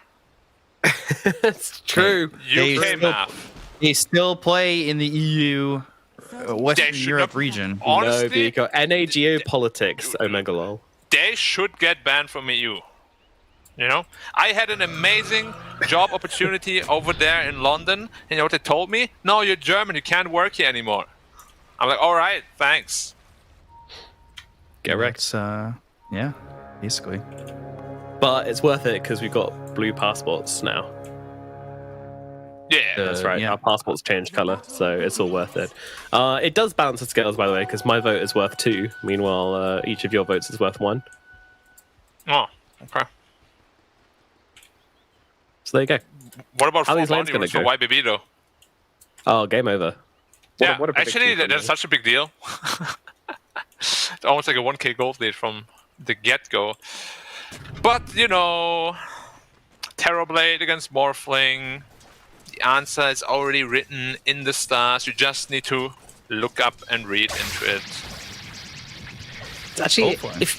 if you get all the bounty runes, it's a 20% gold advantage to start off the game. Wow. It's pretty massive. They're crazy, everyone. Isn't that It just is. blow your noodle? From a noodle. Quick little bushwhack action bottom. I love it. I'm a Yeah. big fan of Hoodwink. Ever since TI quals, I feel like China's kind of gotten a hang on this hero. Yeah, it's very strong here, especially level 2. The Acorn shot did so much damage. And you have also the buff Terrorblade Metamorphosis. There's definitely some kill threat here. Mid lane is boring, of course, as we all know. Top lane, though, if Bad Rider, you know, gets a couple of stickies on you, you get tossed back. Like, you can die, even as a Morphling. Bad is one of those heroes that deals, like, infinite amount of damage. Yeah, avalanche, toss, and then all of a sudden you've got a couple stacks of sticky napalm. Either go to the Firefly, throw a flame break out there when you get the levels. It feels like it could be nice. Yeah. But that's just why Tiny is such a strong hero, right? When you put him together with these offlaners that usually have a very hard time sticking on top of you. But yeah, Tiny is like the best hero to sort of make sure that they have to stick on top of you.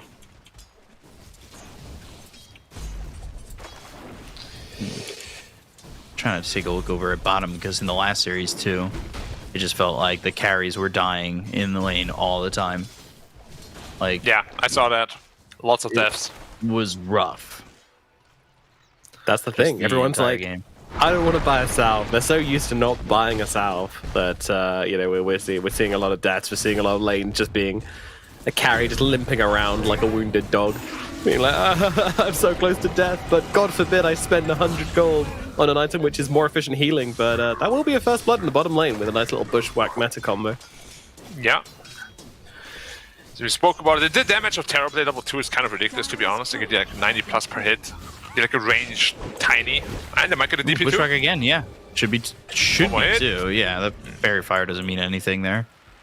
Yeah, had a stick as well, so maybe, you know, if TB isn't too careful, he might have missed that last hit because he's like, yeah, he's dead. But yeah, 2 kills for the Terrorblade, pretty much free farm for him as well. It's gonna be a tough game if they can't control this guy. Especially now, Hara already level 3, so that means level 2 in the bushwhack. That's a longer stun duration. The damage is even higher. Like, if you don't get control of this lane soon, I almost feel like YBB are in dire straits here. Yeah, they don't have the best rotation heroes other than Puck, really. And Puck doesn't offer the most amount of damage, as we all know. You know, if you get like a Sunder off, potentially, suddenly you turn the fight around. And I don't even want to speak like post BKB. The only thing they have is like an overgrowth. Which you have a Manta for anyways. See, like the Snapfire rotation sometimes. Like, it's a very kind of situational thing where every now and again you can just get off like the dream cookie, which just turns a play around entirely. But yeah, in terms of like traditional, just running into the lane and trying to get a cookie off, that's pretty difficult. It is. You also don't have the greatest Snapfire combo heroes until Puck is level 6. Or maybe Treant also can be one of them, of course. But I'm just really worried that post BKB there's going to be a lot of problems. Like if Bad Red gets BKB and the Razor, Hoodwink this time around. He's got the stick charges, so he can turn it. Now they've got the Bushwhack. Even without meta? Spirit Siphon doesn't even matter. 928's gonna die. Aeonid's in some trouble. Pelosin dies top. Like, kills everywhere right now for Shenzhen. And we spoke about Bad Red also wow. burns down a Morph. Yeah, had 6 stickies on him. The damage, even if you go full strength, no, that's too much to handle. It just all over the map feels really strong for Shenzhen. Like, obviously, mid, you said it's a boring matchup, and it probably is going to stay that way for the most part. But, like, if the side lanes do well and Phoenix comes over, that'll be fine. It's not a boring matchup in mid. It's just mid in this patch, which, you know, I feel like we might as well just have like another kill in the bottom lane, and Kaiko's just kicking off right now. That's insane. Yeah, at least this time they traded for the with the Hoodwink kill, but you're very happy to just use the meta now to farm that camp as well. So he's being very efficient there. And you never want to have a Terrorblade dominate a lane. Like, he's just one of the fastest farmers in the entire game. And if he free farms like this in lane, he's just gonna become like a mini alchemist. God forbid, we almost had an advantage in the middle lane, but then someone came and refilled a bottle, and now it's like, well, full health and full mana again. Guess no one ever dies in mid anymore. Guess trading doesn't really matter, and outplaying your opponent doesn't matter, because you just get... Yeah. Regen all the time. Again, bottom. Oh my god. I hope not.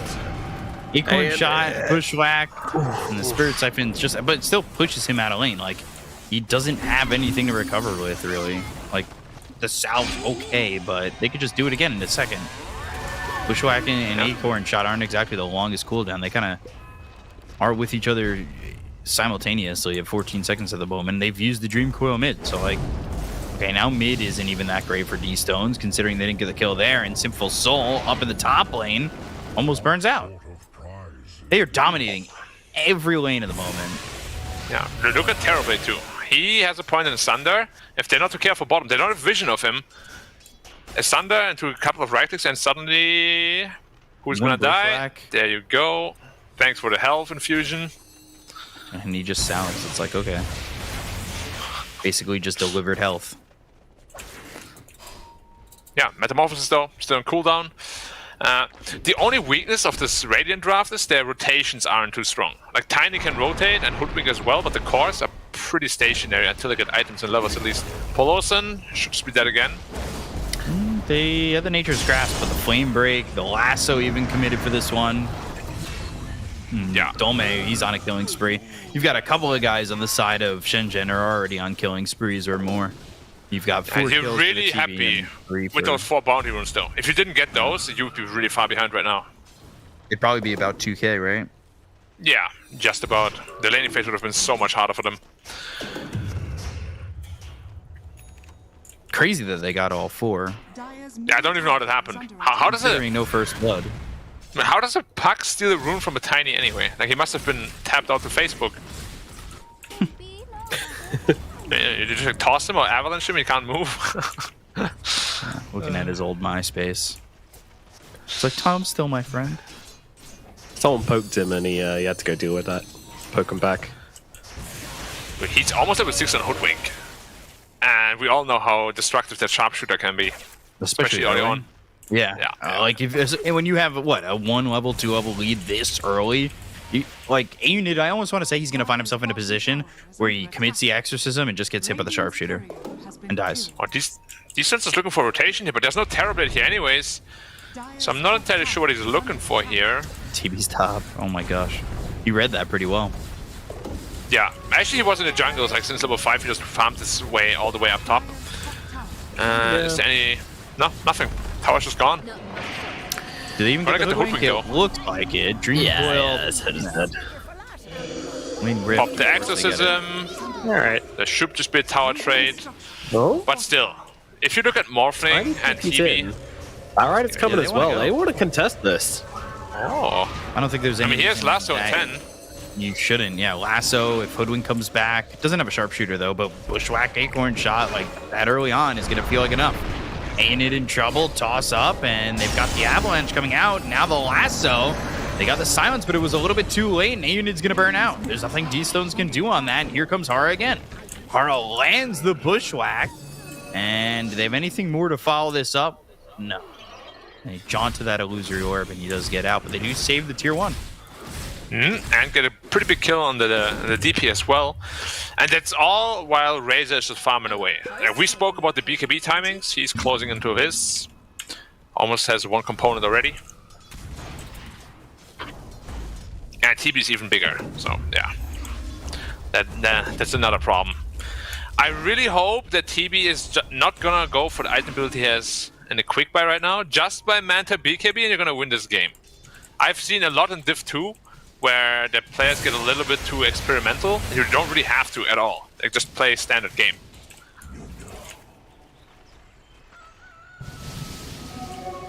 Black, when is it going to be Morbin time for Sinful Soul? Radiant's bottom tower Right. is under Probably never. Wait, yeah, he has a butterfly queued up. There's no way, right? I don't know. Well, Maybe. bottom tower. Maybe that's Morbin time after that. it's a lot of physical damage, so Dude, he bought Mask of Madness on Morphling? this is some new meta. Bushwhack, Plasma Field, Aeonid. In trouble, bottom It's a lot of fire damage snap, to the He's not Razor. going to land. Phoenix, he's not going to be in much trouble initially, but taking a lot of damage. The overgrowth is there. Still, though, surviving it all. Wow. 3 heroes trying to get a kill out onto this Razor, and they're not able to get just that. It's a Bushwhack that lands on 2. Dome takes care of the rest. He's on a mega kill streak. The double kill that comes out afterwards. I'm so surprised with how well the game has been going for Shenzhen, but we spoke about the damage problems coming in, right? Without the Snapfire ult. They gave the Tome to Treant, I believe. Oh no, never mind, they just didn't buy it. Now he has double 6 with Snapfire. Why is it so late? If they had that there, it's like 2-3 kills easily. Yeah, they would have killed Razor. A Huh. quick little review on the laning phase. Everyone's pretty much on average, except for the carries, who are both dramatically over their average. Kaiko, obviously, you know, Even the significantly. Yeah, Morph is doing well for a Morphling. Unfortunately, I think that's just because. Yeah, he's doing well on last hits. Not so well on. I mean, this is just on CS though. So you know, if he's jungling a lot, then probably not. And also, we have to take into account that TB's had like 20 kills at this point. I'm kidding, it's 4. But a lot of kills. He's taken a tower, and he's just generally been like, you know, involved in a lot. So his net worth is absolutely huge. So the last hits don't really mean anything in this kind of game. So, you know, stats don't. I mean, they really still tell do, the truth. because it means he free farmed while still getting all these kills, right? Yeah, pretty much. He almost has like a minute, what, 12 Manta style? That's kind of ridiculous. Smoke getting broken by YP, although he whiffs the avalanche. Yeah, coil will be used here. Dream coil. Coiling for a support, like, it doesn't feel terrible, but you really don't want to be forced to, because you still have that combo of Snapfire Coil, of course. Dire's middle tower is under attack. But yeah, Terrorblade, Manta style, pretty much done. Minute 12, he is going to be so hard to kill at this point. Let's see. What's going to be the exact timing on the Manta? Don't almost says Probably Blink by Dagger too. 13 minutes or so, by the time it reaches him. Technically, it was done at 12:43. Okay. That one we no, it's the combining time which that Dota goes on though. So Yeah, I know, but that's kind of fake. He's a Yeah, but walking we- And back. for the DP again. Hello. And Lasso. Bushwhack. Unit, Bushwhack, and they have to avoid the kisses. This is the difference, though, right? Like, now he's got kisses, now they can't just charge in. Yeah, a lasso for kisses. I would say the kisses are much more important for the Dire than the lassos for the Radiant, though. So, in that sense, maybe even a little win for Shenzhen. Yeah, Lasso's just got a pretty long cooldown. Well, at all levels, it's pretty long. It's nothing too crazy, but, like, 2 minutes is quite a bit of time. It's the same as the Snapfire ult, though.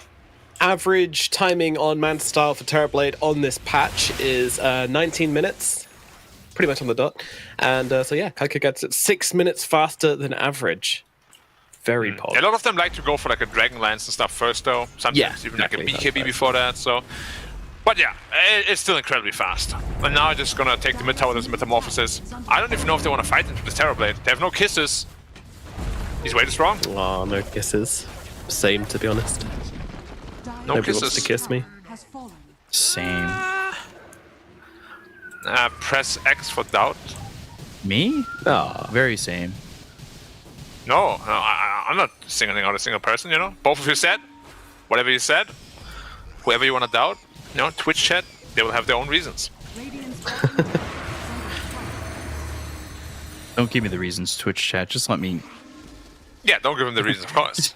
Just let me die here in peace, please. Come on. Would you kiss everyone in Twitch chat for $1,000 B cup per person? No, for everyone. It's like It's gonna take like a year. it's like what? 50 people chatting this game? No, there's They like just all light up. 9,000 people watching. Is it just Yeah, people who have given one chat? Anyone who's chatted. Ah, yeah, for sure, dude. I definitely charge more per kiss. You Numbers charge more joy. per kiss. Overgrowth. We're gonna Support Tiny is dead again. easy kill. No, Hara just absolutely played the puck. That was beautiful. Oh no. Has he? No, I cast him. God damn it! Shouldn't have my stupid Why? caster mouth. Now D Stones is Will still have to force. He's forced to orb out B Corp. That is insane. Puck gameplay right there. He's got the phase shifts. He's gonna use it soon. He will. Wow. Classic.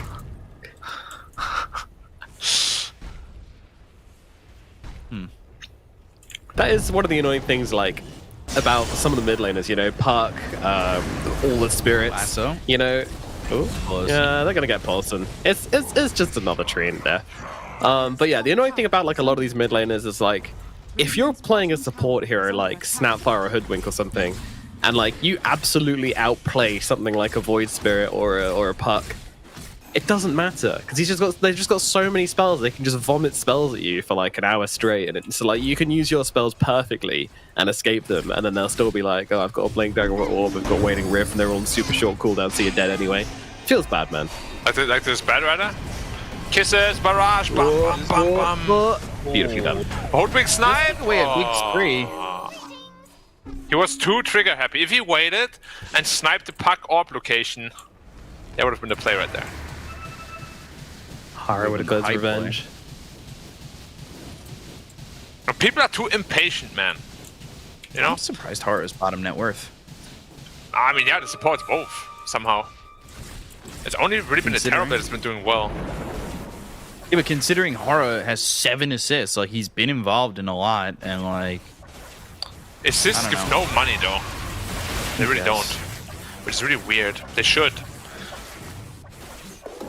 You know, like, if you help out a bro, you know, like you're the matchmaker or something, the wingman, you know, your assist is worth probably a couple of dinners or so. Couple of dinners for wingmanning. Wow, that's a high price. Wait, you don't think it's worth it, though? Like, imagine I give you your love of your life, okay? I'm sure you would treat me some dinners here and there. You give me B cup? Okay. Yeah, Yeah, I guess so. right? I mean, I feel like that's kind of what. Half. Yeah. I don't know, maybe one dinner. Call me stingy, but like, One dinner, okay, at least 2.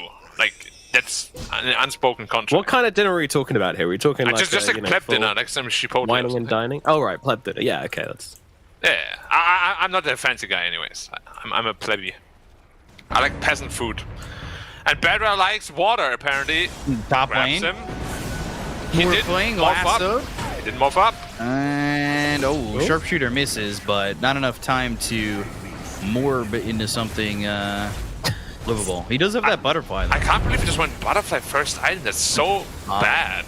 Like, no offense to him, but it's just so useless. But didn't you see the TB miss him like twice? Yeah. pretty sick. And the Bedra was just burning him up. Tower is under attack. You know what butterfly should be changed to? Not 35% evasion, but 35% chance to just backtrack damage. Dire's top tower That'll be is OP. under attack. Oh, right. TB doesn't have BKB, so I can maybe burst him. Bong, bong, bong. Or they just run away. Okay. Okay. All right. That's And exorcism got used. That does not exorcism feel and good. Mortimer's How kisses. come are they these just- stones doesn't okay. go in? Like, the puck You- needs to go in there and coil the Terrorblade, for sure. He's waiting. He's waiting for the perfect moment. And now they know it's Waiting well, for Morbius we too. used exorcism, guys. We gotta go in. DP also had BKB. They had Oh, everything. they're gonna get scanned out as well. This is. And- All right, they're gonna forced try him for Roche. Roche, but Exorcism doesn't have that long left on it. There's no metamorphosis though, so TB is pretty weak right now. There's Okay, BKB on the Razor ready to go. A Bushwhack that I guess is just gonna freely land here on the Morbius. I mean, the They're out. Morphling. Same thing. Speak up. We need to get you help. I'm in a bad place. I can't stop. Wait, did you watch that movie or what's going on? I watched it on Twitch like 800 times. I watched it as a GIF on Discord. The entire movie. I don't know why that was a thing, but someone posted it. Are we talking about this bad dude?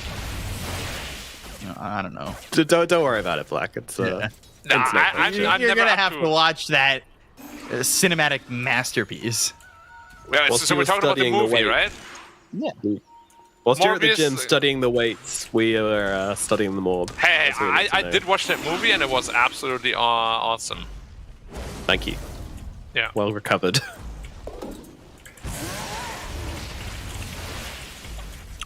Okay, so yeah, Butterfly and Morphling is going for Lincoln's next. I think so far he's had about 2,000 hero damage, as is tradition with Morphling. Mm-hmm. Unfreeze my camera now. Oh, thank you. How's Terrorblade looking? He almost has a Skadi. Then Morphling is going to be even sadder. DP is going to be mega sad. They really didn't try to pressure him whatsoever. Minute 20, 40. Manta style, Skadi. That's filthy rich. Yeah. What's the normal average Scotty timing? No, don't make me do this. All right, give me a sec. All right, too late. I've already done the ask. Oh, Looking for Snapfire. They found her. all they need is a Bushwhack. They don't need What to was make the a toss lasso on range? this. That was not 1,300 or 1,200. That looked more like 2K or something. 23:25 is the average Scotty Also 3 timing. minutes faster than that too. He doesn't even Yeah. go for Right, BKB safe at timing. all, man. Like he's got feeling more so safe. safe this game. That is crazy to me. What is Morphling building now? Lincoln's. Okay. Yeah, it's pretty Sasuke. Don't All you want right. like a Dispel against a Bad Rider, like Manta style or BKB? No. Guess not. Let's play some bets, guys. Who thinks that Kaiko is going to die to a coil and more of his kisses, or some other combination from YBB, die and then immediately queue up a BKB, cancel his queue and queue up a BKB? Who thinks that's going to happen? Put a 1 in chat if you think that's going to happen. But Yeah. me and the rest of my chat that are going to put 2 for not happening. Well, here's your chance number I one. mean, there's the Dream Coil, but Aeonid's already dead. He's Kisses gonna are buy coming. back. They've got the BKB, and now here come the kisses. Kaiko getting a little bit low, but he does have Sunder. That goes at Simple Soul. And there's the right clicks coming in. Morphling Oh, the in butterfly. a lot of trouble, but Butterfly. Oh, Scatter Blast and the kill. Kaiko ends up Watch going it. down here to 928. Bushwhack landing through onto a couple, but he'll take out YP. Watch him. He did it. He did it. Of course he did it. I'm Yeah. a genius. It's such a. Like, I don't want to be mean, but it's such a pump move, you know. It really is. It really is. You're gonna give up Roche after Yeah. all that. I really can't comprehend how they lost the fight. Like, no lasso from Bad Rider. Was it a 3-man coil or 4-man or 2-man? I don't remember. I mean, it was fight like a was so 3-man horrible. coil with no 2-man extra overdrive. damage.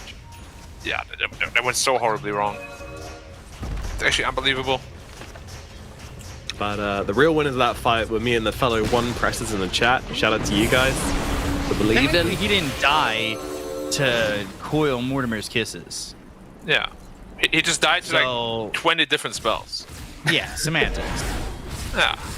I said You're technically wrong. coil, overgrowth, kisses, or any other spells. And that's and not then go true. BK. We have chat. have- Grab me the clip. Right. Clip it. and ship it. Anyways, as I said, I have no idea why it doesn't go BKB earlier already. But now he gets punished for it. And he's like, oh wow, I really need one. Yeah. I don't know, can't Mansa believe does he it's bad, he Science. doesn't feel too bad, but yeah. Dude, I can't believe it. Like Daedal is queued up, and then what's Satanic and all that stuff. He's crazy.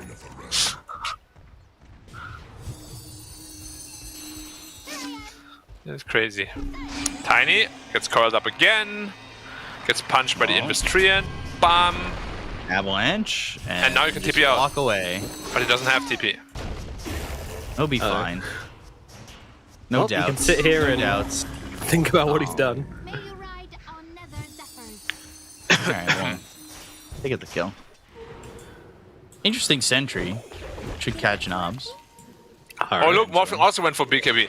They found the secret ingredient to winning games, guys. Oh, buy an BKB when you have an Aegis, though. Still very good. Right. Yeah. Because it actually lets you hit people, right? Morphling literally waved in, hit the Razor once, got the kill for that, and then morphed up and ran away. He also gave the Terrorblade a thunder target, let's not forget. True, otherwise he would have died way sooner. Yeah, kind of waveformed in front of him and said, here you go, have a full health target. And TV said, oh, thank you very much, Sinful. True, I did forget that fact. Thank you for reminding me. Ooh, Pelosin. Oh. Was looking for the blink overgrowth, but never got him there. You know, you can also just blink from a tree line into the middle of a lane and still have that invis effect. It's like lingering. So you just punch him after. Fade. There's some things that have lingering effects that are really frustrating, like Upheaval. The lingering effect on that is obnoxious. Yeah. Lingering effects in general is super. But BKB and Terrorblade is just around the corner for 100 gold. And he should be feeling a lot more confident. If he buys it, let's see. Maybe he's gonna go just straight no way he MKB. doesn't buy it. There's no way. All right, Chad. Because Here's MKB. your time to shine again.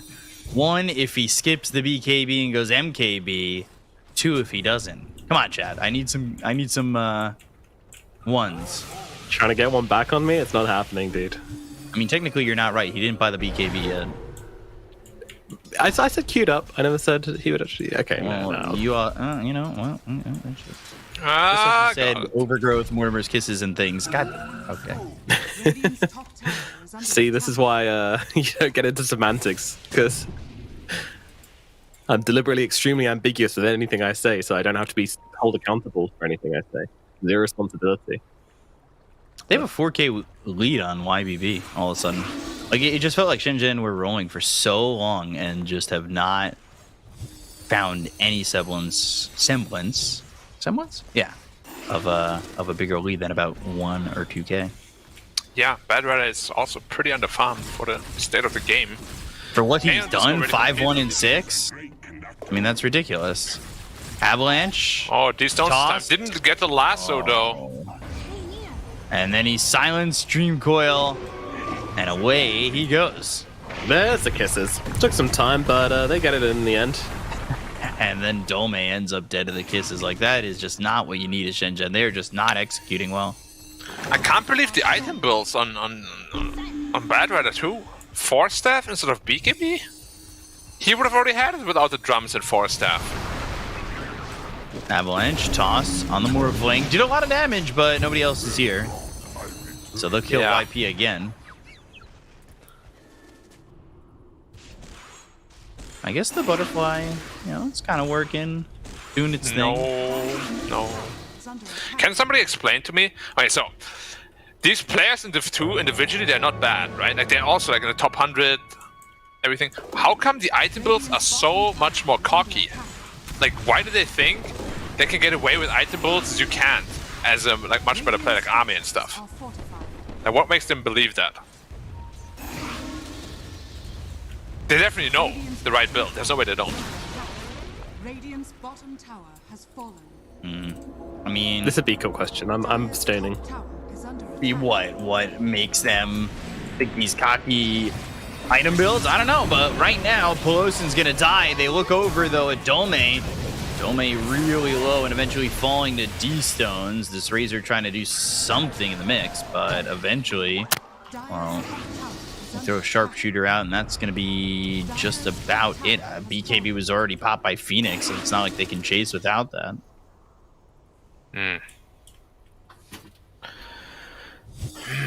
Well, this is somewhat turning into a 4p1-ish. I guess Razor still is decently farmed. But yeah, he's starting to lag behind a little bit as well. But once that MKB is up, Morphling should just be food for the Terrorblade. Has Puck gotten too much back, though, where Morphling's food, but even if he's food, Puck's able to control up everybody enough? Yeah, it's going to be a big problem killing the Puck, actually. They don't have great catch. And TV hates getting kited by heroes like Puck. Yeah. He just wants to get on top of some heroes without escape, use that Scouty, slow him down, beat him up, and then just A-click through team fights. Yeah, TV has the like real bully mentality. He does. Would you still give an advantage to Shenzhen, though, with where TB's at, or even though they're down 5k? Or yeah, I think so. TB is still pretty much untouchable. And once he gets his MKB, he'll also just shred through the Morphling. The DP won't really deal too much damage to him. But yeah. But again, it will all come down to, can they really catch the Puck or not? That would be bad Red's job. But without BKB, I really can't see how he's ever going to do that. Through the power of friendship, anything is possible, Black. True. Well, that would imply that people have friends. True, Dota players don't have friends. Yeah, definitely not. Don't even like you guys. I'm just kidding. I can't hold to that. But I've already said it live on stream, so I guess I'm in trouble. Yeah, I'm clipping that. You're being judged right now, sir. Yeah, I feel it. Don't worry. I can sense it. 5-man smoke from Shenzhen. They're going to try and make a move here with Roche respawning in a second. Maybe we can catch Puck this time? No. Wow, that was really late from YP. Yeah.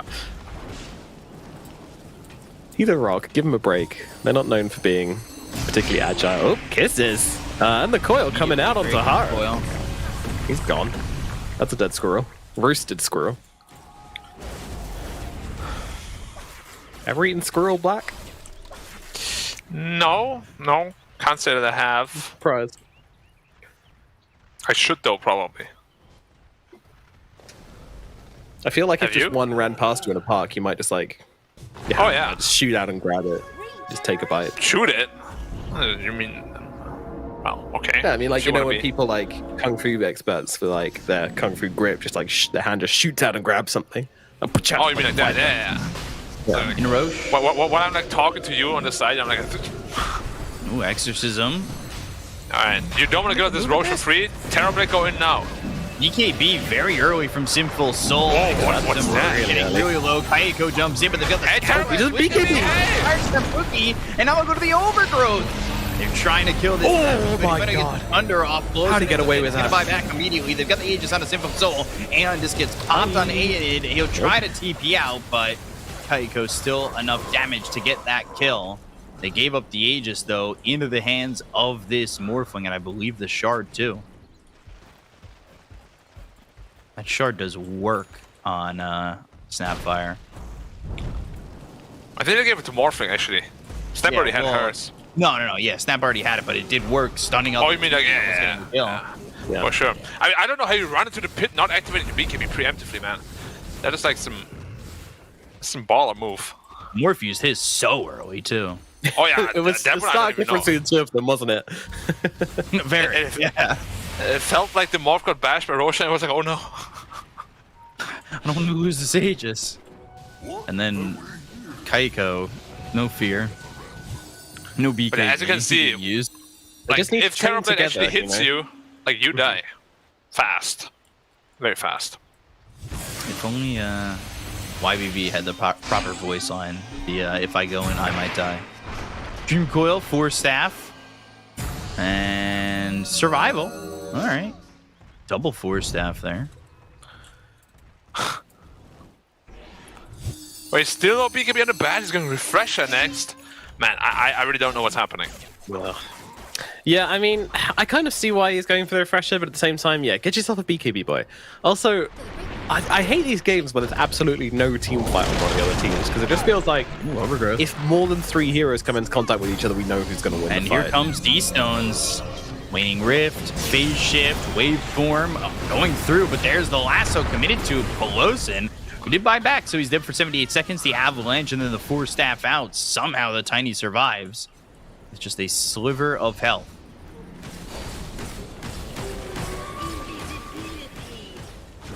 Kind of getting close there. Impressive. Wait. Okay. So, super late game, right? Like, let's just say the game goes minute 50. Is that considered super late game these days? Ish. Then we have extreme late game after that. Ultra late game. A mega ultra late game. Yeah. Morbius at late game. Do we give the advantage to Radiant, right? I still think the lack of team fight makes that game really difficult. Yeah, there is no save for lasso though. They're severely underfarmed though, like compared to the. They top are two really cores of underfarmed. That's YBB. a big problem. Yeah. They really want to be able to use his Terrorblades power spec. He has a Satanic now. Like, he's literally untouchable and he's shredding everything. You gotta go make a move now. This morphing Aegis does not matter. The longer you wait, the harder you make it for your Terrorblade. Looking like they're gonna 5-man smoke, and they will immediately. And They're gonna find Kaiko the is not Terrorblades. only Dire are scanning. he's running behind right into levels too. Oh boy. And he's fast. There you go. BKB they can't kill. They actually went right by him, and they went for Har. They get the kill to Har. The right click's coming out on a Sinful Soul, but they've got themselves the disarm with Heaven's Halberd, so they'll continue to run to the TB. Ooh, Lotus, and toss back towards YP. Interesting move, because it got him into a better position, but they've got themselves the lasso coming through out onto the puck. Now, Overgrowth. Oh, the right click's in on a Dome. They get to go to the Bat Rider. Kaiko still hitting away, going after Aiden. They've got themselves the Avalanche coming in on a 2 from YP, and they look for this puck, but they don't have the damage. Kaiko needs to be careful. That Metamorphosis is going to run out in just a 4th of its duration. And YBB kind of feeling that they were on the back end of that fight, just disengaged. Yeah, the Morphling felt pretty useless that fight because Terrorblade just laid into him for a good 2-3 seconds. He needed to morph up all the way to strength, and suddenly your most farmed hero doesn't really deal damage anymore. I mean, Puck is also a hero that does have damage problems, right? If you itemize like this. So the Razor is also gonna get much stronger once the Refresher comes out. I just want him to, like, as soon as meta's up, take the next fight. Like, Terrorblade, as you just saw, like, he's literally untouchable. Yeah, Terrorblades. I mean, he even like popped the BKB and Satanic at the same time when he was on like 75% HP, which I thought was kind of weird. But I guess he thought he was about to be attacked from like many different angles. That's why he does that. And also the Purge on the Satanic, I guess, is quite nice. But when you use a BKB, you don't really need it. But either way, he popped both at the same time, and then they just can't approach him anymore. And he just feels confident enough to keep use the that. spell, for sure, for the Overgrowth. You have Satanic, you have Manta, you gotta keep one of them. If you Satanic too early and you get Overgrowth, that's how you can die. Right. So, gotta be very careful. Also nice patience from Paulson to wait for that. I thought what was very interesting in that fight was the fact that YP tossed the Snapfire onto the Terrorblade, and then because of the Lotus Orb, Terrorblade went back towards the Tiny. Yeah, that was a weird one. And it just positioned him so much better in that fight. He was like, oh, thank you. This is handy. Like, all right, I'm out of the middle of this. This is perfect. Well, Phoenix is about to hit a very strong timing. He's about to finish off this Refresher Orb, which is honestly huge. This is going to make his... I mean, this gives him some real potency in these team fights now. He can survive, yeah. If he can survive. It's a big if. Yeah, he's kind of struggled a little bit. Morphling is also about the 25 though, so you get 34 waveform charges. Quite a lot. I think you'll find that's 80. 80. Okay. My waveform chart just says exclamation point S value. Oh, that's the best one. It's Well, 100,000. yeah, super waveform charges. The fight breaks up. It already caught up and gonna pop that Aeon Disc immediately. They put the Lotus Orb on him. They dropped down the Dream Coil, Dagon on the way out, and that's just to escape. They can't fight this anymore. You committed your meta, like, you really just gotta go in. Like, into the backline. The backline needs to jump in. Like, there's a very glaring lack of initiations once you committed something. Like, the Puck top lane, now this fight, it's like they don't trust themselves or something.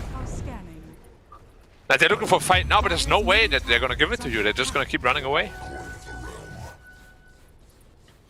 And a smoke up and a re-engagement the moment they've... You wanna go high ground with this? No way. Your meta's over. It's almost done. I think they were maybe waiting for the Puck to potentially make that jump on the Illusory Orb, and then if not, just do this. Dire's middle tower is under attack.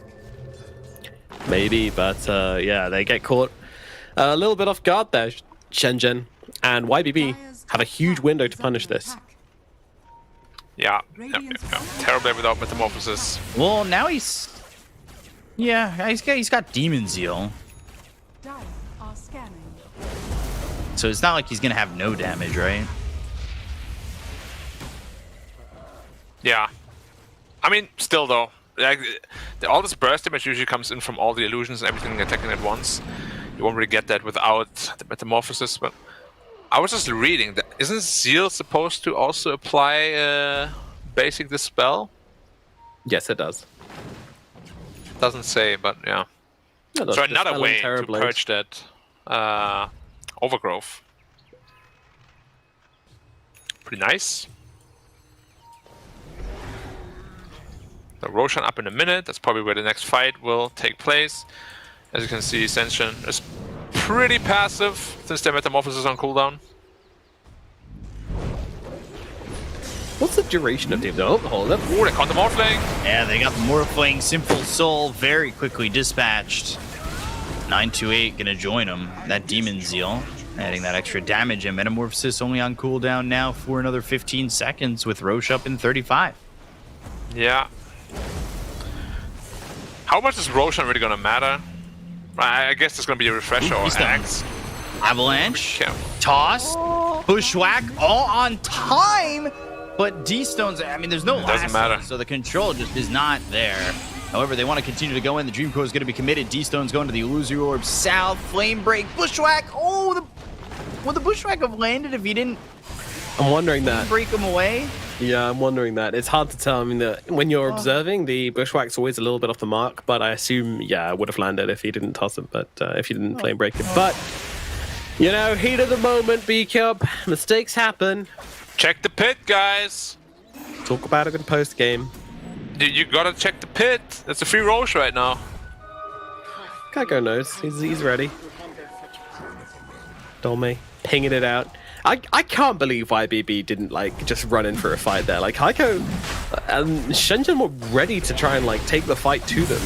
And I feel like that was the best opportunity YBB were going to get whilst Meta was down. And now they're going to have Roshan, they're going to have Neta, they're going to have BKB, they're going to have Fresh on Razor. It's all just looking a little bit glum for the chums on the side of YBB. I was thinking refresher for Kaiko, just if they hold the shard. They have really good refresher holders. It can Yeah, go but like Bat or Razor. Triple or Eye of the Storm is really funny is the thing, so you want to do that. Yeah, do you have the instead. mana for that though? Yeah. Like, that's okay, that's all well and good, but at the same time, it's like, hey, can I get myself 600 plus 300. You push with Yeah, Metamorphosis. but you're not gonna go into fight like full mana. You're gonna use other spells too, you know? No. Don't need other spells. Ah, okay. Ooh, Dream Coil bottom. But you solo kill the... God, he's going to get It gets a gem too. Aura trying to stick with him. And that is exactly what they need. Sharpshooter comes through, and Gem, well, it's been fumbled back to Shenzhen. And that's a 1800 almost gold swing. That was a lot of gold. Yeah. First death for the Puck. Some of I these see gold getting bonuses are kind of 800. crazy. He was only on an unstoppable streak too. Anyway, Morphling, ready? Yeah. We've seen this many times. Just feels so powerless all the time. I don't know. Yeah, it doesn't feel much of a threat. He's so farmed. Like, imagine if there was a PA or something. Yeah. It's got 34 waveform charges on my screen now. It's 1 for me. It's not even an upgrade. I got 20. What determines this value? Dire's middle tower Who knows? Who knows? Spaghetti code. Oh, morphing again. They could get on top of him. Demon Seal. Waveform away. Another one. Double Using waveform. just 2 of those And 20 another charges one. to get away. You should have 50 more.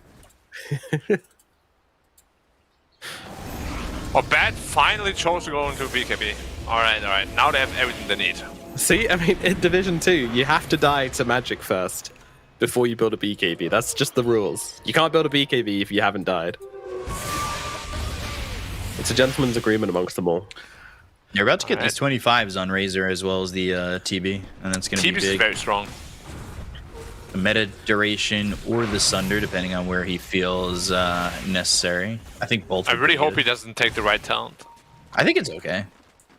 Okay, good. It's good situationally, but not in games like this. Because they're all like running BKBs and Lincolns and all these annoying things.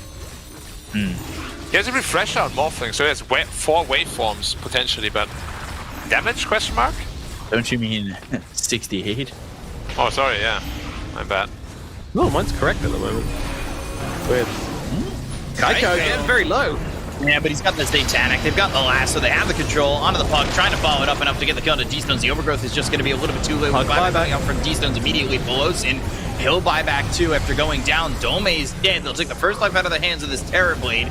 They need to find a way to save him as Phoenix now getting locked down and killed off by Sinful Soul, as well as Aeonid.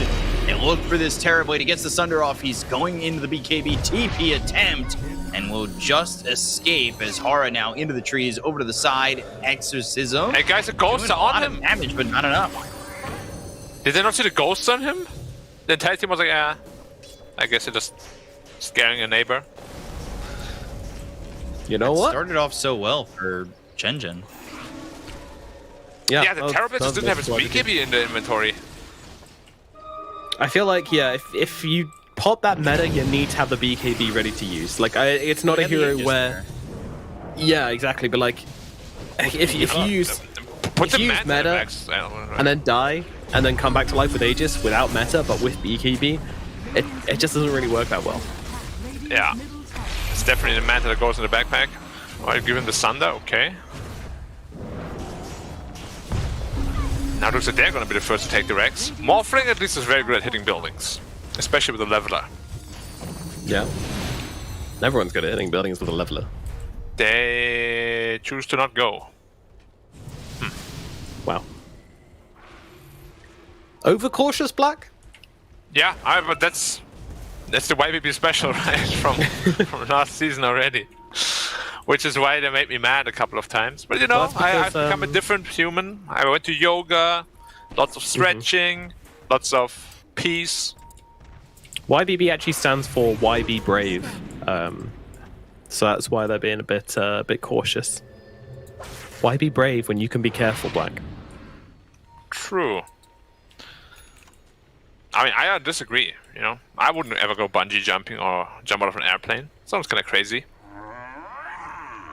I think I'd go... I used to be a little bit afraid of heights. And my partner actually bought me a bungee jumping experience once. And I was like, no. That sounds terrifying. But I think I'd do it now. I think I'm better now. Oh, well, back then you were like, nah. Yeah, back then I was pretty scared of it. Yeah. It's great. I went cliff jumping a couple times. It is super fun.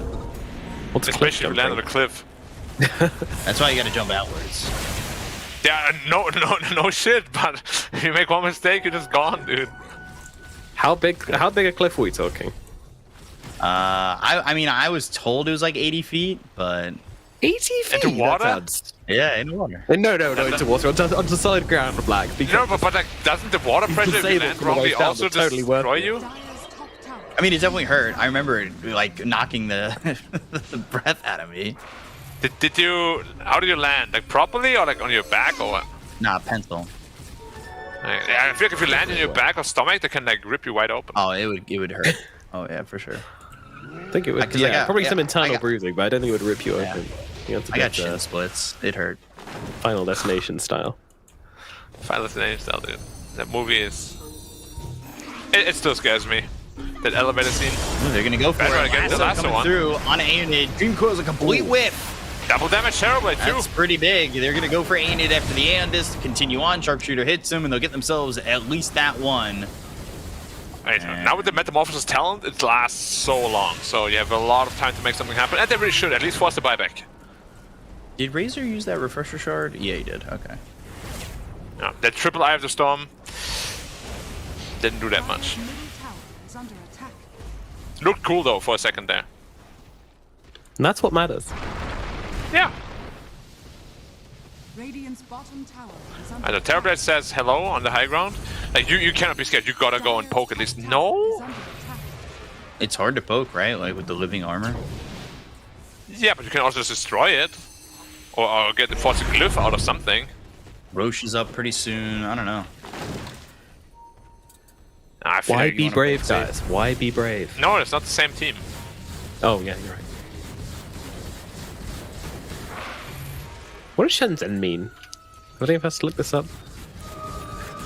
I actually don't know. Is it like a brand? Oh like yeah, LGD is a brand. Yeah, no, Shenzhen is a. Well, LGD used to be a brand. It was originally like a. Like the Chinese Amazon. No, I believe. What? Maybe. I think it was something else, and then they kept the LGD name, but they no longer based on that brand. Are they still affiliated with LGD? I mean PSG. Yeah. Of course, it's in the name, bro. I know, but maybe they just want to keep it for good old sake, you know. Just for giggles.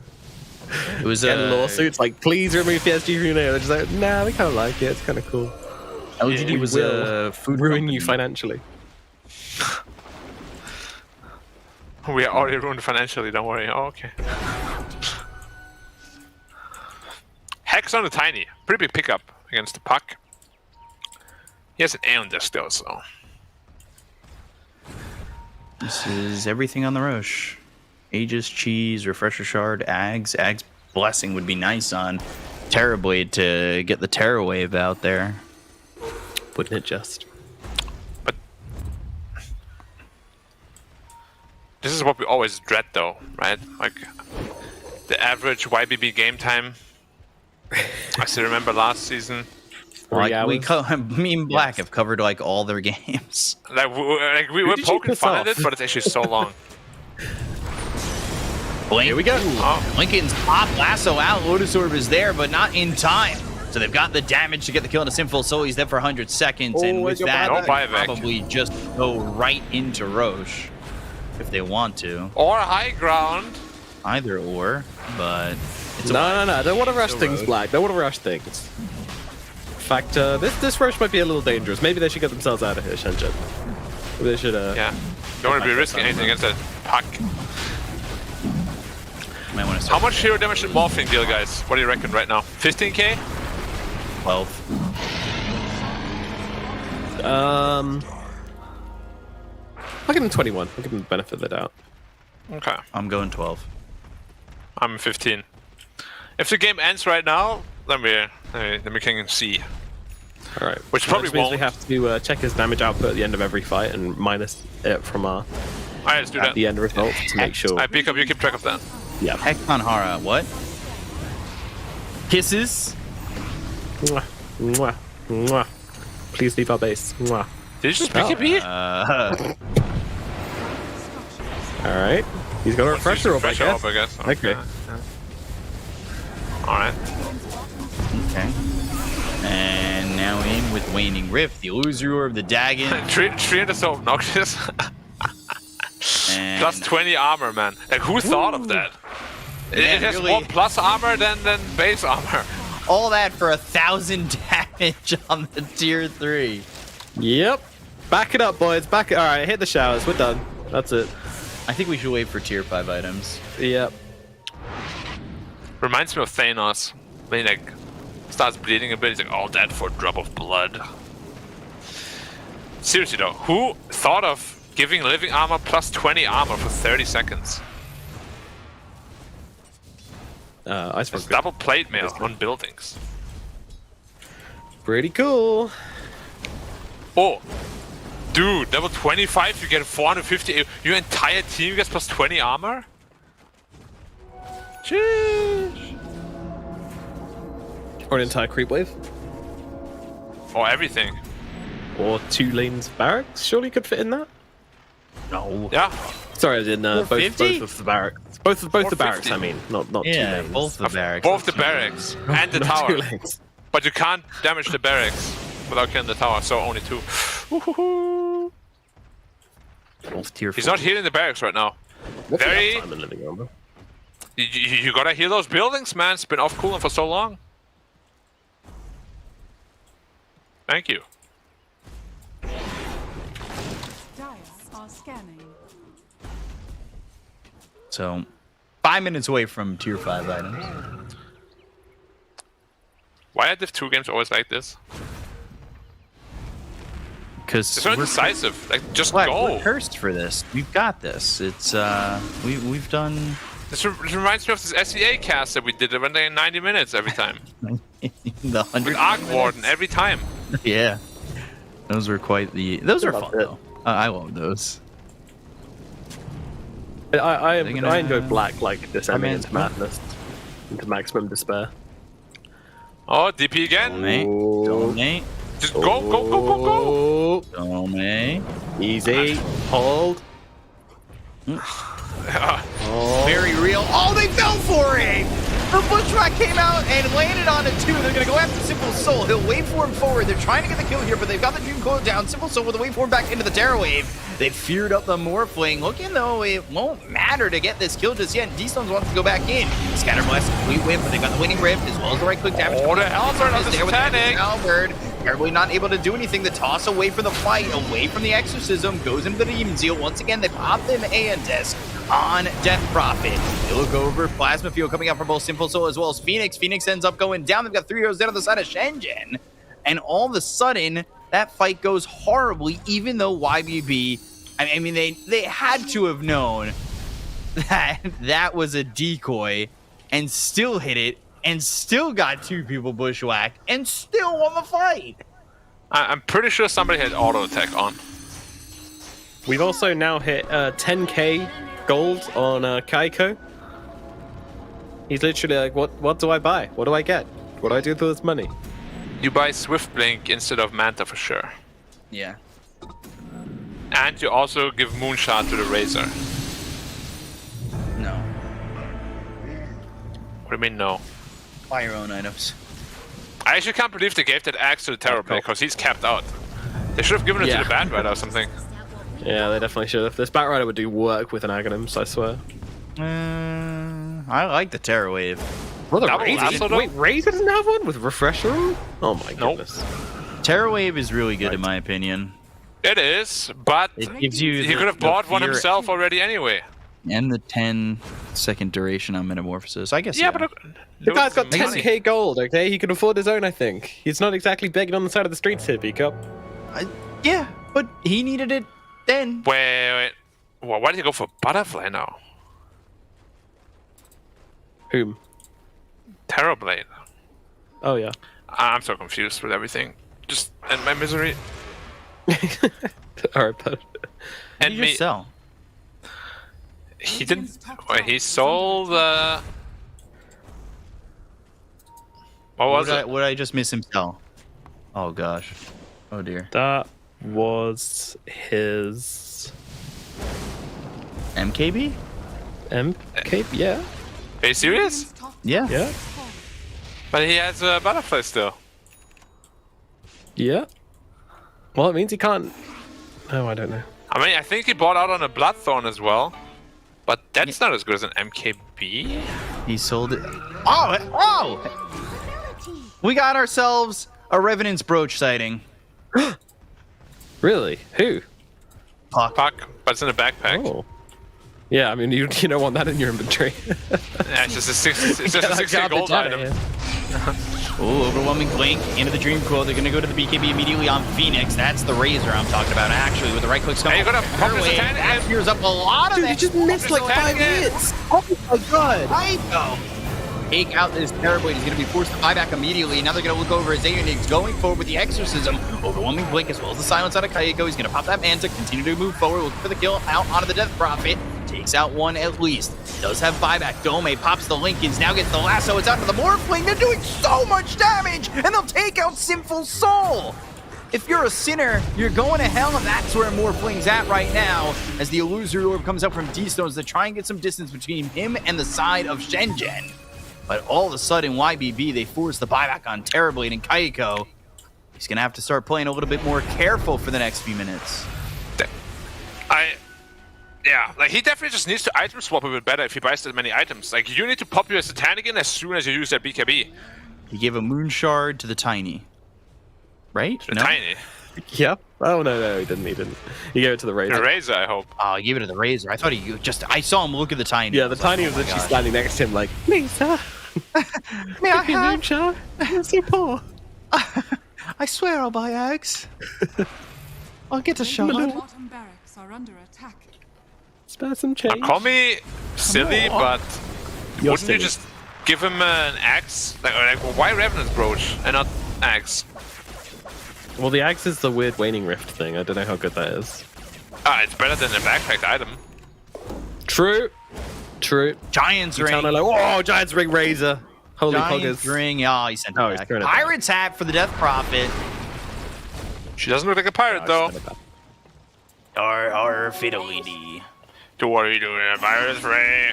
You know what they should do to 6 to 5 items? They should just make them bind to whoever finds them every time. Apex? No, because he Wow, then DP has like 3 of them. He's like, okay. Yeah. No, you can only find 1 each. That'd be Who's hilarious. holding the Giant's And everyone Ring? gets Is it one. Tiny? Tiny. Yes. Oh my god, he's huge! Whoa, he's a big boy! Holy crap! Oh my god! Oh god! Look at Hey guys, it's Barnacles. Smoke Gang with a Tiny. that starfish is huge. Jesus. It reminds me of what's the Attack on Titan, dude. Suicide Squad. no the other one.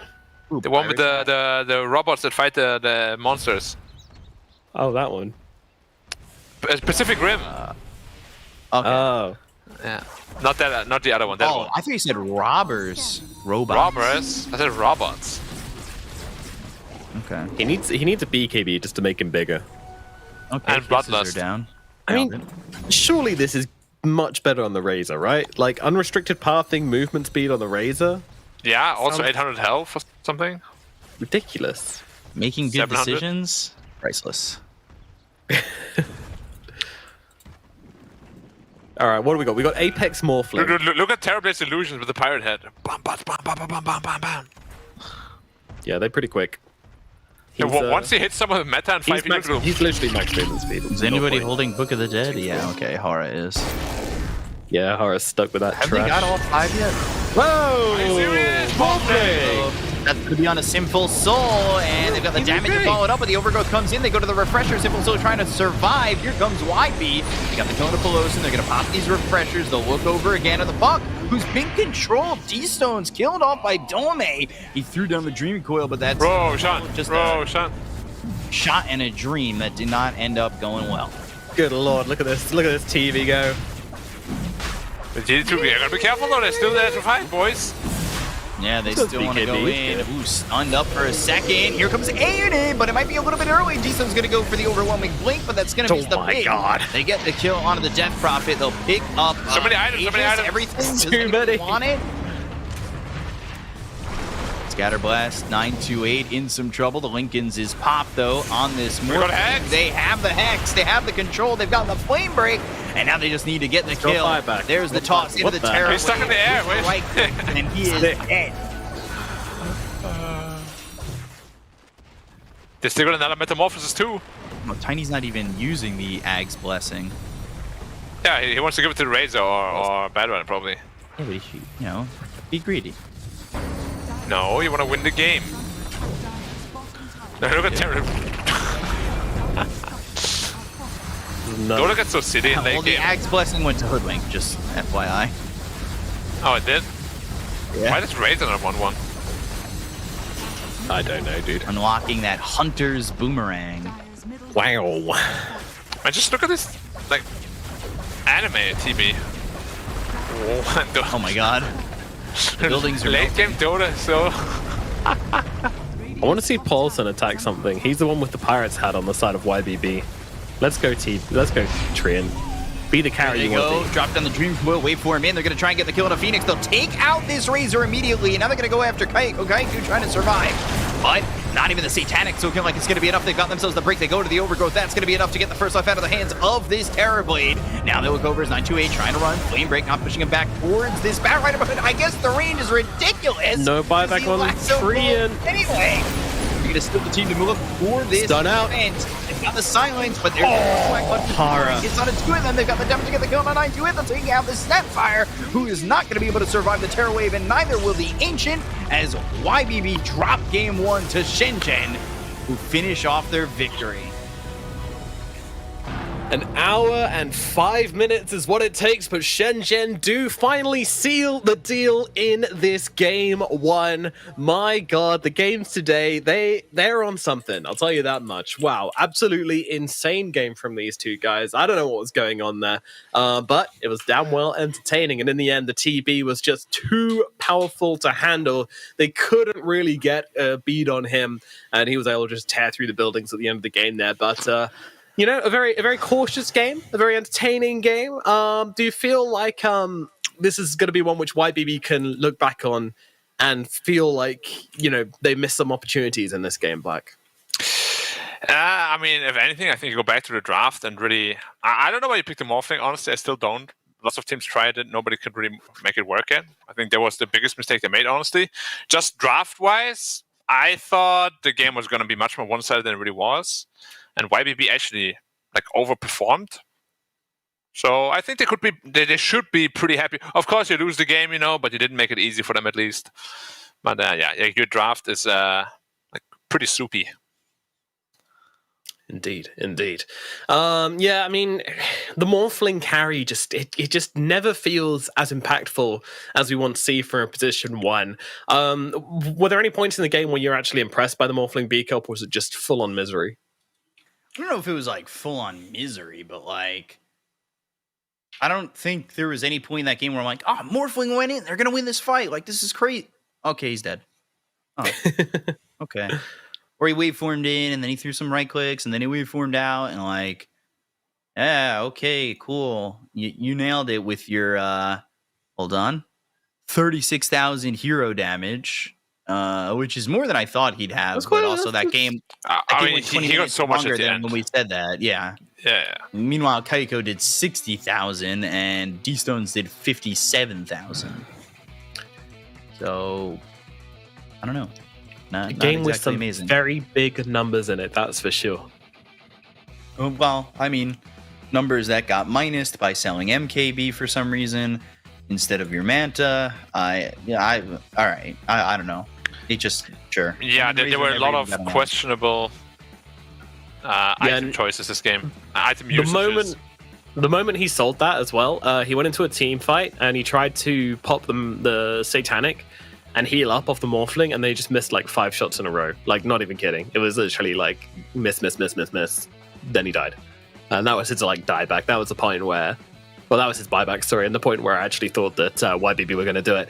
But they didn't push the advantage yet again, and I feel like, you know, for both teams, there were so many opportunities for them to come forward and try to, like, just maximize the little victories they had, and they just didn't. There were so many points in the game where Kaiko, like, popped meta and didn't get anything for it, and then YBB just let him chill. Like, they just let him sit with his BKB and his meta both on 90-second cooldown, and they didn't go and do anything about it. Like, that to me is just really concerning. Like, you can't let them get away with that.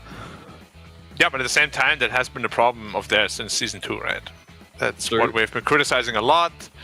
And yeah, as I said, I don't exactly know why they're so scared, timid, but they've had, as you said, so many opportunities to actually force something. You know, like Dota's a game of mistakes. If you don't force any mistakes, nothing will happen. Yeah, true. And aggression always leads to, better team play in the long run. It might feel bad to be really aggressive as a team if you're not used to it because you're just playing out of your comfort zone and you get punished a lot and you end up losing really quickly. But like, it's the best way to learn how to play more. You make more moves, which means you learn which moves are good and which moves are bad, and then over time you can adjust, and then you become a better team. And I think that's something which both of these teams could learn a lot from. But all the same, it did lead some very entertaining Dota, some very nice plays, and some very surprising moments, such as this one here, where this was actually the fight which YBB won somehow. Avoided that Terra wave with the waveform. Very important. I mean, he would have been feared. He probably dies there, right? Yeah. As you said, the game was definitely very chaotic, and then you could tell the players were feeling the pressure. This all started with like a double bushwhack from a hoodwink illusion, right? Oh yeah. Well, here's the most important part in the game, where Tiny's morbed. Did Morphling ever He's so turn big. into another hero? Did he ever use his ultimate? Yes, definitely. He Because became we saw Tiny the- once, And he Terrorblade became once. Razor. Oh, and Razor once. Okay, so Right. he tried Nice. all the delicacies. He tried all the goods, and then said, Yeah. "Nah, not for me. I don't like just any wanna of be you." myself." Which, in a way, is quite empowering. You know, he doesn't need to be anyone other than himself. Yeah, we can all learn but from. if you pick a Morphling and there's no good hero to morph into, then that's half the hero, honestly. And that's why the hero is so strong, right? You pick it against the lifesteal, you get this rage. It's supposed to be really strong against Morphling, against Terrorblade as well. Mm-hmm. Oh, Yeah. 1,009 GPM on the TV as well. Wow, It's a lot of gold. That's a lot of gold. That's a big old number. And 210,000 damage dealt by the side of Shenzhen over that entire game. My God, what a ridiculous match that was. That was absolutely insane. Really, like you look at those economy numbers as well. A lot of the time in Dota we talk about the net worth advantage or 7k net worth advantage. Is that a big deal? No, like that is such a tiny amount. Like there's less than 10% of the difference between the two teams in this game. Like it's pretty insane. Yeah, especially at that point in the game, right? When you get like a pirate head dig, that's suddenly like 2,000 gold. Very nice, very nice. B-Cub, what are your closing thoughts on this game before we throw it to a break? Push your advantage, please. Push And your also, advantage. my boy Kaiko, aka Ego, aka Cmu, killing it. I love it. Big fan. Kaiko killing it. Hashtag killing it on Kaiko.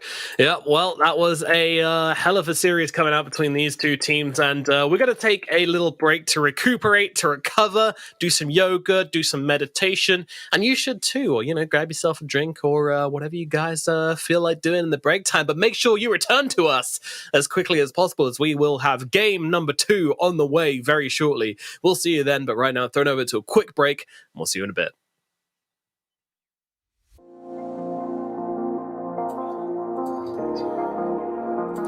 Let me get into the lobby. Kill me, please. I'm so hungry. Please don't start the match. I'm gonna go try and eat something. Be right back.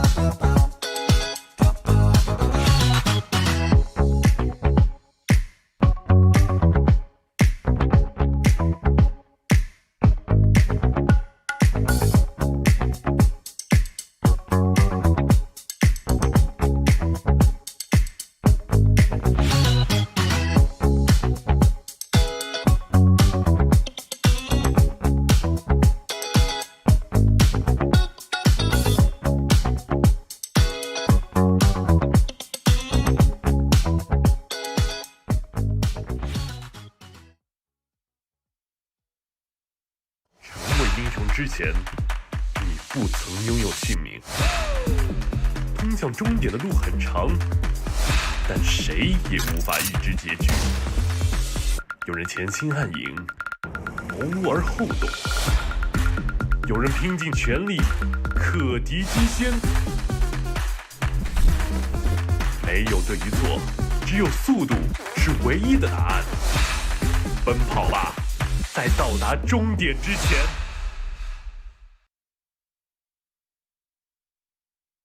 Hello and welcome back. Yep, there ain't no rest for the wicked, and these two teams just played a wicked game 1, and now we jump into game number 2, and in fact we have a draft already flying onto your screens now, so we will waste absolutely no time in jumping into it. My name is Nomad, and joining me we have B-Cup and we have Black to take you through game number 2. Guys, are you recovered? You got your meditation done? Calmed down a bit after that first game? Sure. Are your chakras balanced? Of course. Your chi is channeled? Yes. My Jutsu's Jutsu? Is that the right word? I don't know, but let's talk about something we do know about, and that is Dota 2. What about these heroes? What are we thinking? Nyx Assassin coming out for Shenzhen. This hero's had a very, very good win rate so far in the China DPC. Yeah, also Nyx against and Tiny. Razor? Very interesting. Nyx is usually not considered super strong against Tiny, but of course it's a little bit of a block pick. Pretty strong against DP, and of course Razor, one of his biggest weaknesses is that he can't really find pickoffs too easily, so Nyx Razor, pretty strong. Also a decent dual lane if they do plan to lane it together.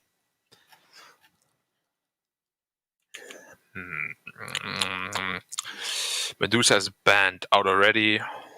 I would like some more lane push though, because Nyx Assassin's biggest weakness is just he can't really push out lanes. And the faster you push out lanes, the more opportunities you're going to find with Nyx Assassin. Yep, so Nyx has been picked 4 times so far in the China DPC, and he's won every single game. Wow. Yeah, I mean, honestly, is it like both divs combined or just div 2? Yeah, that's both divisions combined. Okay, yeah. I mean, he is in a very good place, I think. He has 2 stun talents too, so the amount of stun he can put out in a team fight is absolutely amazing. We spoke about the pick-off potential already. Even just like this invisible pressure, as we call it, having to buy a lot of sentries and dust and stuff, can make a team economy pretty poor.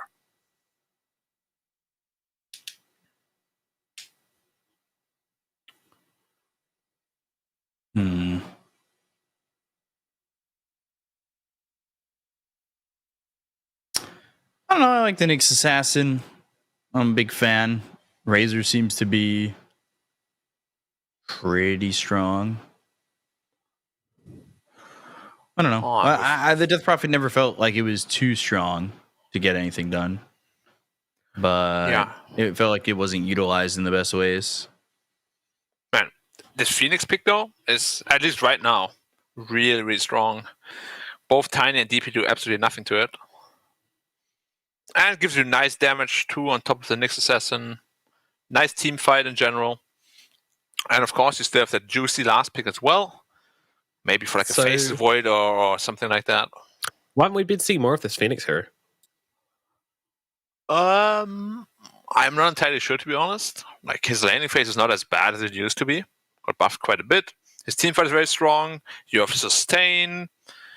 I think when we see Phoenix, it's usually performing pretty well.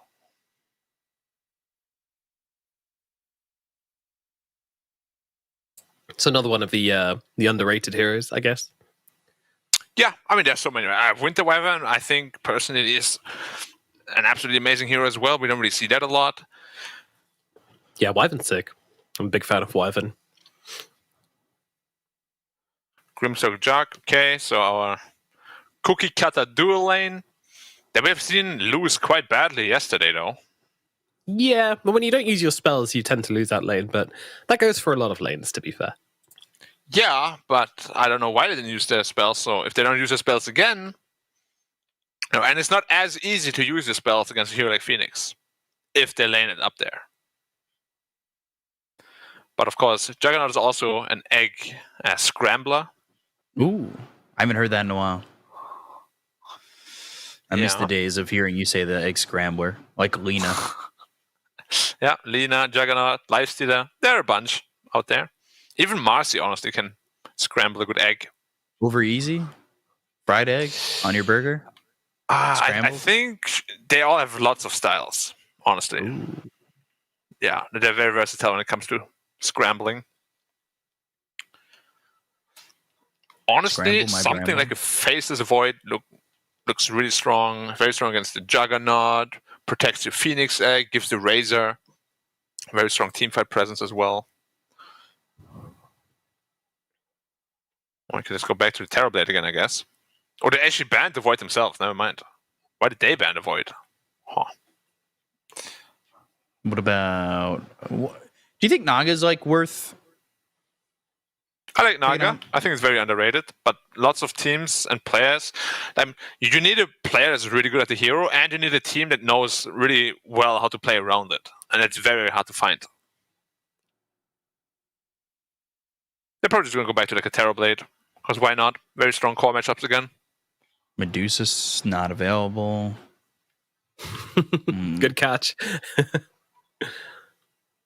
Well played off.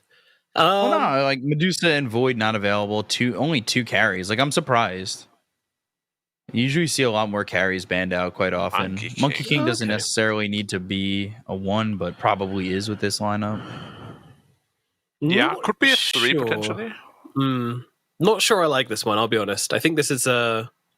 I mean, I like Monkey King when you can kind of just run into a fight and drop down that ultimate and, like, be a god. And I'm not sure that's the case this game. I still feel like, with Spin, with Tiny, with, like, even the Exorcism. I know you've got armor, but it's not enough to fight into Exorcism and the Spirit Siphon. So I don't know if it's enough. I don't know why they didn't just go back for the Terrorblade again. If the TB looked really good in this game. Maybe they have a different idea with Monkey King this time around, but like they don't even have a good way to really keep them in the ring or the Phoenix Supernova now. So whatever last pick they have, it's got to be some strong control.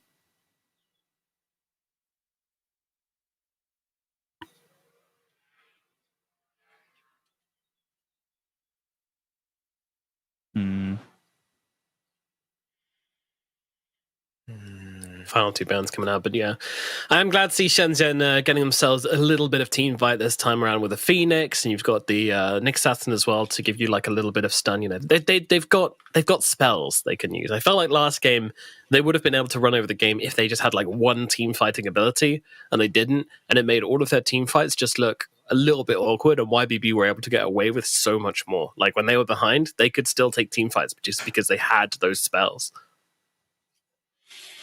Yeah, but again, there's a very glaring lack of just area control. Like, Monkey King stuns aren't easy to hit on multiple targets, same with the Impale of Nyx Assassin. I don't really know how you make up for that from the mid lane now, because most of the area controllers have been banned out. And heroes like DK doesn't really look great against DP and Juggernaut already. It's always like, okay, of course, but it's not like great. Yeah. Storm Spirit just seems kind of dead. Cliff as well. Yeah. The shard nerf really hurt. Invoker. Ooh, okay. Gonna get some D-Stones Invoker. Let's go. That's exciting.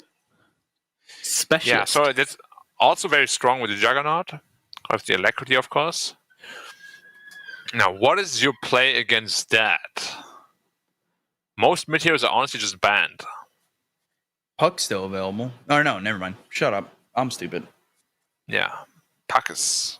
Puck early ban. They need something like that. They have no time, though. I they have tried to be smart. No great options, I feel like.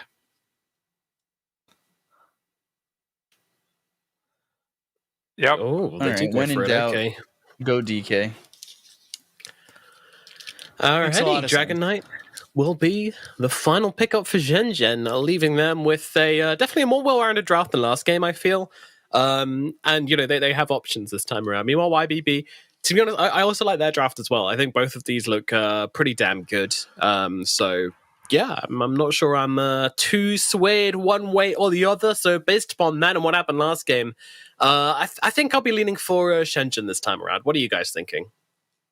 I'm actually leaning more towards YBB. That's also definitely based on whether or not we see what made D-Stones a star invoker or what we've been seeing recently invoker D-Stones.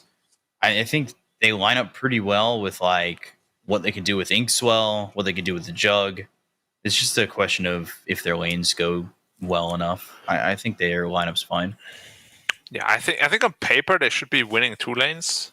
YBB that is. Mm-hmm. And if they do, the game is gonna get pretty difficult because Monkey King probably wants to look to farm, Razor kind of wants to look to farm, and they don't have the biggest amount of damage. So I also like YBB's chances a little bit better. Okay, so when it comes down to like the biggest timings in the game, what do you think these teams are, their peaks are? Definitely BKBs. Like if you get this BKB on the Razor and Monkey King, maybe even DK, For Shenzhen, yeah. there is not a whole lot that YBB has against that. Like they have an Omni Slash, sure, but Spirit Siphon is completely useless. Tiny Grimshaw won't get any damage, same as Invoker. And they definitely have the physical damage to go through that Death Prophet with those BKBs as well. Yeah. Alrighty, we'll see how it goes. Are we heading for a 1-1, or will Shenzhen be able to tie up the series in a nice little bow with the 2-0? We will find out shortly, but we do actually have a pause, so we can ask yet another question, this time for B-Cop. Which team has the more fashionable draft, B-Cop? Which one do you like the look of more? Does anybody have a corrupted item? Doesn't look like it. Taking a quick look. That way. We got an Arcana on one side. We also got the anime Dragon Knight on the other side. I don't know how you feel about that one. Yeah, I definitely the anime personas in the game are kind of Kind of lame. Kind of whatever. I mean, we got Spaghetti Dark Tail Artistry and Morana. Poker. We'll say D-Stone's probably the swaggiest one in this one around. But we are now into the game. We are now started, so let's jump into it. Luckily, only a short pause this time around as we get into... Oh, never mind. Screw me over again. It's paused again. Game number 2 here, just not getting underway. It is what it is. How's the middle lane going to go, Black? I mean, he's actually got a point in Exort right now. So if it's Exort Invoker, then it should probably go into his favor a little bit more. But at the same time, he's also much more easily gankable. Mm-hmm. But if it's just 1v1, he should win the lane just by outlast hitting with a Fort Spirit later on. Alrighty. Looks like we are now underway. No more pauses. This time for realsies. No debate this time around. Let's get into it. Game number 2 of Shenzhen versus YBB. Starting right here, right now. I just want to say back to the cosmetic game. I take it back. YBB has D-Stones in not Dark Artistry, but his Forge Spirits are a tournament drop from Star Ladder Season 11, a triple kill for Shadow on, at that point, unknown team. And that's post Wings. And it's an Ice heroic Ice Forge Spirit. Pretty hype. And he's watched 100 Ice games on it. I feel Is this the Ice set as well? Or yeah, it's the Ice set. Yeah. The Invokers. You know, usually like a set resembles something of a player. Like, oh shit. I see Ice name on it, but really? Does it like resemble him? What do you want it to be, like a digital rendering of Ice's face? No, it should just be like a Timbersaw or an offlane hero. It's kind of more clowny too. You know, like they give Invoker like a clown face. Like, Well, honestly, clown if you shoes make for Invoker speed. look like it, like the clown from It, that's it right there. Ooh, bottom lane. Dome taking some real damage here. The spin might get him down, but the stun is beautifully timed from YP. And that's going to get Dome out of dodge. Wow, guys, look at the Juggernaut. 0 region. Greedy. Ooh, Blades of Attack as well. Interesting. Yeah, fast face boots against the Razor. Yeah, now it's no longer give me salve. It's you use the tango on yourself? You kidding me? Reported. Those are my tangos. You share them with me. You don't share them with me. You give them to me. Yeah, basically. I'm interested to see how D-Stones does. He's the one who is causing the pauses. Is he having internet issues? Is he lagging a little bit?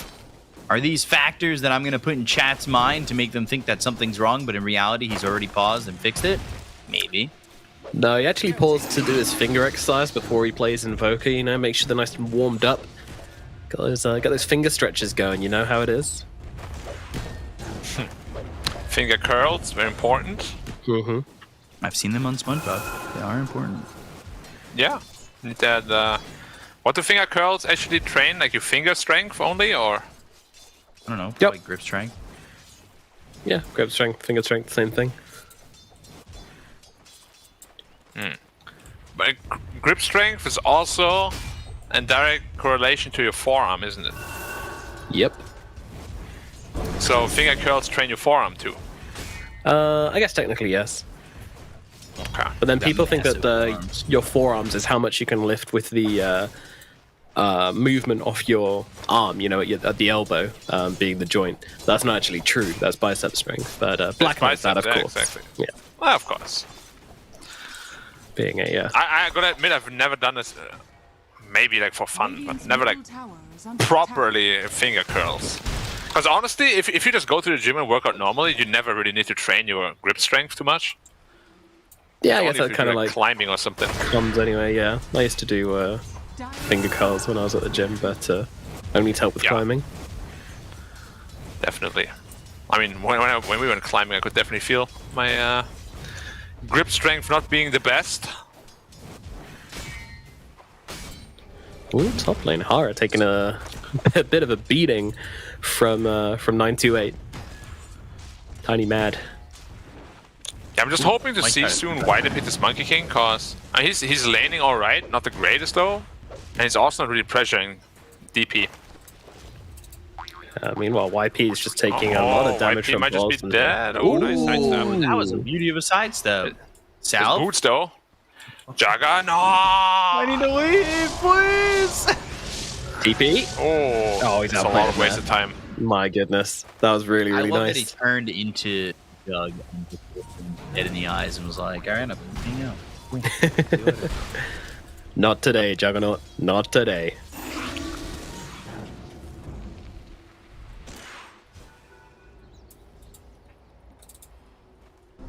How's our famous mid lane looking? So How do you very think, even. Black? How do you think? Hey, he actually went into a pretty interesting Invoker build, you know, Exort plus Vex straight off the bat just for Alacrity. And when do we really see Exort Invokers ever? Like, almost Yeah. never. Never. Maybe we get to see some fun Sunstrikes coming out. That'd be cool. A little bit of interesting things to happen in the mid. Well, not in the mid lane, I guess. It'd I'm be just other gonna lanes. say, if he Sunstruck the Nyx, he was dead. I don't know Yeah. what he did. Maybe not communicated properly, but if you do He should Exort Invoker, that's what you like need to abuse. Maybe on Hara top? No. They're not really think I- trying at all. Very interesting. Oh, that. All right. That's just not cricket, is it? That's just not fun when you lose your boots like that. What have we here? Should they just get rid of the middle lane and just replace it with 2 cupboards which the heroes go and get in, and they just get all their XP and their gold from that instead? Might as Wasn't the well. at Armor's this point. idea another lane? Another lane. What did he say? I don't Oh, in the remember. interview last time. Yeah. Did he say another lane? Dedicated I jungler? yeah. Something like that. Because he said he hates the mid lane and how Yeah, everyone's just in the mid lane all the time. Meteor down. Toss up into the air. Phoenix burning, but Sunstrike off the mark. Phoenix Yeah, Phoenix saw it coming. He was ready for it. D-Stone. You see how smart, but like these ones didn't even try to fight at it. He was just like, he's running. This Yeah. is honestly, I'm sorry, chat and viewers, but there's a Phoenix in the game and a Phoenix by name. That Icarus dive, I'm okay. He just, I was gonna say he gets to survive off that, but instead, Wilson gets first blood. He was supposed to not die, but he right-clicked and gave him vision of himself. Like, that was pretty careless, to say the least.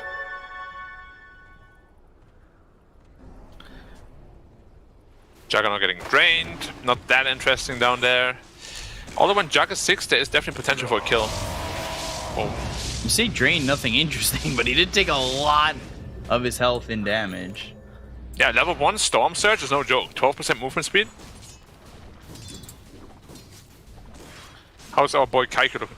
0 levels in Jingu. Wow. So he didn't even try to like really do much in the lane. I guess just trying to clean up the creeps as quickly as possible with the Primal Spring. Yeah, but that's not really what you pick Monkey King for in the safe lane. You really want to dominate that lane.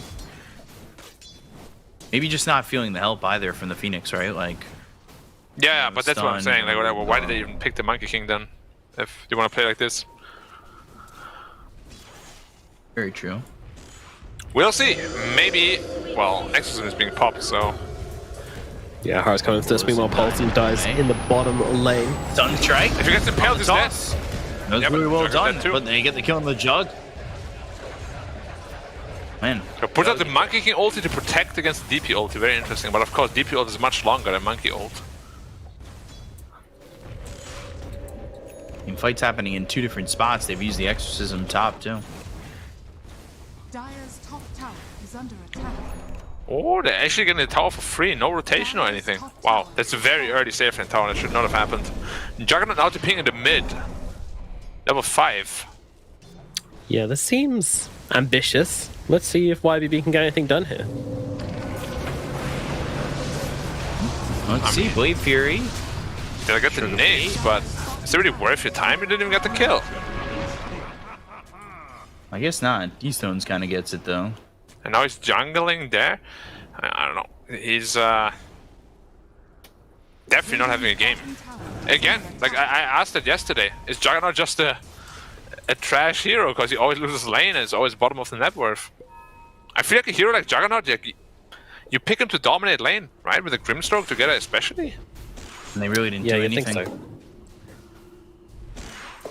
I think the Razor seemed like a really good answer to it, right? Because you just get the boots really early, you like it anyway, and then you go for the Storm Surge. And all of a sudden, like, these spin combos, just, you don't really have the connection. Unless you can land, like, a really well-timed stroke of Fate into the Inkswell, you're never really going to catch the Razor out and catch him off guard, and then he can just run rings around you. And also, when you use the spin aggressively, then it can just set you up to die in the lane afterwards, and that's exactly what's happened several times. Yeah, but at the same time, you saw that Razor and you picked it into it. Yeah, So yeah. you should have had a good idea of like what you're getting into, right? Would you say that's an example of, like, the player not playing enough pubs on the Juggernaut, then, to make that call? Potentially. The thing is, we don't really know the drafting style, right? If it's them drafting or like maybe a coach is making all the final calls. Yeah. Which I feel like is always a risk, because you need to have the matchup information. There's no coach in the world who knows the specific matchups per patch of every single hero. Meanwhile, individual roles, the core players will. Oh yeah, but there's like a lot of players Radiant's don't really like to voice out their under attack. opinions, you know? Like there's like, you want to play this, they just say yes. Yeah. Happened many times. Razor is having a perfect game, so he's gonna be He's in mid. Phoenix. No egg. Oh, Meteor just a little bit too late. Radiant's Yeah. Interesting, bottom Inkswell. tower is under attack. If that Meteor lands right on top and the cold snap stuns him out of the dive, he's dead. Didn't happen. Something, horseshoe, hand grenades. And yeah, almost only counts in horseshoes and hand grenades. Yeah, exactly. Cold Snap, Sunstrike, Aura, dead. Didn't even need the Sunstrike there. Double damage was doing so much. Yeah. Radiant's He's hitting for structures 350 almost. That is insane. is under attack. He's actually going to the Witchblade, so pretty heavy right click style. Oh, and DK gets what? not tossed in. And they've got the Impel to follow it up. Spike Carapace. This is kind of a great job Radiant's bottom by YP with the control. fallen. Still Get lose the tower outta though, here. for free. And Shenzhen kind of just giving everything up. They haven't really fought for anything yet. And they haven't really tried to pressure much themselves. I guess they got the bot tower. But yeah, they're letting the Juggernaut recover quite nicely now.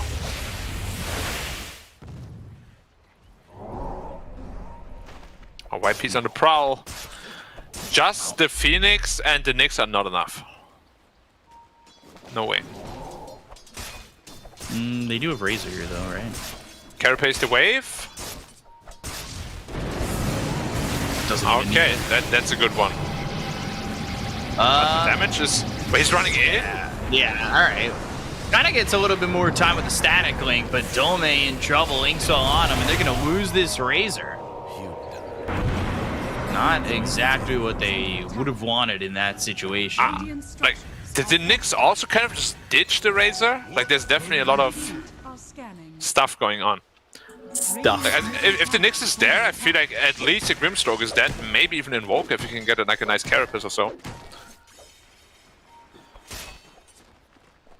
Only a Sif deals in absolutes, so the Nyx must be a Sif.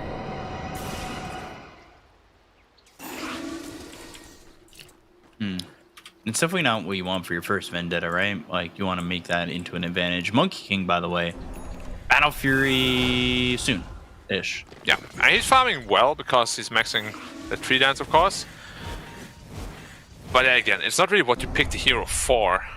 Might as well just pick an anti-mage then. He's farming okay, honestly. I mean, Jug's been struggling, and he's only 300 gold behind. Invoker, Witchblade is up, so a lot of damage potential there. Or he breaks the smoke, but they see the DK, or they're barely out of vision. Oh, DK doesn't know. Avalanching, swell, stroke of fate. Good toss back. It's on to Posen. And now the tornado lands on 2 Spike Carapace, and these heroes are in some trouble. However, Phoenix surviving it all for now. Balance Strike comes out. They get the kill on a 928. These heroes are so low on the Dire as they're running away from the Exorcism. The Ghost! Hara, so close to Sunstrike, trying nice. the Sunstrike on the mark. Dome goes out to D-Stones. They got 2 kills. Hara's still trying to run. YP in the Vendetta. And there's the Omni. Okay. Making sure that he can get that kill. Screw that guy, I guess. But yeah, super nice fight from YBB, just finding their momentum and able to catch him out behind the tower. Luckily, the Monkey King not really involved still, just farming up that Battle Fury, and he is quickly becoming the final prayer of Shenzhen. But yeah, I guess the other calls aren't out of it yet, but I still feel like this is going to be another Kaiko versus the world game. DK is going to start to gain more farm when he gets that shard, right? Like, when he's got that fireball, drop it down, his farm will excel a little bit. Blink, Dragon he jumps Tail. past the Tiny.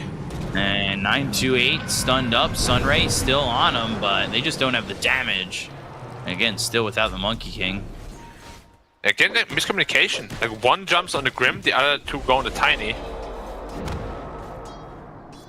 You don't really have a lot of damage, so you really gotta concentrate your power. They're looking for the Jug, he's not tipping out. Blink, Dragon Tail, Spike Carapace on the Avalanche, and the double Nice. stun. Well done by YP. They just got to get some finishing shots here, and they will on Pulos in a 928. Dome gets one, Phoenix gets the other. And Battlefield Online as well for the Monkey. Strike! Sunstrike. He stuns again on the money. And I don't... That's a D-Ward though. Yeah, they got the vision. D-Ward, a little gold. There's another Observer down here on the low ground, too. They don't even catch that sentry. That feels pretty bad, actually. Like, yeah, you get that 1 obs, but they're still holding some decent vision over there. Yeah, pretty deep vision as well. The problem is DP is so scary right now. BKB is almost done. 200 gold. Level 12 will be online at the time as well. And you don't really have the greatest answer, honestly. Like, the best thing you can do is kill her before the BKB goes off, of course, but if he's very mindful of that, it should be pretty easy team fights. Invoker running in all by himself. 928 by Tiny.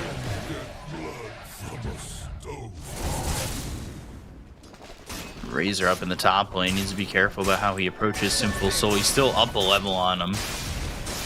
Meanwhile, so is the Monkey King, so at least the experience is there. Radiant's middle tower has fallen.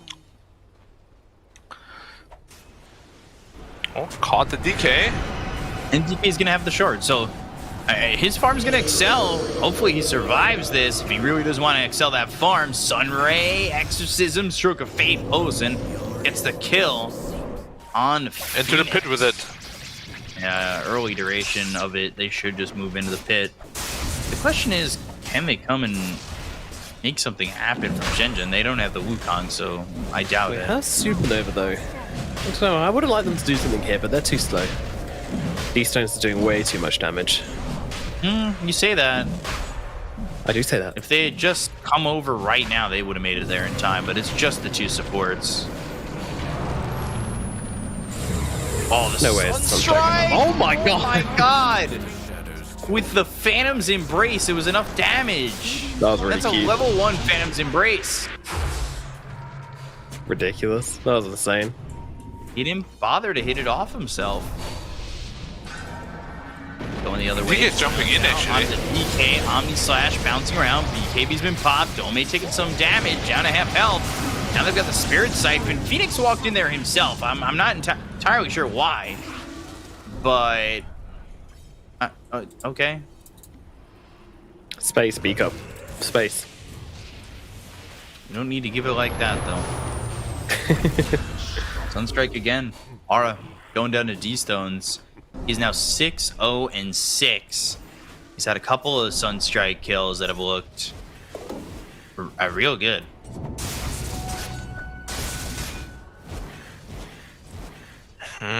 They are not catching this vision. Look at this ward up in the jungle. Yeah, it was very surprising. Right. They should definitely know that something's up there. They even put the same one up on the cliff again. Yeah. They value it that much. They know how to get dewarded, but they feel like they can get the value out of it before they lose that area of the map, I suppose. It's bold. It's brave. You already get the value with one kill, right? But it might just work.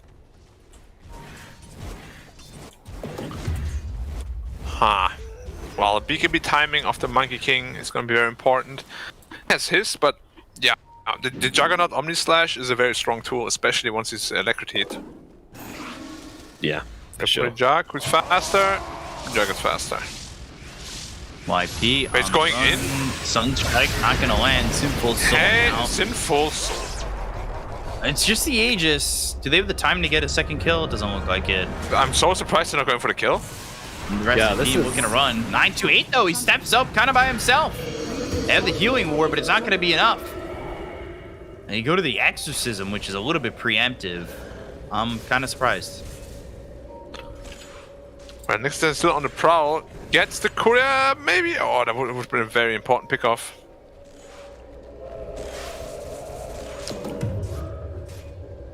Monkey King farming the whole time. He's He really Yeah, is. he could be very close. And they need it. They need the Monkey King's damage. Radiant are scanning. He hasn't really included himself in any of these fights, right? No, which is interesting. I mean, oftentimes when we see a carry monkey, they do get quite involved in the early game aggression. Black, why do you think he's chosen to take a more kind of passive route on this Monkey King this game? I'm not sure, actually. Might be gone. Phoenix going in. D-Stone's actually dead. Falls down, and they get the kill on the D-Stones. Omni Slash, I believe, is bouncing around. They go into the Supernova. That's going to pop and land on a Sinful Soul. Forced to go into the Blade Fury. They go the other way. Avalanche good lands up Wukong. to you, but here's the Wukong. Aiko. YP and Dome, though, they're dead. They'll take out Hara. 3 heroes gone. Grimstroke just surviving and just away from the balanced strike. Man. Somehow that still goes the way of YBB. YBB would have gotten crushed if Monkey King didn't use his spell just like 10 seconds earlier to farm the jungle with it. The Boundless Strike. If he has that while all the heroes are in the Wukongs, it's gonna go way, way, way different. Yes, it's one of those weird ones, isn't it, where you don't really think about it, but honestly, if you use Wukongs without having a Boundless Strike, it's a much weaker spell. Like, you need someone else to come in and give you that AoE stun, and look at this team. There's really only the next assassin that can do that. Yeah, I really think, though, that that's definitely on the Monkey, because like you know your team is making a move in a lane that you can reach easily. You should not be throwing out that spell so freely. It's like when people blink to get into smoke range, that's the small thing which really, really triggers me. I'm like, what do you think we're about to go and do? Like, Ooh, 928 spotted again, but the avalanche comes out. And DP this time didn't get the BKB off. Look at the Doesn't kill. even have Yeah. it. Oh no. Ain't it? On the run. The cooldown. Pingu. Wait, there's nobody run away. What? Wow. They let him go.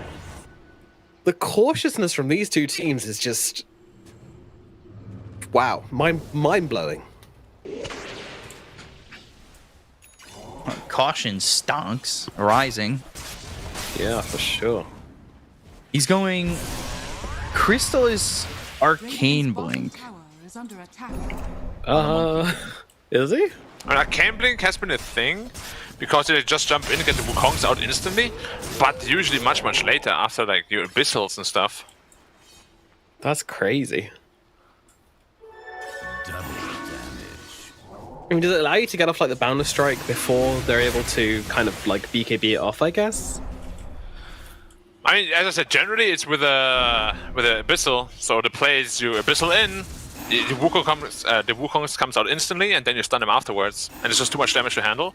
I see. But without an abyssal blade, the combo is not really quite as strong. So why do you think he feels like he needs it this game? I'm not entirely sure, to be honest. It's a very big investment. I was looking for the Ink Swell. Static Link now going the other way. Exorcism popped pretty early. Tornado misses the mark.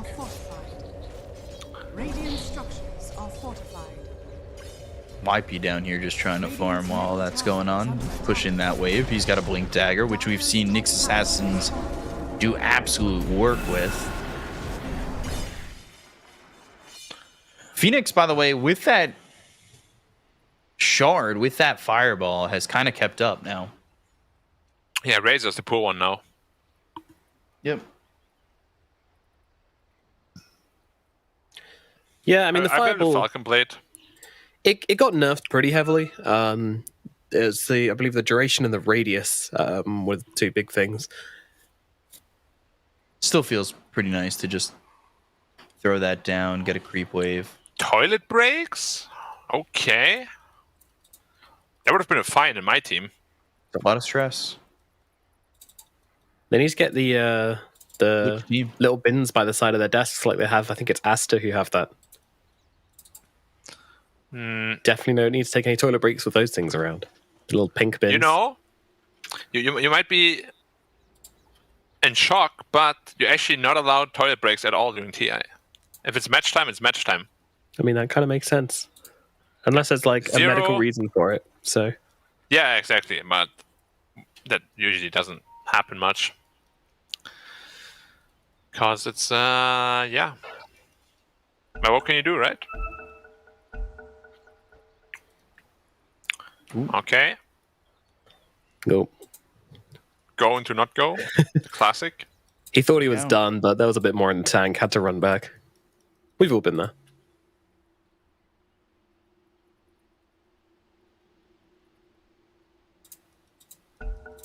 Go. Again. Pause. Here we Oh, it's even the again. Dire unpausing. Wow. Is under attack.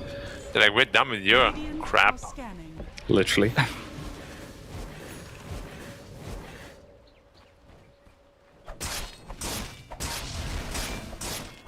Does the fireball take out the whole creep wave? Yeah. Yeah, I was wondering that Sir. actually. Does it land on the range creep still? It does, it does. Oh, okay. Radius is big enough. It looks like it is Especially, more especially in the way the creeps always move. Like the range creeps never actually last. Unless you're Dire, apparently, then it is. Tower is under attack.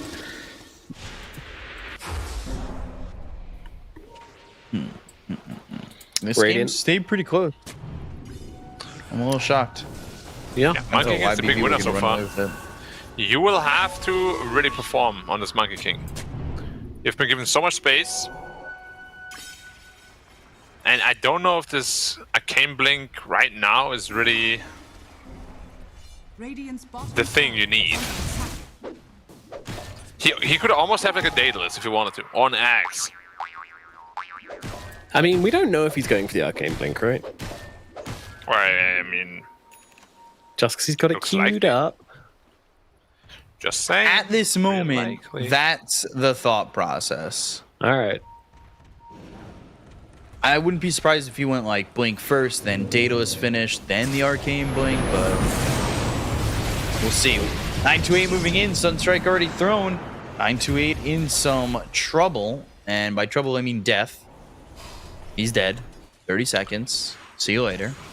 So 928 loves 264. Does that mean 264 loves 123 75? You're just naming numbers. No. What gives you that idea? The amount of numbers you're saying? Oh. 928 is also understand what's happening here. 068. Oh, nice double impale, but they don't even know because there's no sentry. Wait.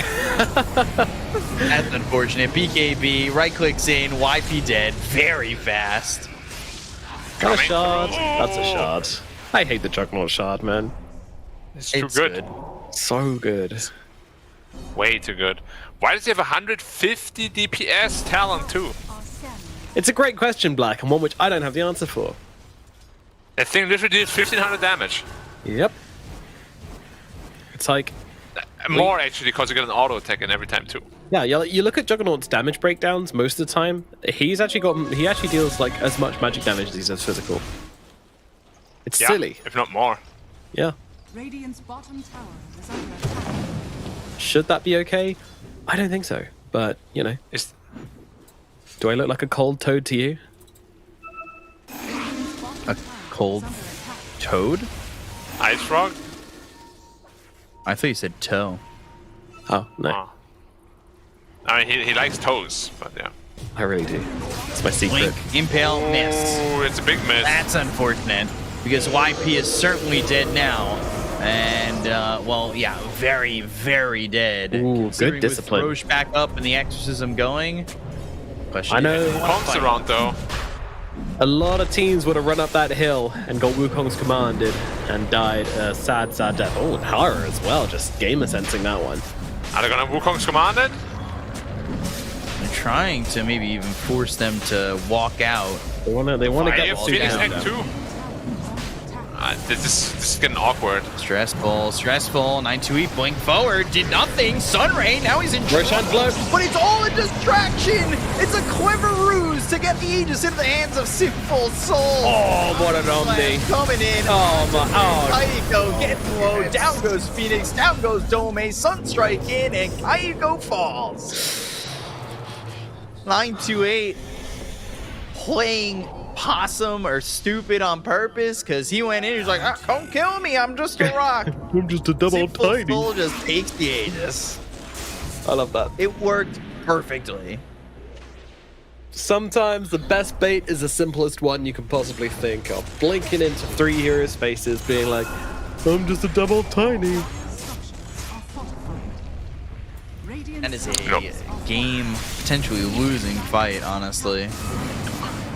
Shenzhen, yeah, I was Or a thinking of the game-winning first fight. proper fight which Monkey King really turned up to, and for that to happen, yeah, that's not cooking with gas. That's cooking with wet leaves, Charcoal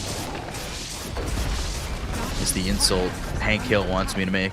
Dire's top barracks has fallen. All about physical propane and propane accessories. or just pain, Dire's cooking with pain. is under attack. Because that's what YBB are doing this game. Oh yeah.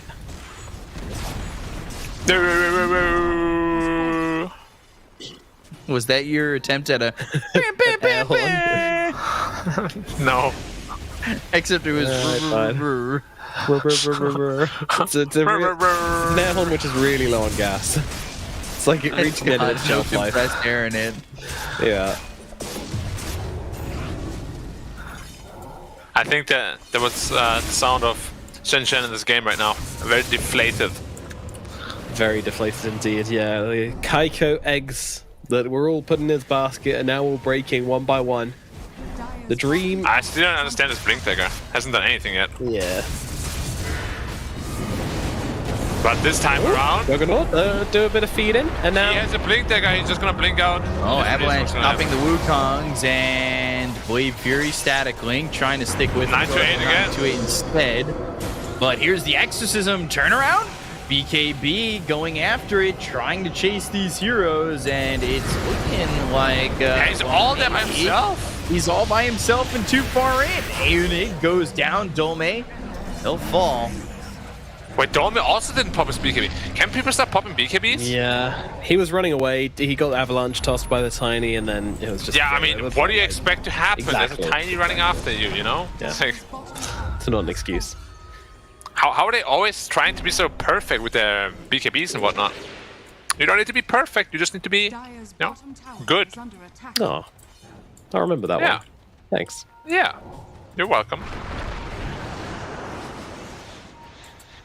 Juggernaut There you gets go. gifted a cheeky little double damage here as well. Do not want to run into this Not guy. happy about Phoenix taking his farm. Reported. Which one? The DK. Oh, He's throwing a fireball down, and Kaiko's like, hey, I'll take the range creep, but I guess that's it. He could farm this. Oh, Hara. He's a little afraid. Oh, that catches him! Oh, goddamn. Unlucky, buddy. triple Fair. meatball.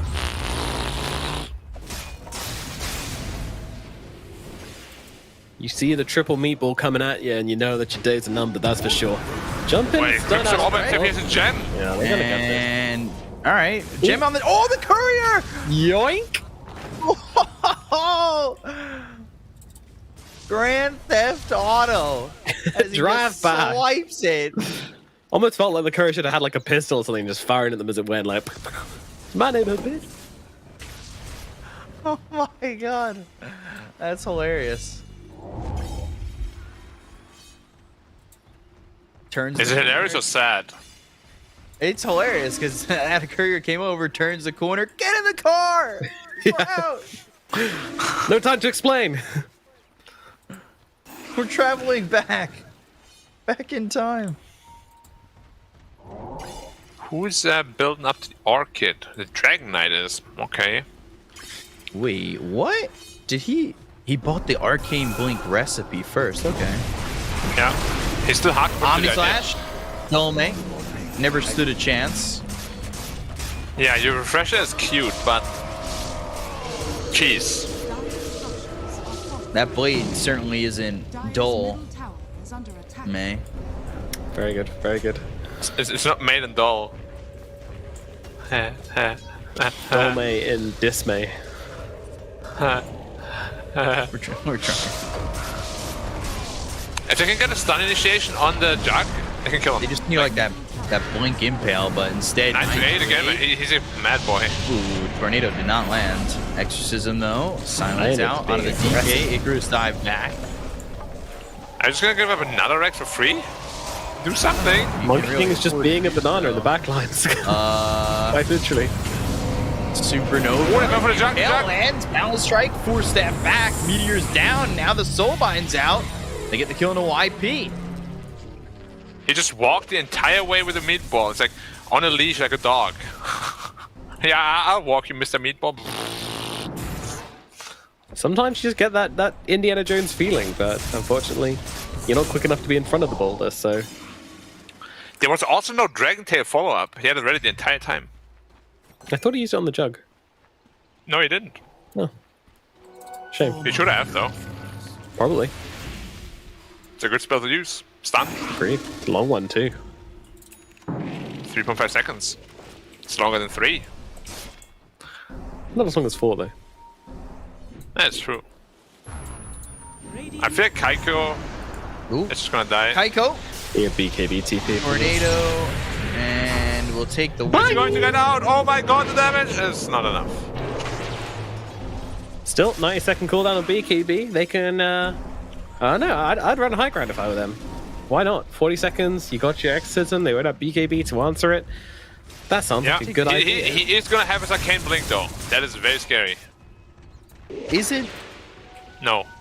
Can never tell with you, Black. Can never tell. Under attack.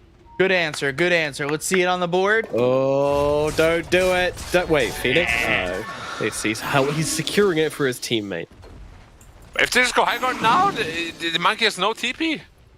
But he does have an arcane blink back. Dire's True. bottom tower has fallen. I'm excited. I'm excited. I'm ready to be impressed by this, you know? Kaiko, very committed to the idea. The arcane blink initiation. How good is it going to be is a question on all of our minds. And it won't be answered. But they're just losing both Rex right now, so if you don't do anything... Kaiko And his BKB's down. biding his time. Ready to go. DD running off.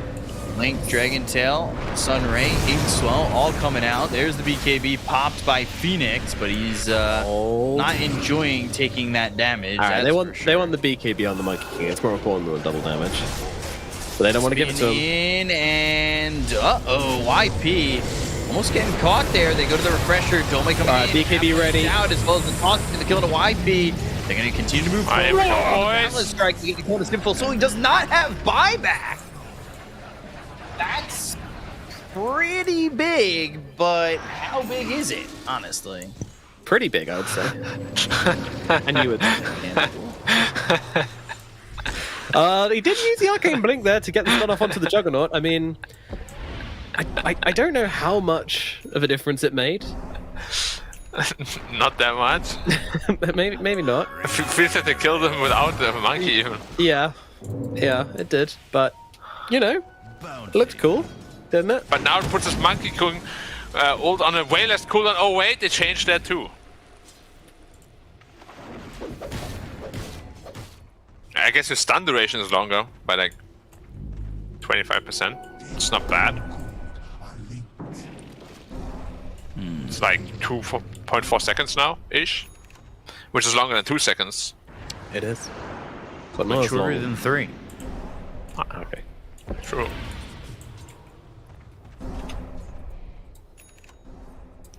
If you've just tuned into the cast, by the way, and you're wondering why we all seem to have lost our minds, then just look at the game time from game number 1, and you'll probably have a decent idea. And game You number guys say 2 that like soon. you didn't sit through 3-hour games prior to this. You're just rubbing off on us, I guess. That other series Wanna was watch insane that. as well. But Div 2 China is a back and wild forth. time. Wait, Monkey King's almost at 25. That could be the game breaker right there. 30 seconds to farm it. Farm faster. He's just bouncing around. Are scattered. Farm faster. How good is 0 Not second farming. Primal Spring? I hope so. Ooh, Timeless Relic. Not good, I guess. Oh, who gets it? The Phoenix. Phoenix. Give it to Phoenix. Oh, Phoenix got it. Here's the refresher too. Oh, we see that everyone! Oh my god, the Primal Spring! Wow! And he didn't... I feel like he could have just initiated there. I don't know Blink. about that. You had it, on you the had slash it. with the Recruit, probably is gonna cut your... Yeah, I guess. Impale. Wait, Monkey King is not there, guys. And the mana burn. he's King farming not waves. even close to this fight. Wait, is he gonna go back or... He needs to. almost Roshan's got being level taken right 25. now. Wait, he wants the 25? At least do it then. I mean, oh. Go. Dax. Ah, my God. Move. He needs to come close. Gonna be a quick one, potentially. But they already got the club, the green stroke. They're gonna look over 928. They put the Supernova very Don't give far him the from Aegis rest again of for the free, fight. though. And again, they give up the Aegis by going after the Tiny. It's a plan that's been working since the beginning of time. And like, that time was different. Oh, the Shadow Blade. And he's still... What the shot? Oh, the impale on the 3! The balance strike to follow it up. The Wukong's coming! You ain't getting out of this, Ring I Ironid. cannot believe it. Ironid's gonna fall. Beastones is dead. Well, Tiny. Wow. That was mightily impressive. Maybe not enough, but still, it salvages what could have been the end of everything for them. Look at Dolma go. Gas.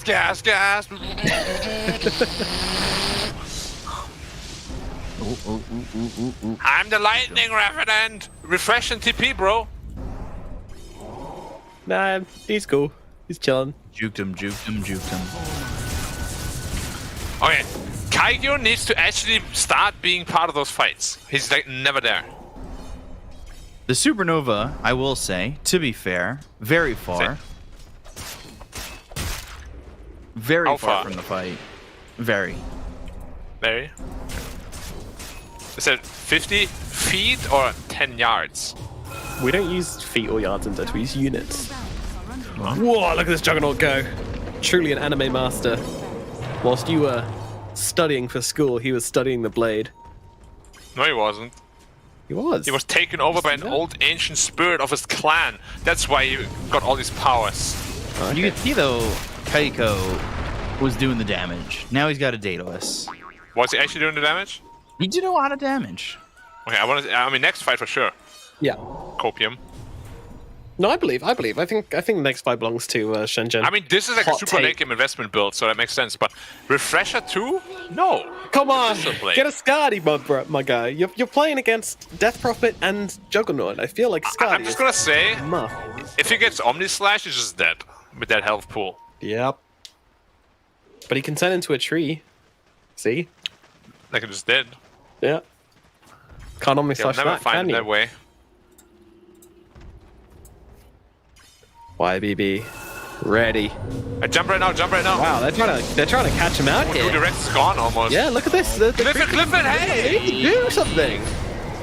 They didn't One. cliff it? Oh, okay. Barracks Apparently he's gonna remaining. block every spell, and now they're gonna go into the Wukong. So go over, I believe, for a swift slash, but he's gonna lose that first life. They get the kill on a 928. Toma's gonna be the one who chases after him, but the exorcism coming in.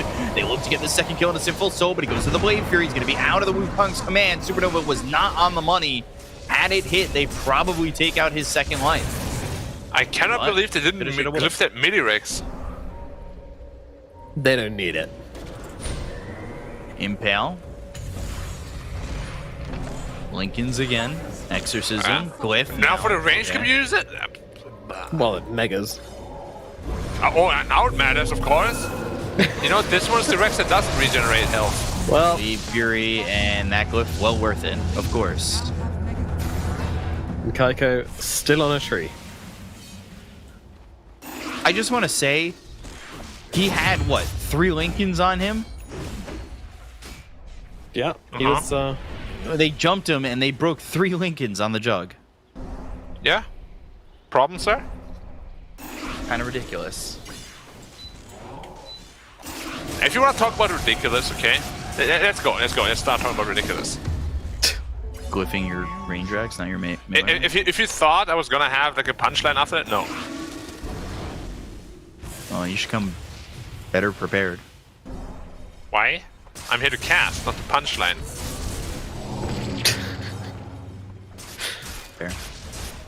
Can't argue. Can't argue. All right. Well, now it's a Mega Creep. I mean, can this lineup hold against Mega Creeps? Yeah, no problem. And knowing YBB, they're gonna wait for the next Roshan. Yeah. Tier 5 items. Yeah, maybe they won't. Yeah. Second Roche, maybe even third, fourth. Some tier 5s. Isn't the next Rosh the third one already? Or the second? No, the third one, yeah. Yeah. 4th. I can't believe Juggernaut both times just was in the pit for like half an hour by himself and got the Aegis. Just because Tiny ran at them. It's like no contestation at all. Tiny also going Lincolns, by the way. They're all going Lincolns. Hell yeah. That's amazing. Lincoln's team, let's go. Is it? That puts the 20k gold at 0, basically. I'm not sure that's how it works, but okay. I'm saying Lincoln's doesn't seem like the most impactful item. What does it block? A Link and a Mana Burn and the Dragon's Tail? Okay. Yeah, Dragon's Tail's pretty good. Yeah, but do you want to have 4 of them? Yeah. At least. No, you're right, actually. They should have 5. Good point, Black. Yeah. If this Grimstroke got more farm, you know, he's only got 12k. Look at Kaiku cutting the waves, though. Yeah. It's very important when the enemy has Mega Next. Creeps. Oi! Can't take our ancient if they don't have creeps in their base. Is he gonna get scrambled? He's gonna get put in the scrambler soon. They're slowly losing their moon shrines. Not the moon shrines. What was it called? A ziggurat. Can we activate them again? Get some heal. What, the ziggurats? Oh, that's Yeah. fun. The shrine Must healing you construct touch. more ziggurats. Interesting. More farms needed.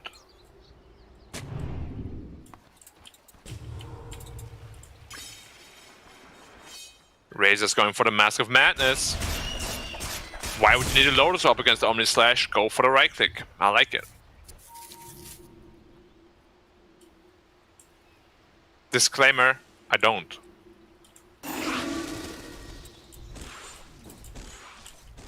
Oh, Juggernaut vs Monkey, who's gonna win this fight? Okay, didn't even try. Yeah, I don't think they're going to touch each other. Monkey King going for the rapier. I mean, what else can he do? That's probably it. Yeah. Get It's actually a normal build, but usually you would have an Abyssal instead of the Power Treads as well. Yeah.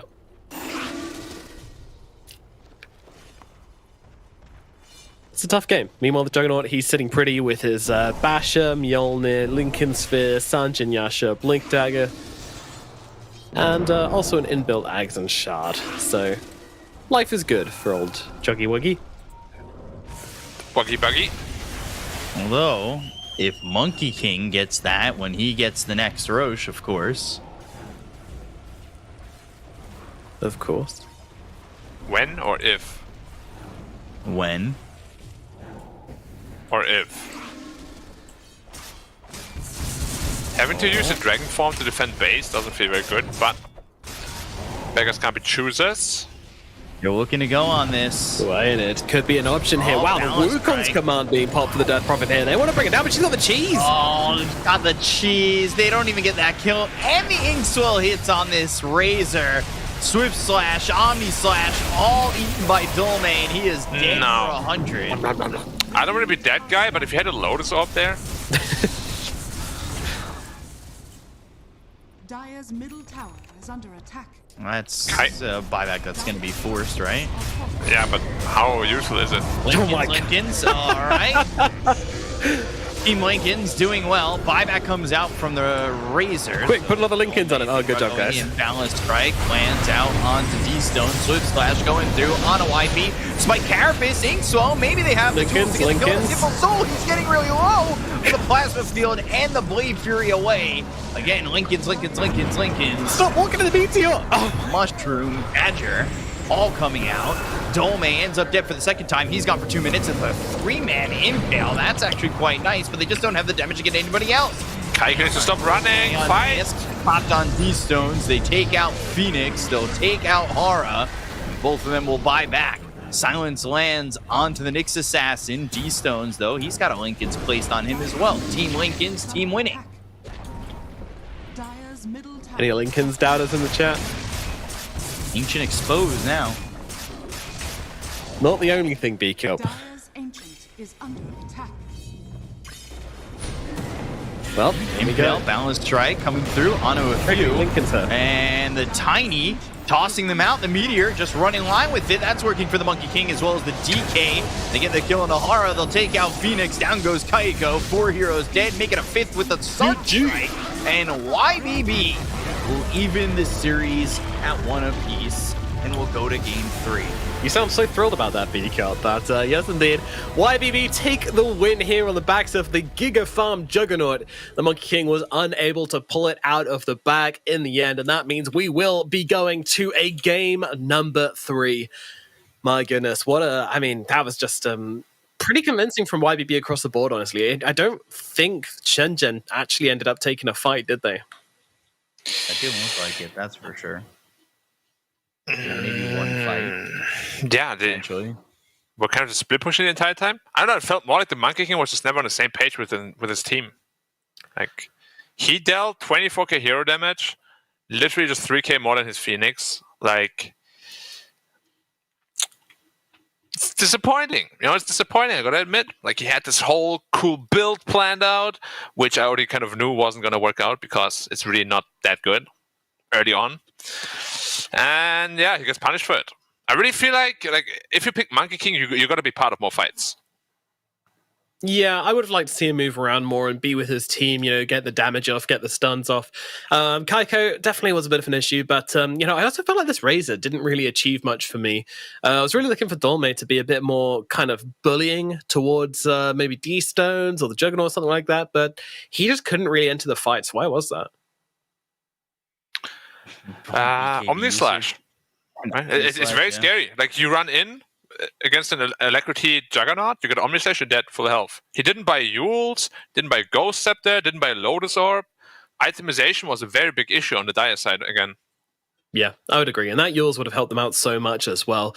Versus the Invoker, versus the Juggernaut, versus even the Death Prophet as well. Just that ability to reset, the ability to dodge the Omni Slash, and the movement speed as well would have been really nice for Dolmaid. But instead he goes for the kind of more, almost like a greedy carry build. And like, I understand the AC feels really nice against a Juggernaut, helps you survive a little bit more against the Omni, but as we mentioned before, the Juggernaut's a really hybrid damaged carry hero right now. He does so much work when it comes to dealing magic damage, so that AC is only really half as effective against Juggernaut as it is compared to standard carries, and so much magic damage coming out from the side of YBB as well. Like, yes, it helps a little bit against the Death Prophet, but I just did not feel like it was what they needed in this game.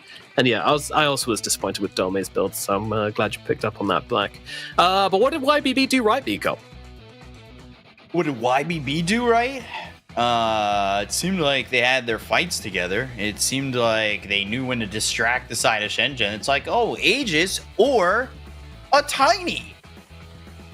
Ah?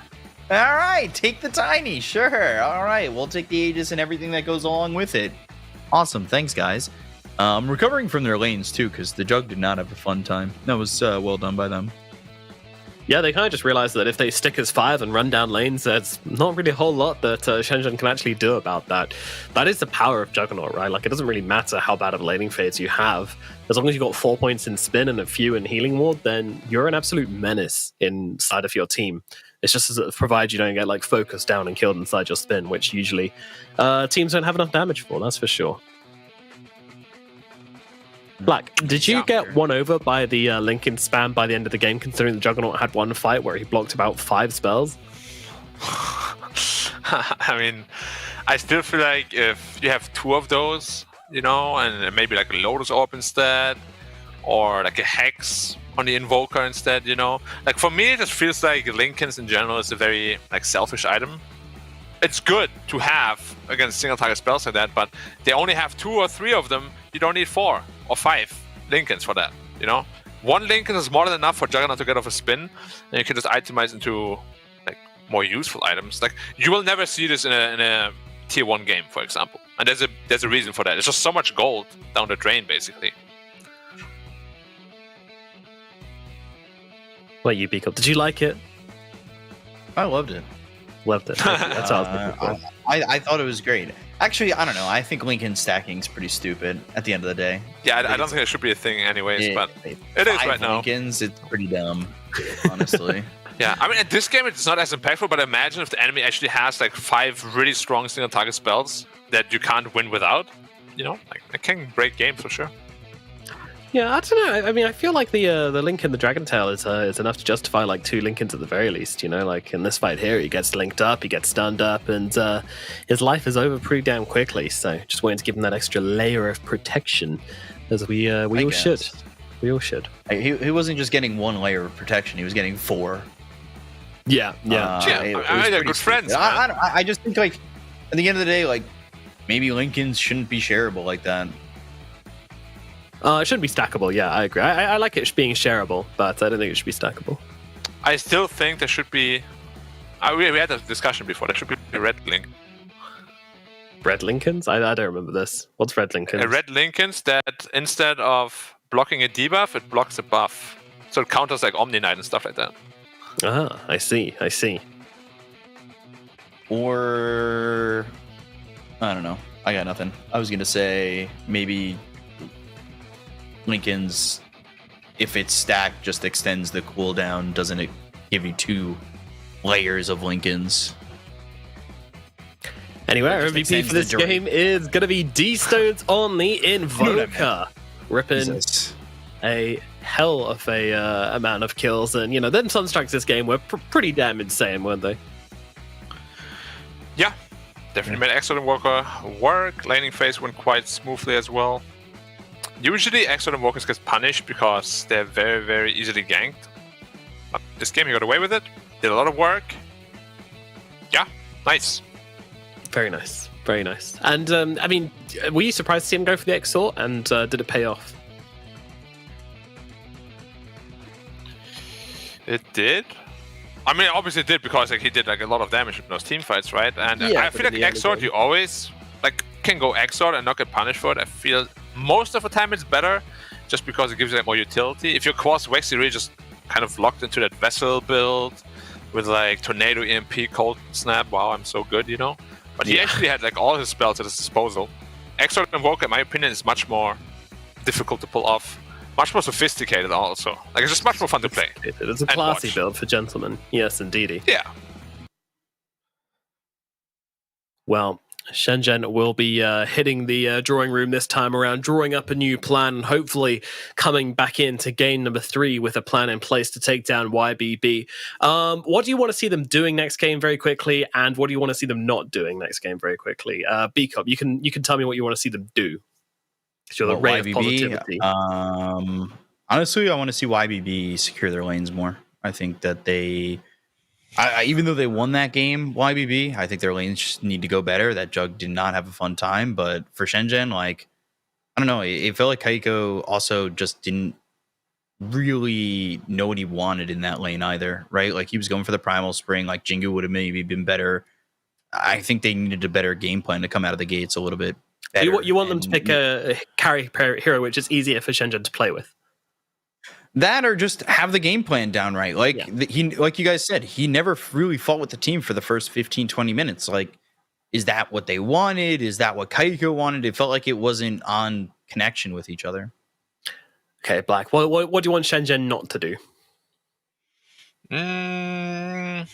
Don't draft heroes that are supposed to do one thing and then just do the other. Like, for example, as a Monkey King scales immensely well into the late game, but usually on the back of winning your lane. Mm-hmm. They got destroyed top and he just farmed for like 20 minutes. Wasn't involved in anything. And if you want to play like that, that's fine, but don't pick Monkey King. Pick like an Anti-Mage, pick a Terror Blade, something like that. Yeah, it does feel like these safe lanes have been the downfall of both of these teams. I mean, the new South meta affecting all safe laners quite a bit, and they do seem to be taking some time to adjust to it. And we will take some time to get into game number 3 as we will throw it over to a break, and then we'll be back with YBP versus Shenzhen, game number 3, the deciding match in this series. We'll see you very soon.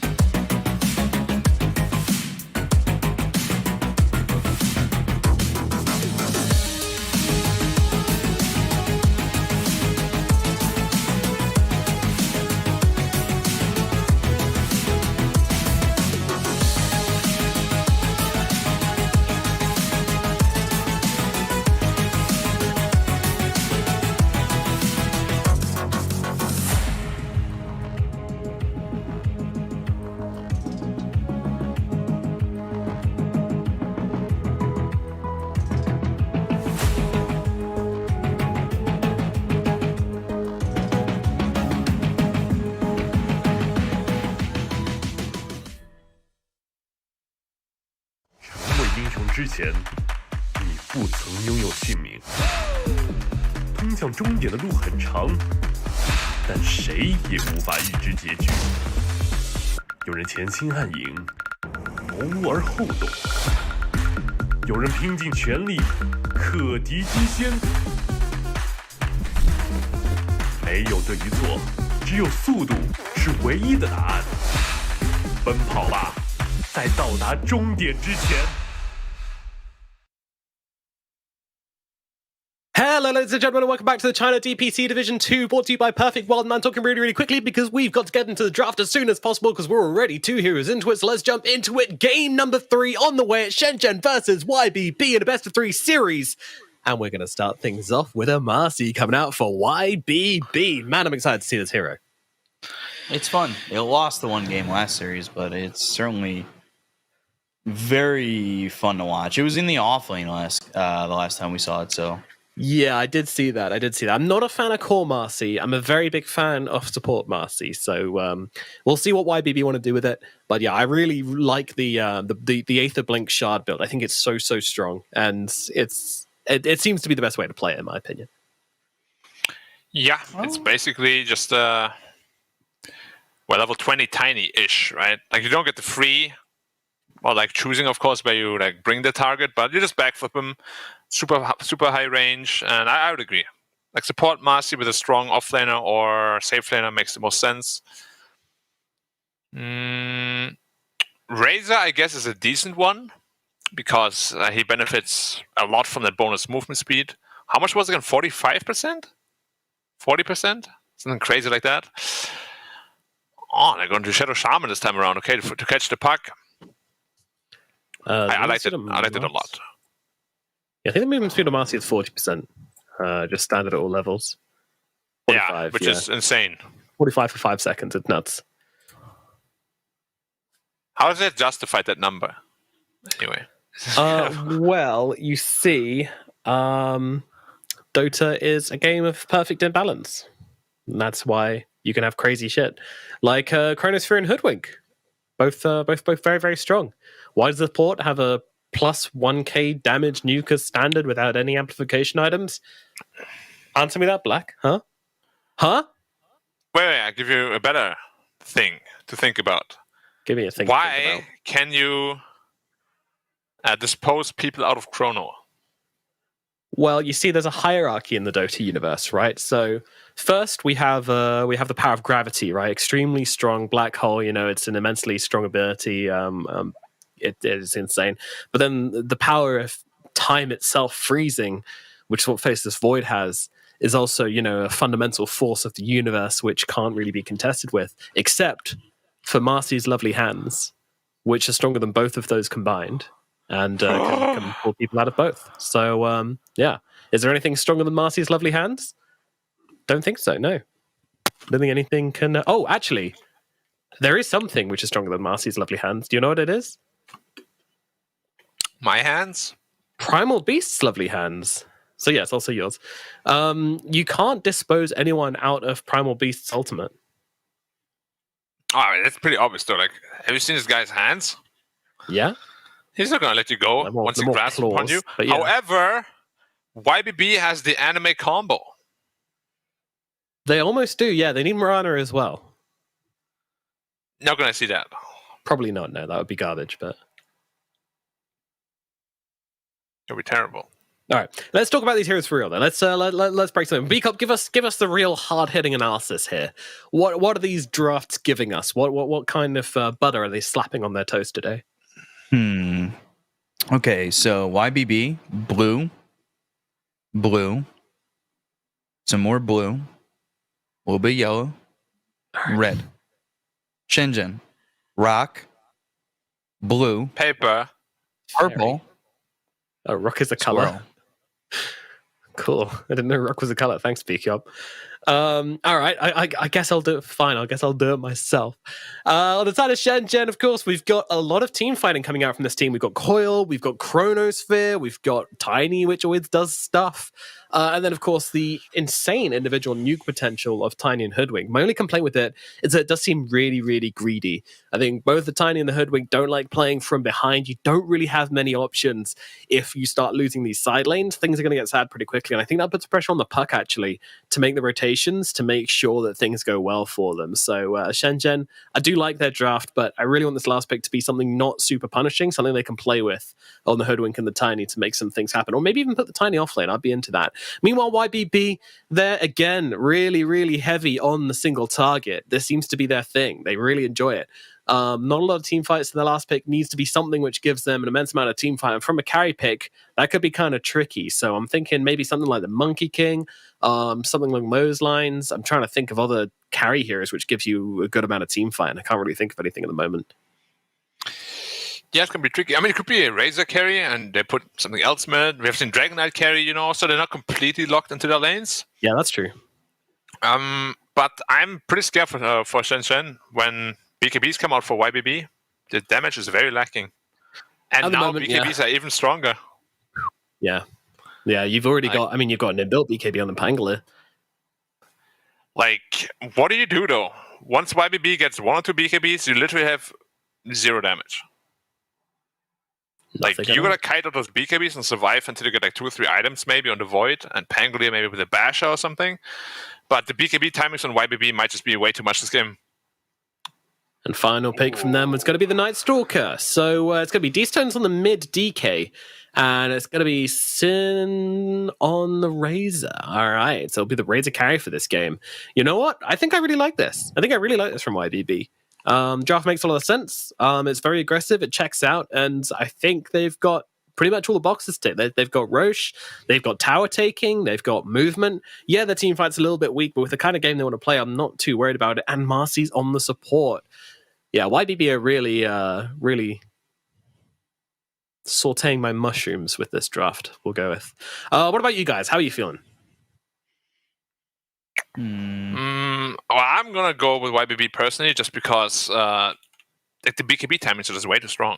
Like, imagine a Night Stalker with BKB running at you. What do? You literally have 0 physical damage until Void gets items, which she might never get to be honest, because the lane isn't super easy. Yeah, I think YBB got this game. All right. Little Benjamin. I trust the Faceless Void. I trust the Puck. Trust the process. Hoodwink early. We're going to see Sinful Soul die 3 times in lane. Calling it now. You think the Razor's going to die in a Razor Marcy lane? Yes. That is a bold prediction, my friend, but I respect you for making it. But I was literally just about to say I think this lane is absolutely uncontestable.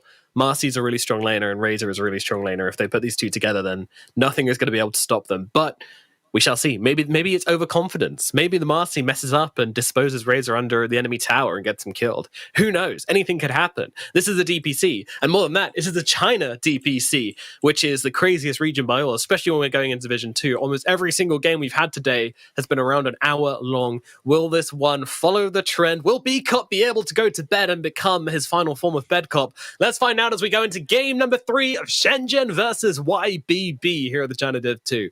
Let's jump into it. So Black, we did talk about the things we wanted to see improved upon at the end of last game. Have those conditions been met? No, I think it's very complicated what Shenzhen have, actually. YBB's draft is a lot more simple. You don't have the team fight, as you said, but the pick-off power is going to make more than up for that, I believe. Especially with how split Shenzhen likes to play. Like, Night Stalker's going to pick a guy here, and then you're going to get hexed on the other side. Dragon Knight jumps another dude, and suddenly you have like 3 heroes dead. It's like, oh, okay. So is this Razor carry more like straightforward to play than the Monkey King carry was last game? Oh, yeah. Yeah. That's super simple, right? Cool. You just lane, you win your lane most of the time because Razor is a super strong laner. Then you get your fast BKB, you run into a team fight, and that's pretty much your job, right? The battle begins. Pretty much. Stream seems straightforward to me. All right. 2-2 bounty split first. Huh. Yeah, it's a lot of damage though. It is, but like we've been seeing a lot of bushwhack first from the Hoodwinks just to get that extra control. But I guess if you're in a lane with Kaiko or you don't have like a follow-up stun, it's not really worth it, right? He also took time walk level 1.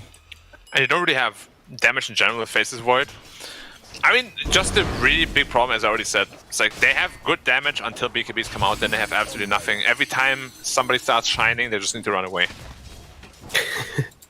Gotta love the amount of tango stacks coming out on the couriers, 3 for each team right now.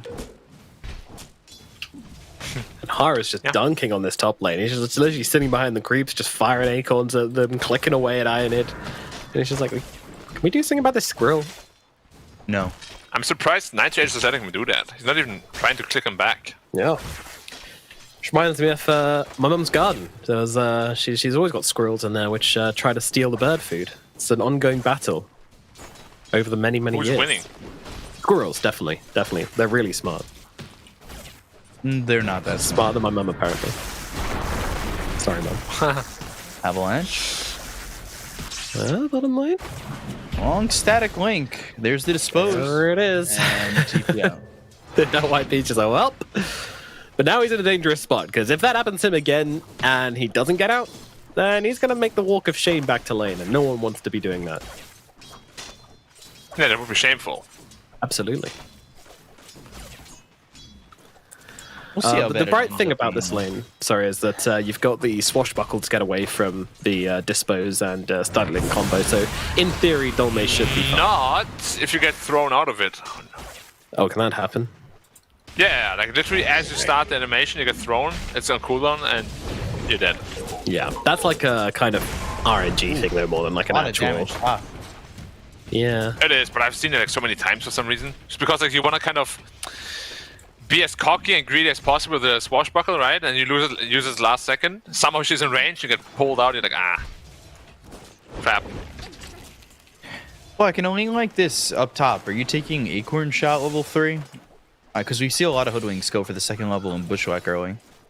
Yeah, Bushwhack is, like the damage increase is very significant, so probably gonna see that. But again, it's a Void, so you can't really pressure too much, so maybe.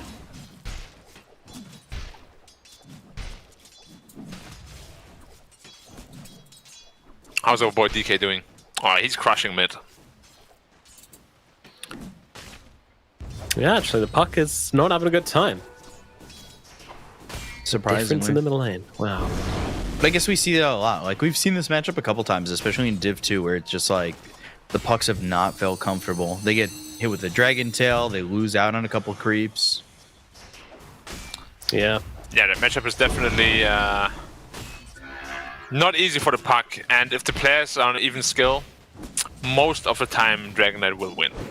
Yeah. Not this badly usually though. Shaman. So these stones, maybe a little bit better. Getting punched up there. Actually time walk forward, but yeah, no time lock. Got already a 1k lead here for YBB. Yeah, the lanes are not going very well for the Dire. It's kind of funny if with... If you lose it to Nightstalker on daytime, you're probably gonna just want to leave the lane at nighttime. Yeah, that's a bad sign, isn't it? Very scary. Yeah, I find this bottom lane funny because it's basically Marcy versus Tiny, and they're both trying to just toss each other back. But obviously Marcy has like a huge range advantage in that regard, so it's very hard for the Tiny to actually play the lane. Radiant's middle tower is under attack. It's kind of dumb. Also much more survivable than the Tiny, who of course has 0 armor. Be very careful. Yeah, Tiny's very punishable. And you can't really get trapped into trading with people. Yeah, unless you go for this one level on 3, which you didn't. We've seen it a lot in Div 1 especially. Yeah, Ring of Protection and then a point in Tree Grab and just brawling. Yeah, which I like quite a bit to be honest. Like they dealt so much damage to everyone. Yeah, I was surprised by it. Honestly, I didn't expect it to work. I was like, what is this madman doing? Is this a miss level? But no, it works. But Phoenix actually went to base. He's almost double... Like he's gonna have to see us with a Dragon Knight. Ooh, Dome low, but they got the first blood on Pulse. Oh, miss it! He's turning back around. Alright, Dolme. I guess he just wants to die there at that point. I don't know. Don't we all? Full health, full mana. Well, now it's nighttime. Yes. Good luck against Nightstalker on the top.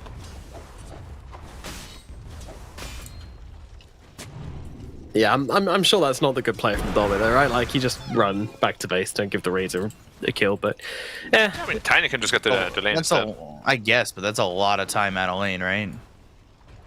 It is, but you don't want to give away free kills. It would be really bad if nobody could take the lane, but Tiny was like right there. He would be very happy, you know? God forbid your support is happy. Every core player's worst nightmare. Dire's top tower Don't ever want that to happen. There could be a kill in mid lane though. Coil plus toss out potentially. Yeah, let's see if they can make this one work.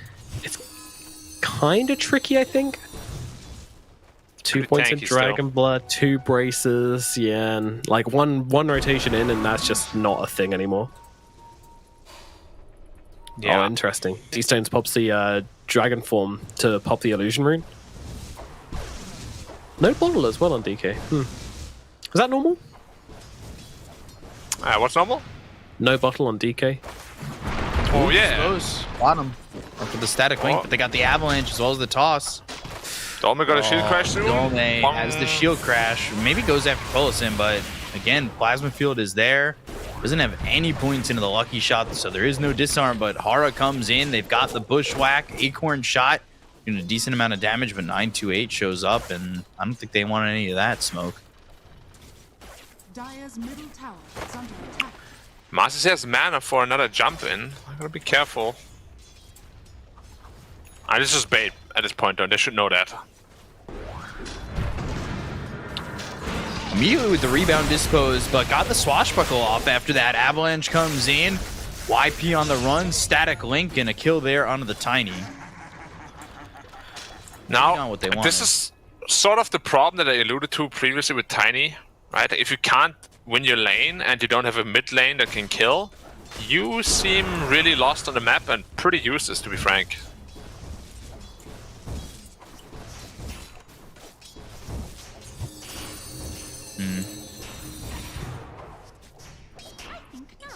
Is the Void doing...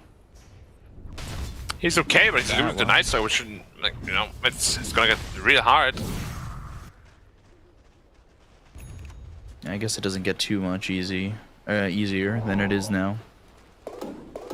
Yeah, it's gonna be Dark Ascension. It's gonna be Silence as well. Night Stalker is a very, very big threat this game, and he's having a way too good of a time.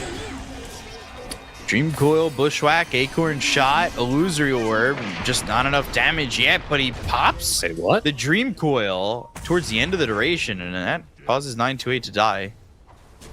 Didn't even look like he popped that, but I guess he did. Middle tower is under attack. Got a little bit excited, you know how it is? Simple Soul?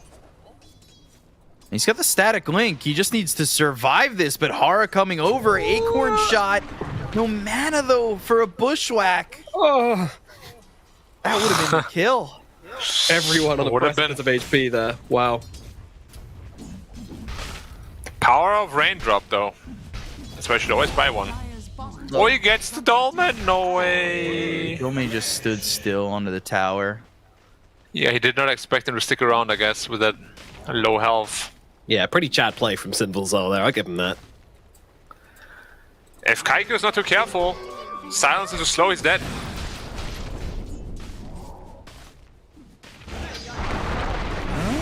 I don't know if he gets this anymore. They got a Chrono. I don't think he wants to use it, though. I think they know that he doesn't have the damage. is under attack. Huh. Very interesting. Chrono's certainly really a way used- to pop one person, though, once you get Sharpshooter. Yeah, I mean, they're smoking up right now. The Void and the Tiny to the Dragon Knight? They don't have the damage to kill him. They don't have Sharpshooter either. Dream Coil, They need Avalanche, +1, toss at into least. the tower. Time dilation. Here comes the Hara my God. Hoodwink. This is not a lot of damage, but I guess eventually. Okay, okay. Quad bash him there. And this one's like, yo, bro. All right, D-Stones. Dire's fallen. Just like, all right, guys. Jeez, please. Yeah, and an official though? I mean, That seems like the equivalent of took 5 guys to kill me on the gang. Yeah. Yeah, that's lot what of I people always do say on that. my stream. Yeah. Maybe he was dotting because of the bashes, though. It was like 5 bashes and 2 hits. Yeah, but I like to have the drama, Is under attack. and I'll just have it just be took 5 Wait, that's heroes zipping to out? kill me mid. Where? Well, you are a Filthy Dragon Knight player, so... Nice focus, guys.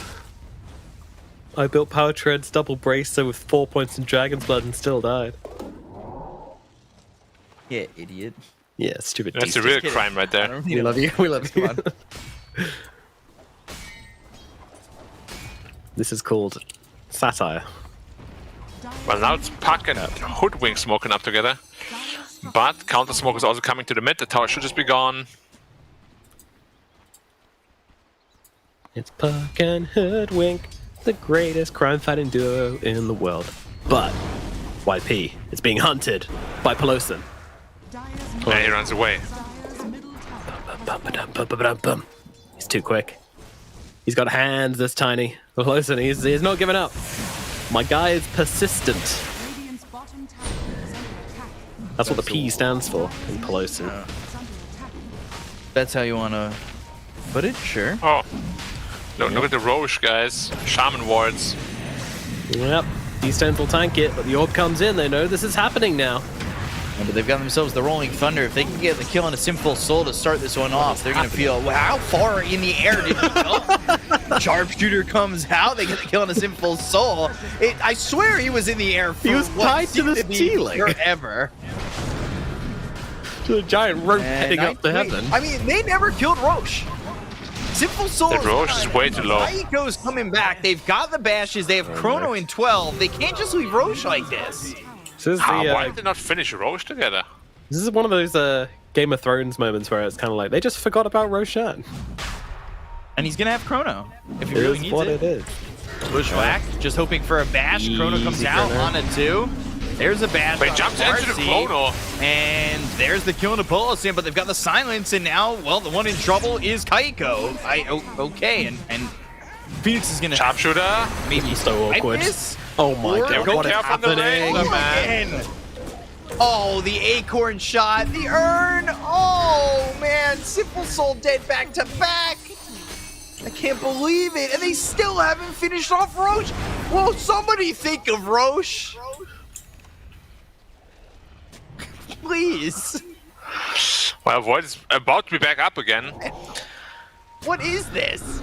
This isn't Dota anymore. This is like shirt off, like Rebound? I guess. Into Roche. Roche and Shot. Tiny. Will on 2. Now they're going for the Rolling Thunder. Dome comes over the Oh top. my god. And they get another kill. fight. And Pelosin, Rolling Thunder, back in, Pelosin's dead, and the toss off the hand, and the Illusion kill. Radiant's bottom It tower. was a 4K lead, by the way, before the fight started. I think it's over. I think it's finally over. Are we sure? No, but I'm gonna say yes. It was a 4K lead before the fight started. Now it's Lee Shenzhen.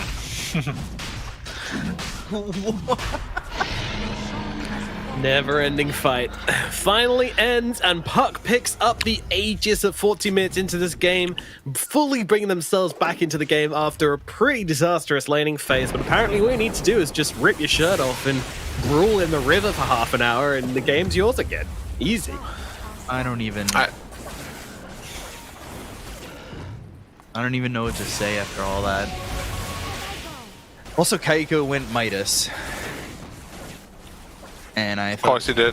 yeah, he was gonna go Maelstrom, but I guess Midas was the play. Smoke up. Phoenix. And now on another the fight. head. Phoenix, Dream Coil, not bad. Placed on 2. Spirit Vessel on the D-Stones.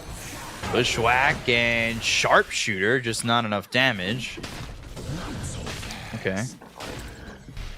Well, that just happened. Yeah, that Spirit Vessel's really annoying, especially the fact that he's got like a billion charges from that fight in the river. You can also shove it on DK every time, like his regen gets reduced, obviously. And he can't blink into the fight, which is a really annoying thing for him.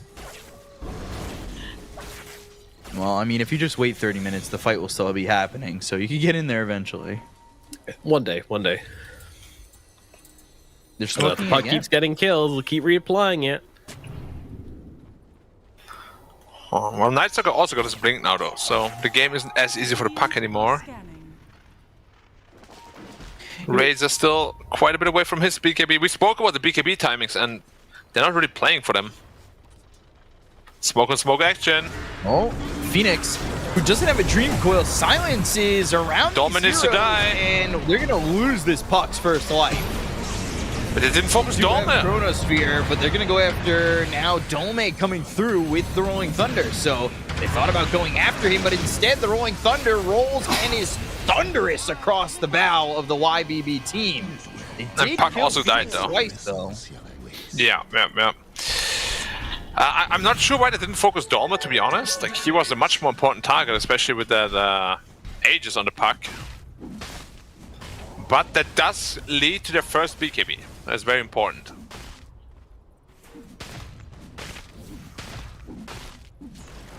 Kaiko with this Midas now has the Javelin.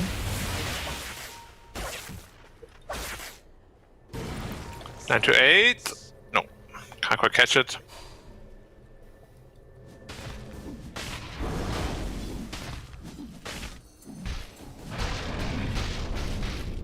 So Peloton is already upsetting me with his Marcy. He's not going for the Aether Lens, which I feel like when you're playing versus Void, the only way you're really going to get saves inside the Chrono is if you have the Aether Lens. So, not sure how I feel about this, but I am sure how I feel about this. Not great. But, still going for the Blink Dagger, so that's alright. Yeah, I do feel like the Aether Is he going to take all the money, or is he going to give it to his carry? Whom? Carry. Oh, right there. So look at this big wave at top, yeah. Yeah. Razor comes and snags it. Yeah. There's a Tiny who's been waiting around this top lane for a while here. He just really wants to get on a creep wave to finish his Blink Dagger, but doesn't want to die in the process, obviously.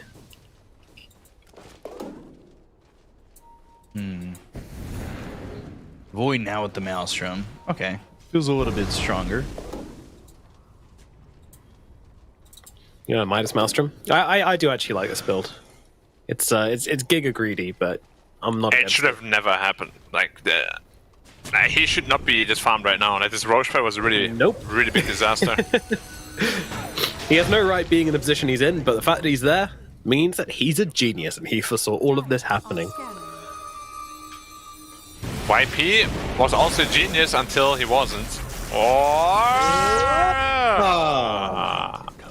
Not a genius. Ooh, Bushwhack. Chrono with Maelstrom. Dash. Looking for another. Yeah, he's 4 heroes. gonna need it. Think about the Rolling Thunder. I think they spotted Polison, so maybe thinking about going back the other way. And that's exactly what they're gonna do. They've got the Dream Coil down, and there's the rebound, looking for the dispose onto the puck. Sharpshooter lined up, hits the DK, clicks in, pulls in. Ooh, they've got themselves the Hex as well as the Serpent Wards. Kaiko, well, he hit his way out of that one. They've got Hara on the cliff. How did he get up there? The Polison throw him up there? Summoned his inner Hearteezy. 928 goes down, swashbuckle away, Spirit Vessel out on the Marcy. They get the kill into Polison. They're Bash. Bash. Avalanche is out. Sinful Soul in trouble. Spirit Vessel there. Ultra kill for Dome.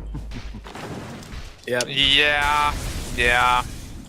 YBB is really not on the same page at all. Some of them want to fight. Like, they're not focusing any hero.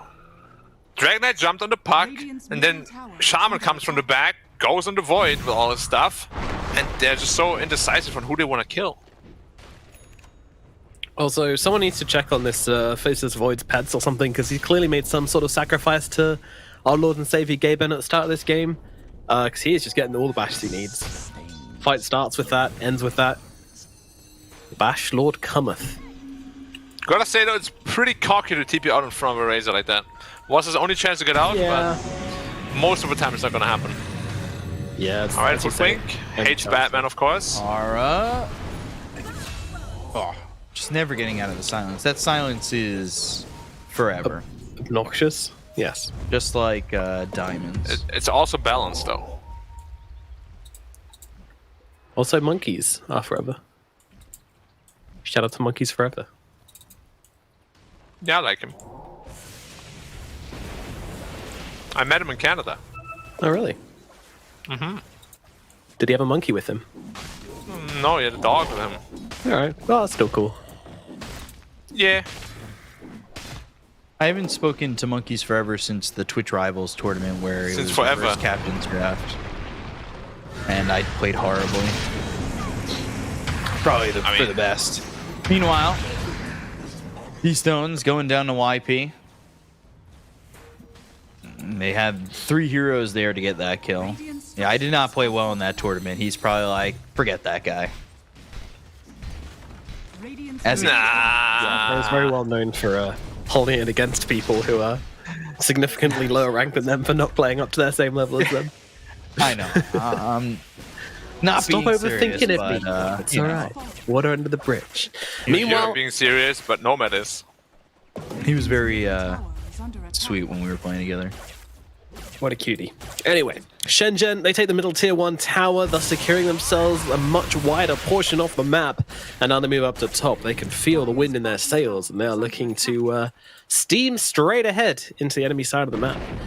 YB will have to form some sort of defense up in the top lane if they want to hold on to this tower. No Void though, so it could be... He's almost Fight got they're his looking BKB.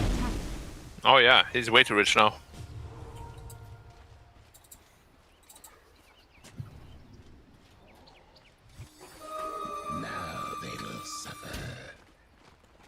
And he's going Lincolns?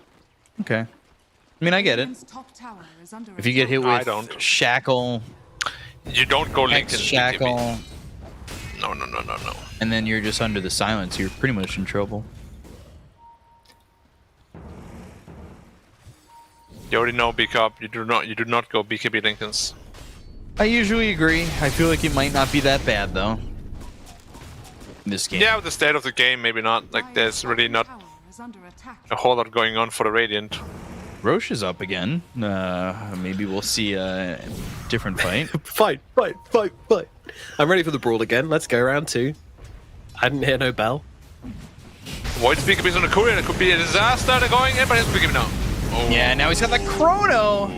But Everybody- I don't know if he really wants to fight into the Razor's ult. I don't know if that's going to matter. 928 goes down. The right clicks are in. He's getting these bashes. Aeonid's gone. Polosin dead. Yikes. Oh, That was super lucky. he got a lot of bashes. No, also got more like his his BKB being on the courier. Yeah. That too. I mean, that's not lucky. That's just timing. No. If he waited with it, I would give you that, but he did not wait with that. No. You sure? Like, yeah, I like to praise people when they deserve, but that was not planned. There's no way. Ooh, 4-staff blink toss Prospect all the two. way back. Silence No of the BKB. bushwhack, and no BKB. Essence ring on the run. Dream Coil 2 as well? But it's the fake out. They get a kill on a Phoenix. There's the toss. They're still looking to take out the Razor. Sinful Soul finally falls. And Tiny will fall into the grave, but it ends up being a 2-for-1 on something that they wanted to get really quickly. And unfortunately, look at gave him two Polosin. He's stuck in the wards. guys. Help! Guys. Come on, I want Now to we know why he wants rebound. to blink taker. These sounds like fine. 928 goes down though to Dolme. Oh gosh.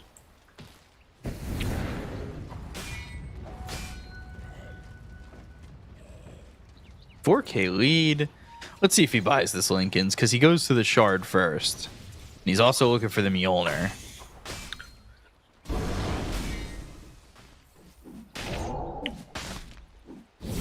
You know what I learned, guys? BKB timings don't matter when you give the enemy a free Roche. Yeah, true.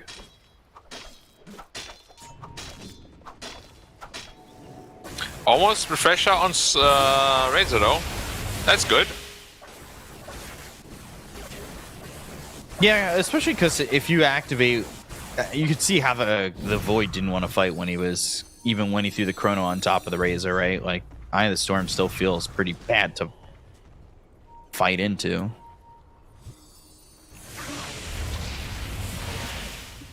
Well, Refresher's done. Maybe that's the ray of hope they needed. They got triple BKB now as well.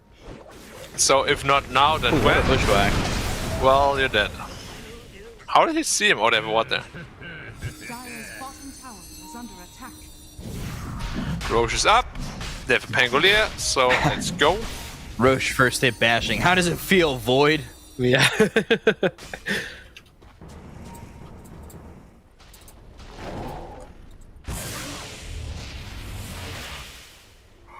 Can you fight into this? Rolling Thunder, Chrono, Dream Coil. Well, they have triple BKB now, so 90% of the stuff is going to be rendered useless.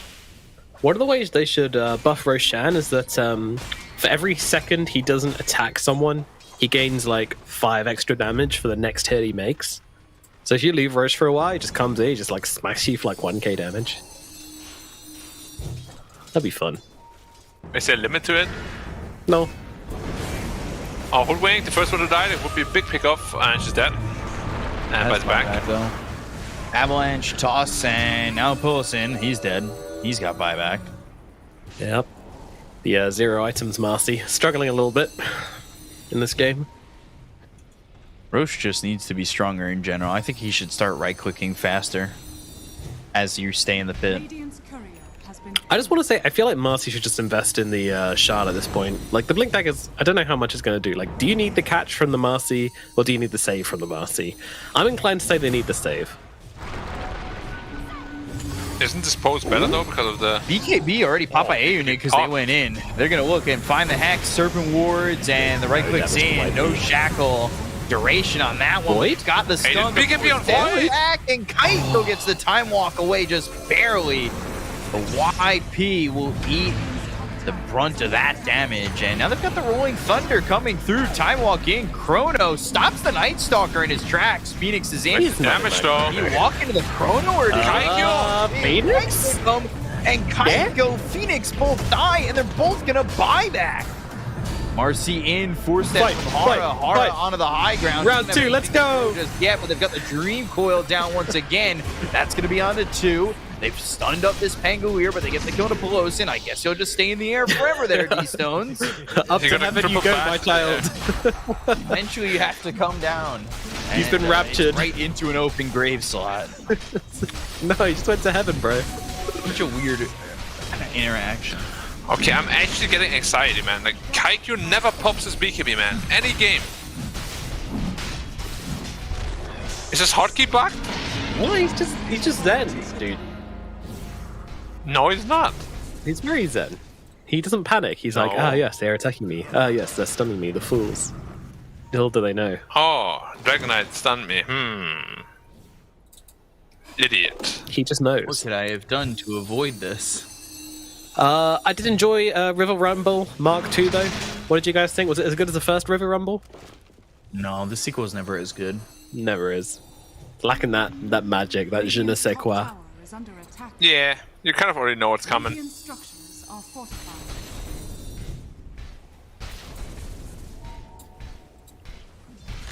Razor did put in a lot of damage, though. That's good. Good job, Razor. Yeah.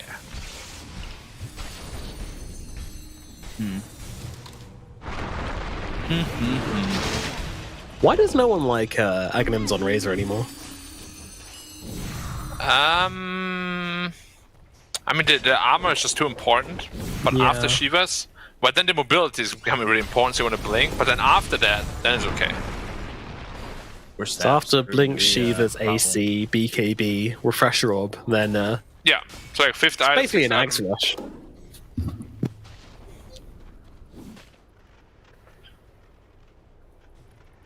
That nice 60-minute Ags. You probably get one from Roshan anyway. But even last game, they got one from Roshan, they didn't give it to the Razor. Yeah, that is ridiculous. That's insane. Like, you got a Refresher Orb, right? Like, you should always be giving Ags to the Razor, but Oh yeah, that's just me. It's way That's too just good. me. Dire's bottom tower It also gives This you is some double serious ratting potential as well on the Razor. Like, Razor is a phenomenal rat. 928. It's pretty ridiculous. Yeah, we do a little rewarding. Dire's bottom tower has fallen. That's a great thing about playing support, right? No one can ever flame you for dying, because you can just be like, oh, I was warding. It's not true. It's not true. You heard I have everyone muted, so sides I here. can say that. And I just assume everyone says, all right, no worries, buddy. Thanks for trying your hardest. Your heart isn't always good enough, but that's okay with me. Radiant structures are fortified. It'd be nice to take this tier 2 Dire's structures For whom? are fortified. for both sides. Yeah, both creep waves pushed up, but it looks like Shenzhen are going to be the ones who grab the tier 2 first.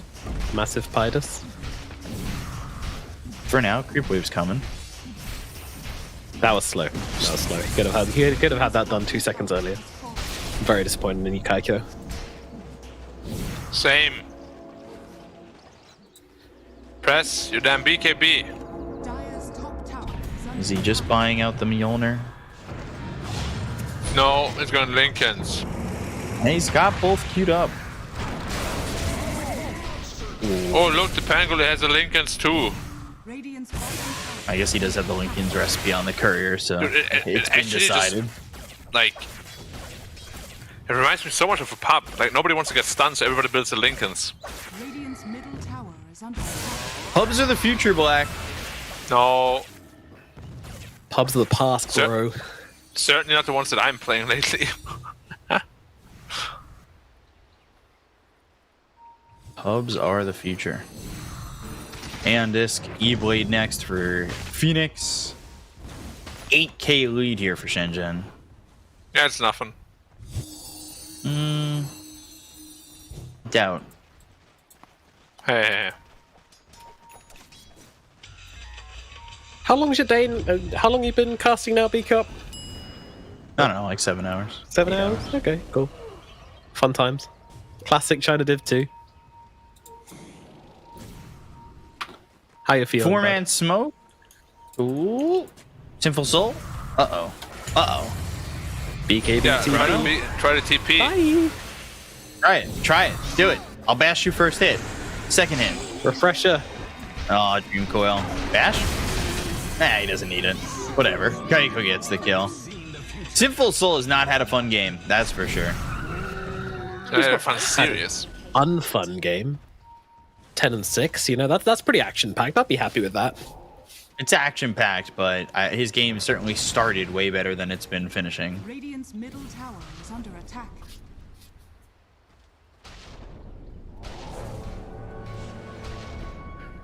There goes the Aegis. Radiant's middle Who's tower building the is next under Lincolns?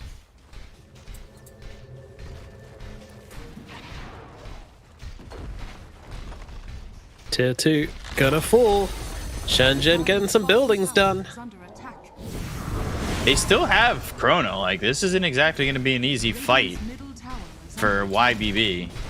Razor Especially with 60 no seconds without Razor. buyback. This is yeah, pretty bad. That's a good toss back from Paulson here. Let's see if they can follow up now. Kaiko's running in. He's got the Chrono. Not going to use it just yet, though. And now they jump in with the Shackle onto the Tiny, but it's Shaman just gets beaten to death by Kaiko. They don't finish the job, though. There we go. Jumps back in and does get it done. And now they'll look for more as they no move BK on he to did the pop his BKB baseless again, point. man. He needs help. No BKB today means no life for you, sir. Oh, my God. It's oh, what a snipe! Oh my Through god. 4 heroes. That was amazing. Yep. They're like, I'm gonna get you. Red in the needle, baby. That's something for Oh, he doesn't have the mana for it. And why he nighttime is doesn't have over, it. sir. Ooh. They're going to get the kill. He did. He came in too far. Yomi is godlike. Like, he is having quite it's the got game. beyond It looks godlike, like he's going actually. to be beyond with this one.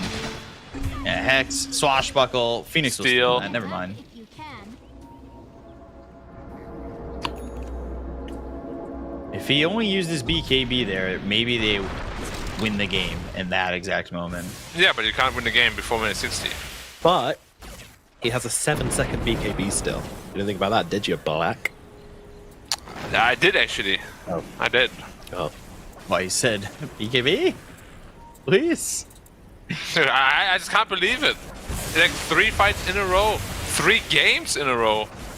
Something must be wrong with his hotkey.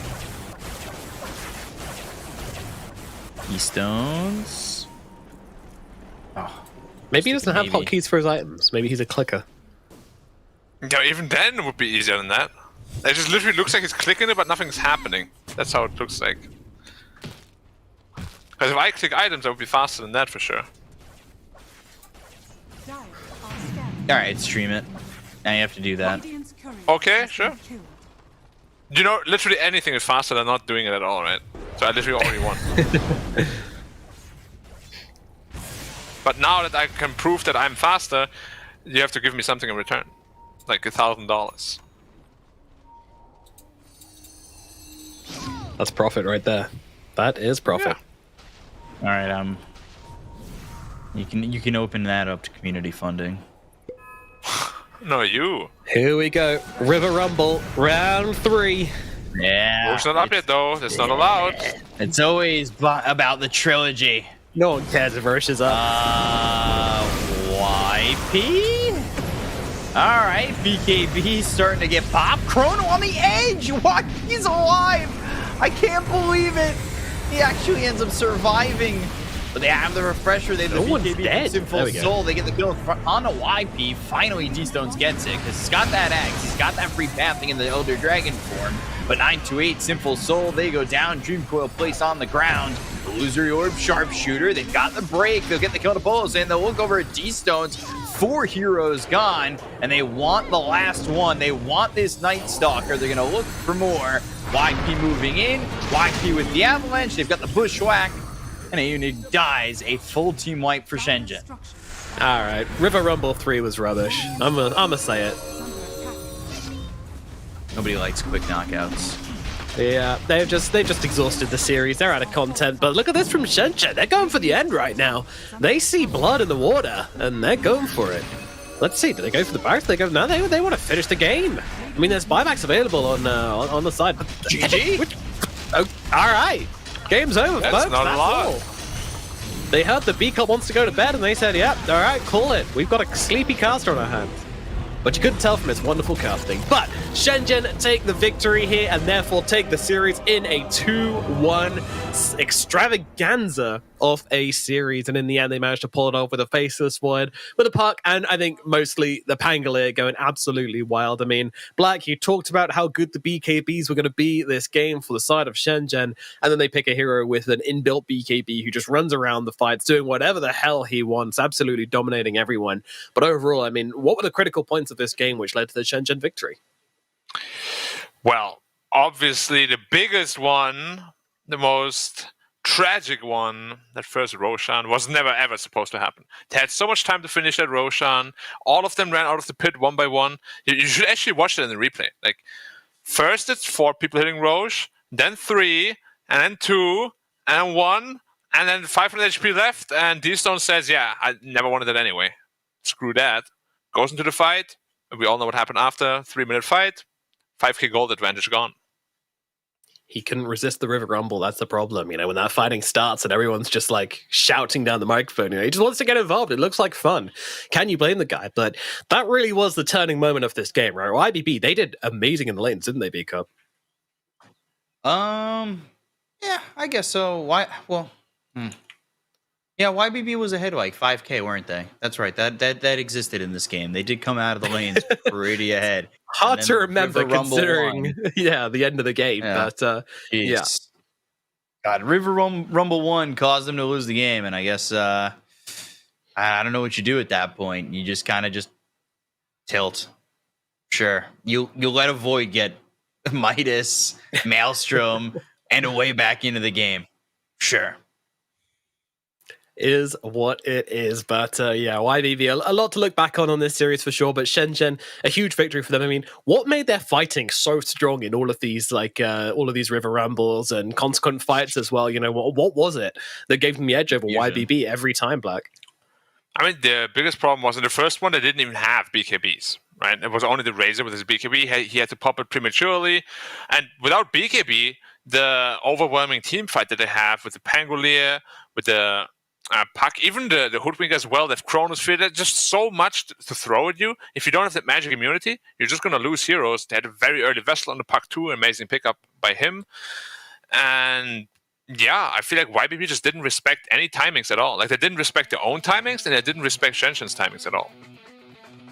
They really didn't. They really, really didn't. It was, I don't know if it was lack of respect or like lack of kind of overconfidence, I guess. It's a lot of things it could have come down to, but in the end, we can only ever know by asking the players themselves, and that's about it.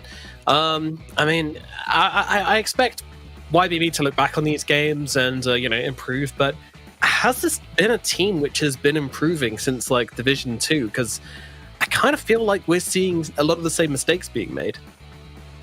Yeah, that's what's keeping them here. Is the same mistakes. Like you're not growing if you're still making the same mistakes, and these are certainly matchups that you need to choose, like, to have growing experiences on. Like I don't know, if you're playing stubbornly and not making any changes, you're ultimately going to find yourself in quite a bit of trouble, right? Yeah, of course.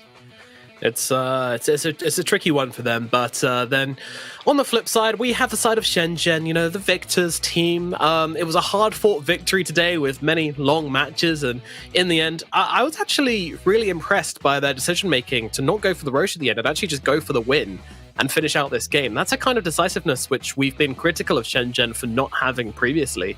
Is that a good sign for them, Black? For sure. It's just, can you do that always? Because we've seen in Game 1 especially that they had these moments too, but they played it completely the opposite way, right? Makes me wonder what changed between Game 1 and 3, or was it just like a coincidence that they were closer to the base than they were Roshan, Like, I don't know, but the decision itself was very good. Obviously, they won the game because of it, because I don't think YBB would have left the game otherwise. Yeah. We would have definitely had at least one more fight. I mean, it might not have been a successful one for YBB with Shenzhen having an Aegis and having that Chronosphere back again. But yeah, I mean, they saw their opening and they actually went for it. There's definitely been some conversations in this team about when they can end games and the fact that they need to take advantage of that when it is possible to do so. Yeah, I mean, this moment, after I saw this, they were just like fated to win. Like, the courier was flying out all the way, arrives just at the perfect time, gets 3-man Chrono because everyone's like, oh, he doesn't have BKB. Yeah. Now he does. And yeah, after that, the game was pretty much just over. But again, you gotta pop your BKB. Whoever we talk to, I'm actually gonna ask him if that BKB button is broken. Just for future, I'm gonna help him, because that looked really, really broken. He doesn't like his BKB. That almost lost him the game. Heavily emphasizing the discipline and patience of pressing BKB, which unfortunately did cost them one or two close calls in this game, but in the end they were able to hold it together and take the victory in this one. I mean, was there anything particularly underwhelming for you on YBB? Because for me, this Marcy really didn't kind of do an awful lot, honestly. It was mostly just bouncing around, giving that movement speed, giving that sidekick, but like, she felt almost confused about what build they wanted to go for this game on Peloston. I think she took 2 points in rebound, was it, and then went for sidekick maxing instead. It was all a little bit weird, and yeah, as I said before, I'm not super big fan of rushing the blink. She did go for the blink A3 in the end, but didn't end up saving anyone from Chronosphere. I mean, it's very, very hard to do. It's a rare thing to be able to pull off. It's not like Black Hole or Arena of Mars's Arena, which is really easy to do it on, but it's still possible, and it can be game changing if you do manage to pull off. So I think it's worth trying. But yeah, it didn't quite work out that one. Is there anything else which underwhelmed you on YBB? All of it, truthfully. I mean, I don't want to be harsh, but like all of it, it really did. Like 928 on Shadow Shaman didn't really feel like he did much of anything. There were points where the DK felt like he was just kind of running around with his head cut off. Like, all right, throw away an advantage like that in such a long fight. It just felt like nothing was really impressive from them, and they might know that themselves.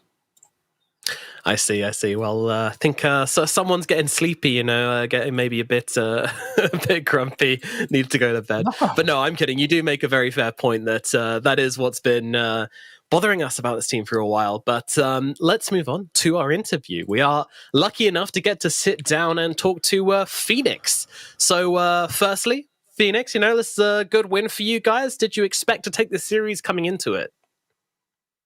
首先恭喜你们拿下了这场比赛的胜利。然后赛前的话，有没有想过这场比赛就是胜算自己会比较大一些？有想过胜算我们会比较大一点，但是没想过会打这么久，打这么焦灼。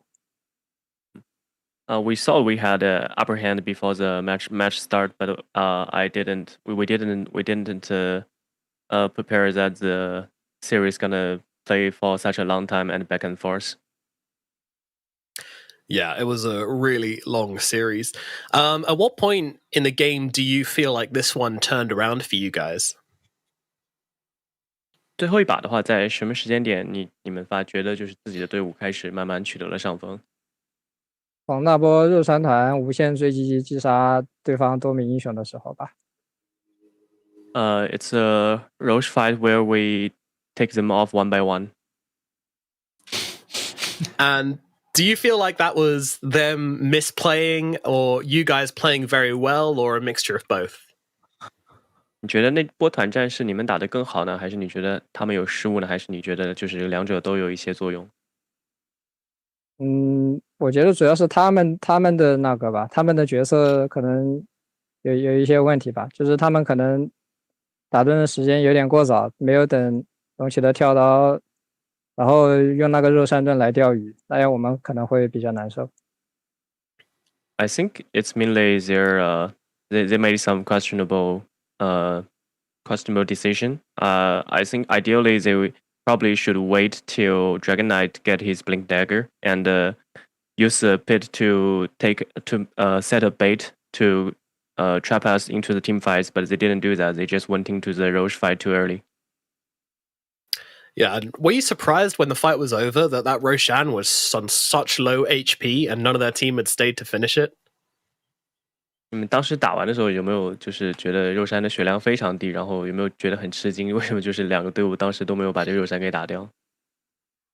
是的，因为我当时在外面那个击杀对面的酱油，我以为那个盾已经被小魏的蛇棒打完了，但是后来看了一下那个记录，发现肉山还没被打完，然后就进去看了一下，发现肉山没血了，然后就喊队友过来看一下。So I at first I didn't notice because I was outside the Roche pit and trying to take down their supports. And during the team fight, I checked the log and I thought the Roche should have been brought down by the wards by Shadow Shaman, but I realized it's still alive, so I just called my teammates to go in the Roche pit and check the Roche. All right, so that was your call. Very nicely done. Black and Beakup, you guys got some questions? You want to go first? You want me to go first? I'll go first. Yeah, sure. What do you guys? Pretty simple one. What are you guys gonna do after this victory? What's the celebration plans look like for this one? 简单的问个，就是这场比赛结束了之后，有没有什么就是简单庆祝胜利的一些方式呢？对内的话，我不知道呀，我没跟他们集合呢，我现在还在上海被隔离，他们4个在深圳。他们在深圳是吧？是的。I have no idea. I'm still in Shanghai, while the rest of team is already boot camping in Shenzhen. So I have no idea what they gonna do. Okay.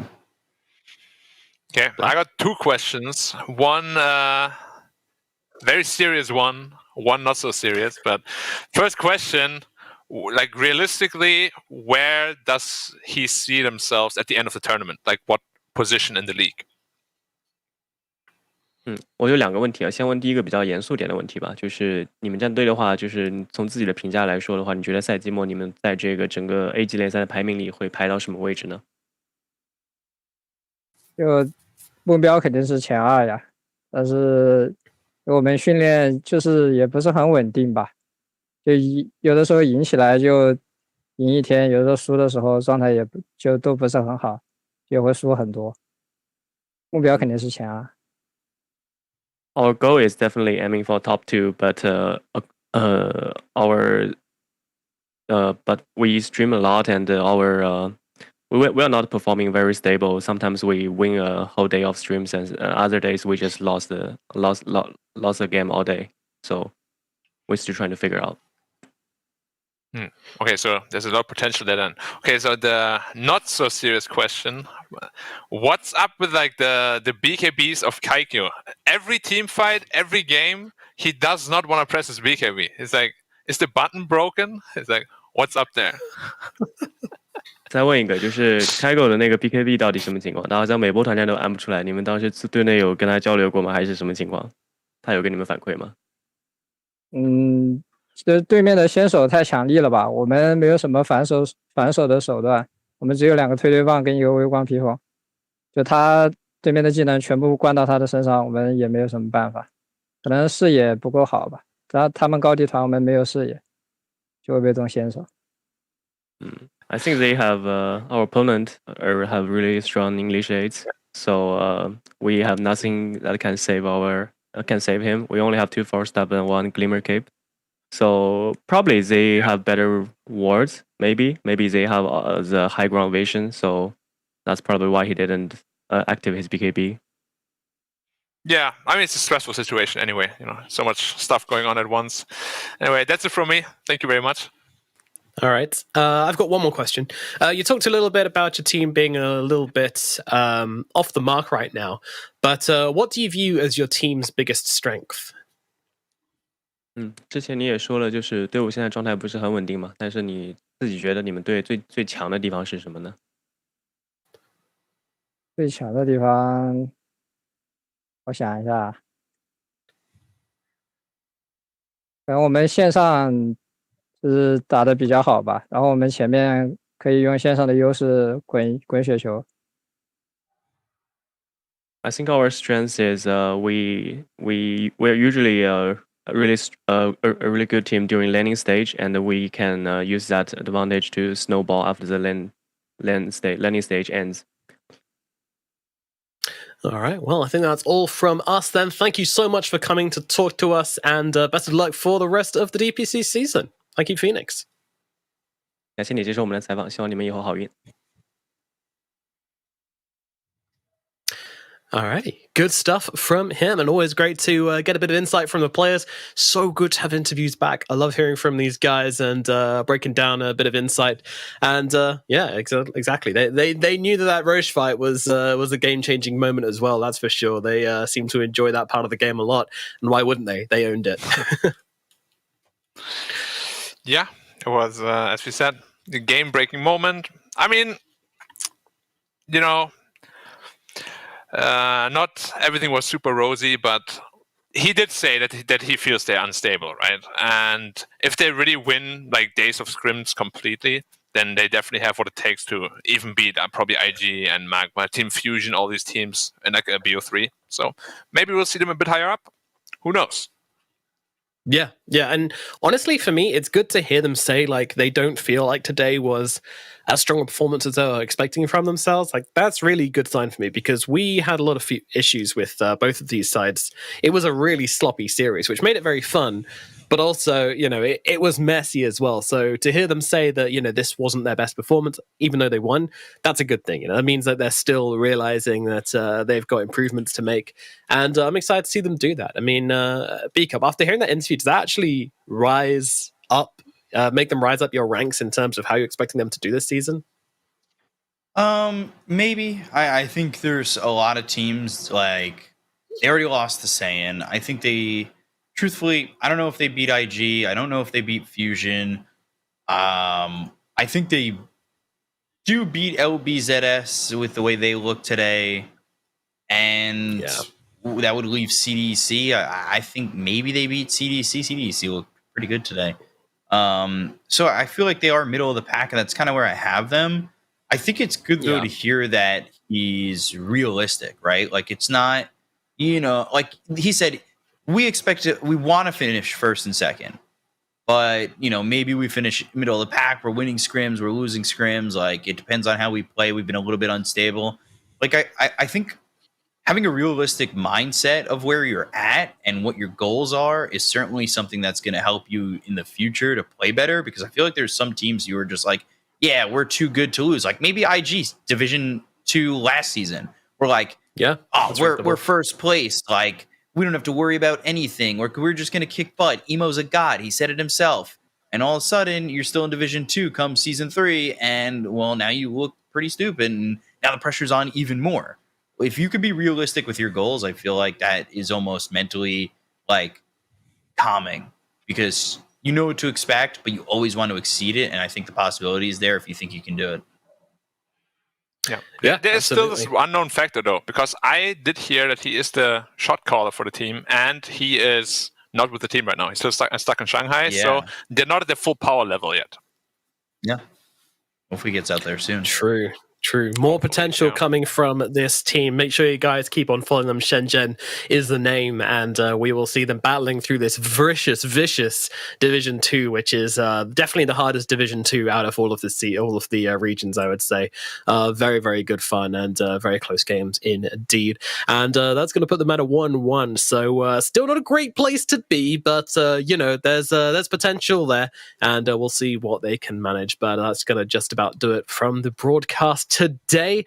B-Cop finally gets to go to bed, and we unfortunately will be saying a good night, but don't forget to tune in tomorrow as we have plenty more Dota 2 action coming up, and we have 2 cracking series on the cards for you guys. We've got Asta Aries versus Extreme Gaming, followed by Vici Gaming versus Asta. 4 very important teams playing in 2 extremely important series. These ones are going to be exciting. They're going to define how the region's going to play out through the rest of the season, and you guys need to make sure that you tune in tomorrow. But from today, we are all done. Thank you so much for watching, and we'll see you next time. 成为英雄之前，你不曾拥有姓名。通向终点的路很长，但谁也无法预知结局。有人前心暗影，谋而后动；有人拼尽全力，克敌机先。没有对与错，只有速度是唯一的答案。奔跑吧，在到达终点之前。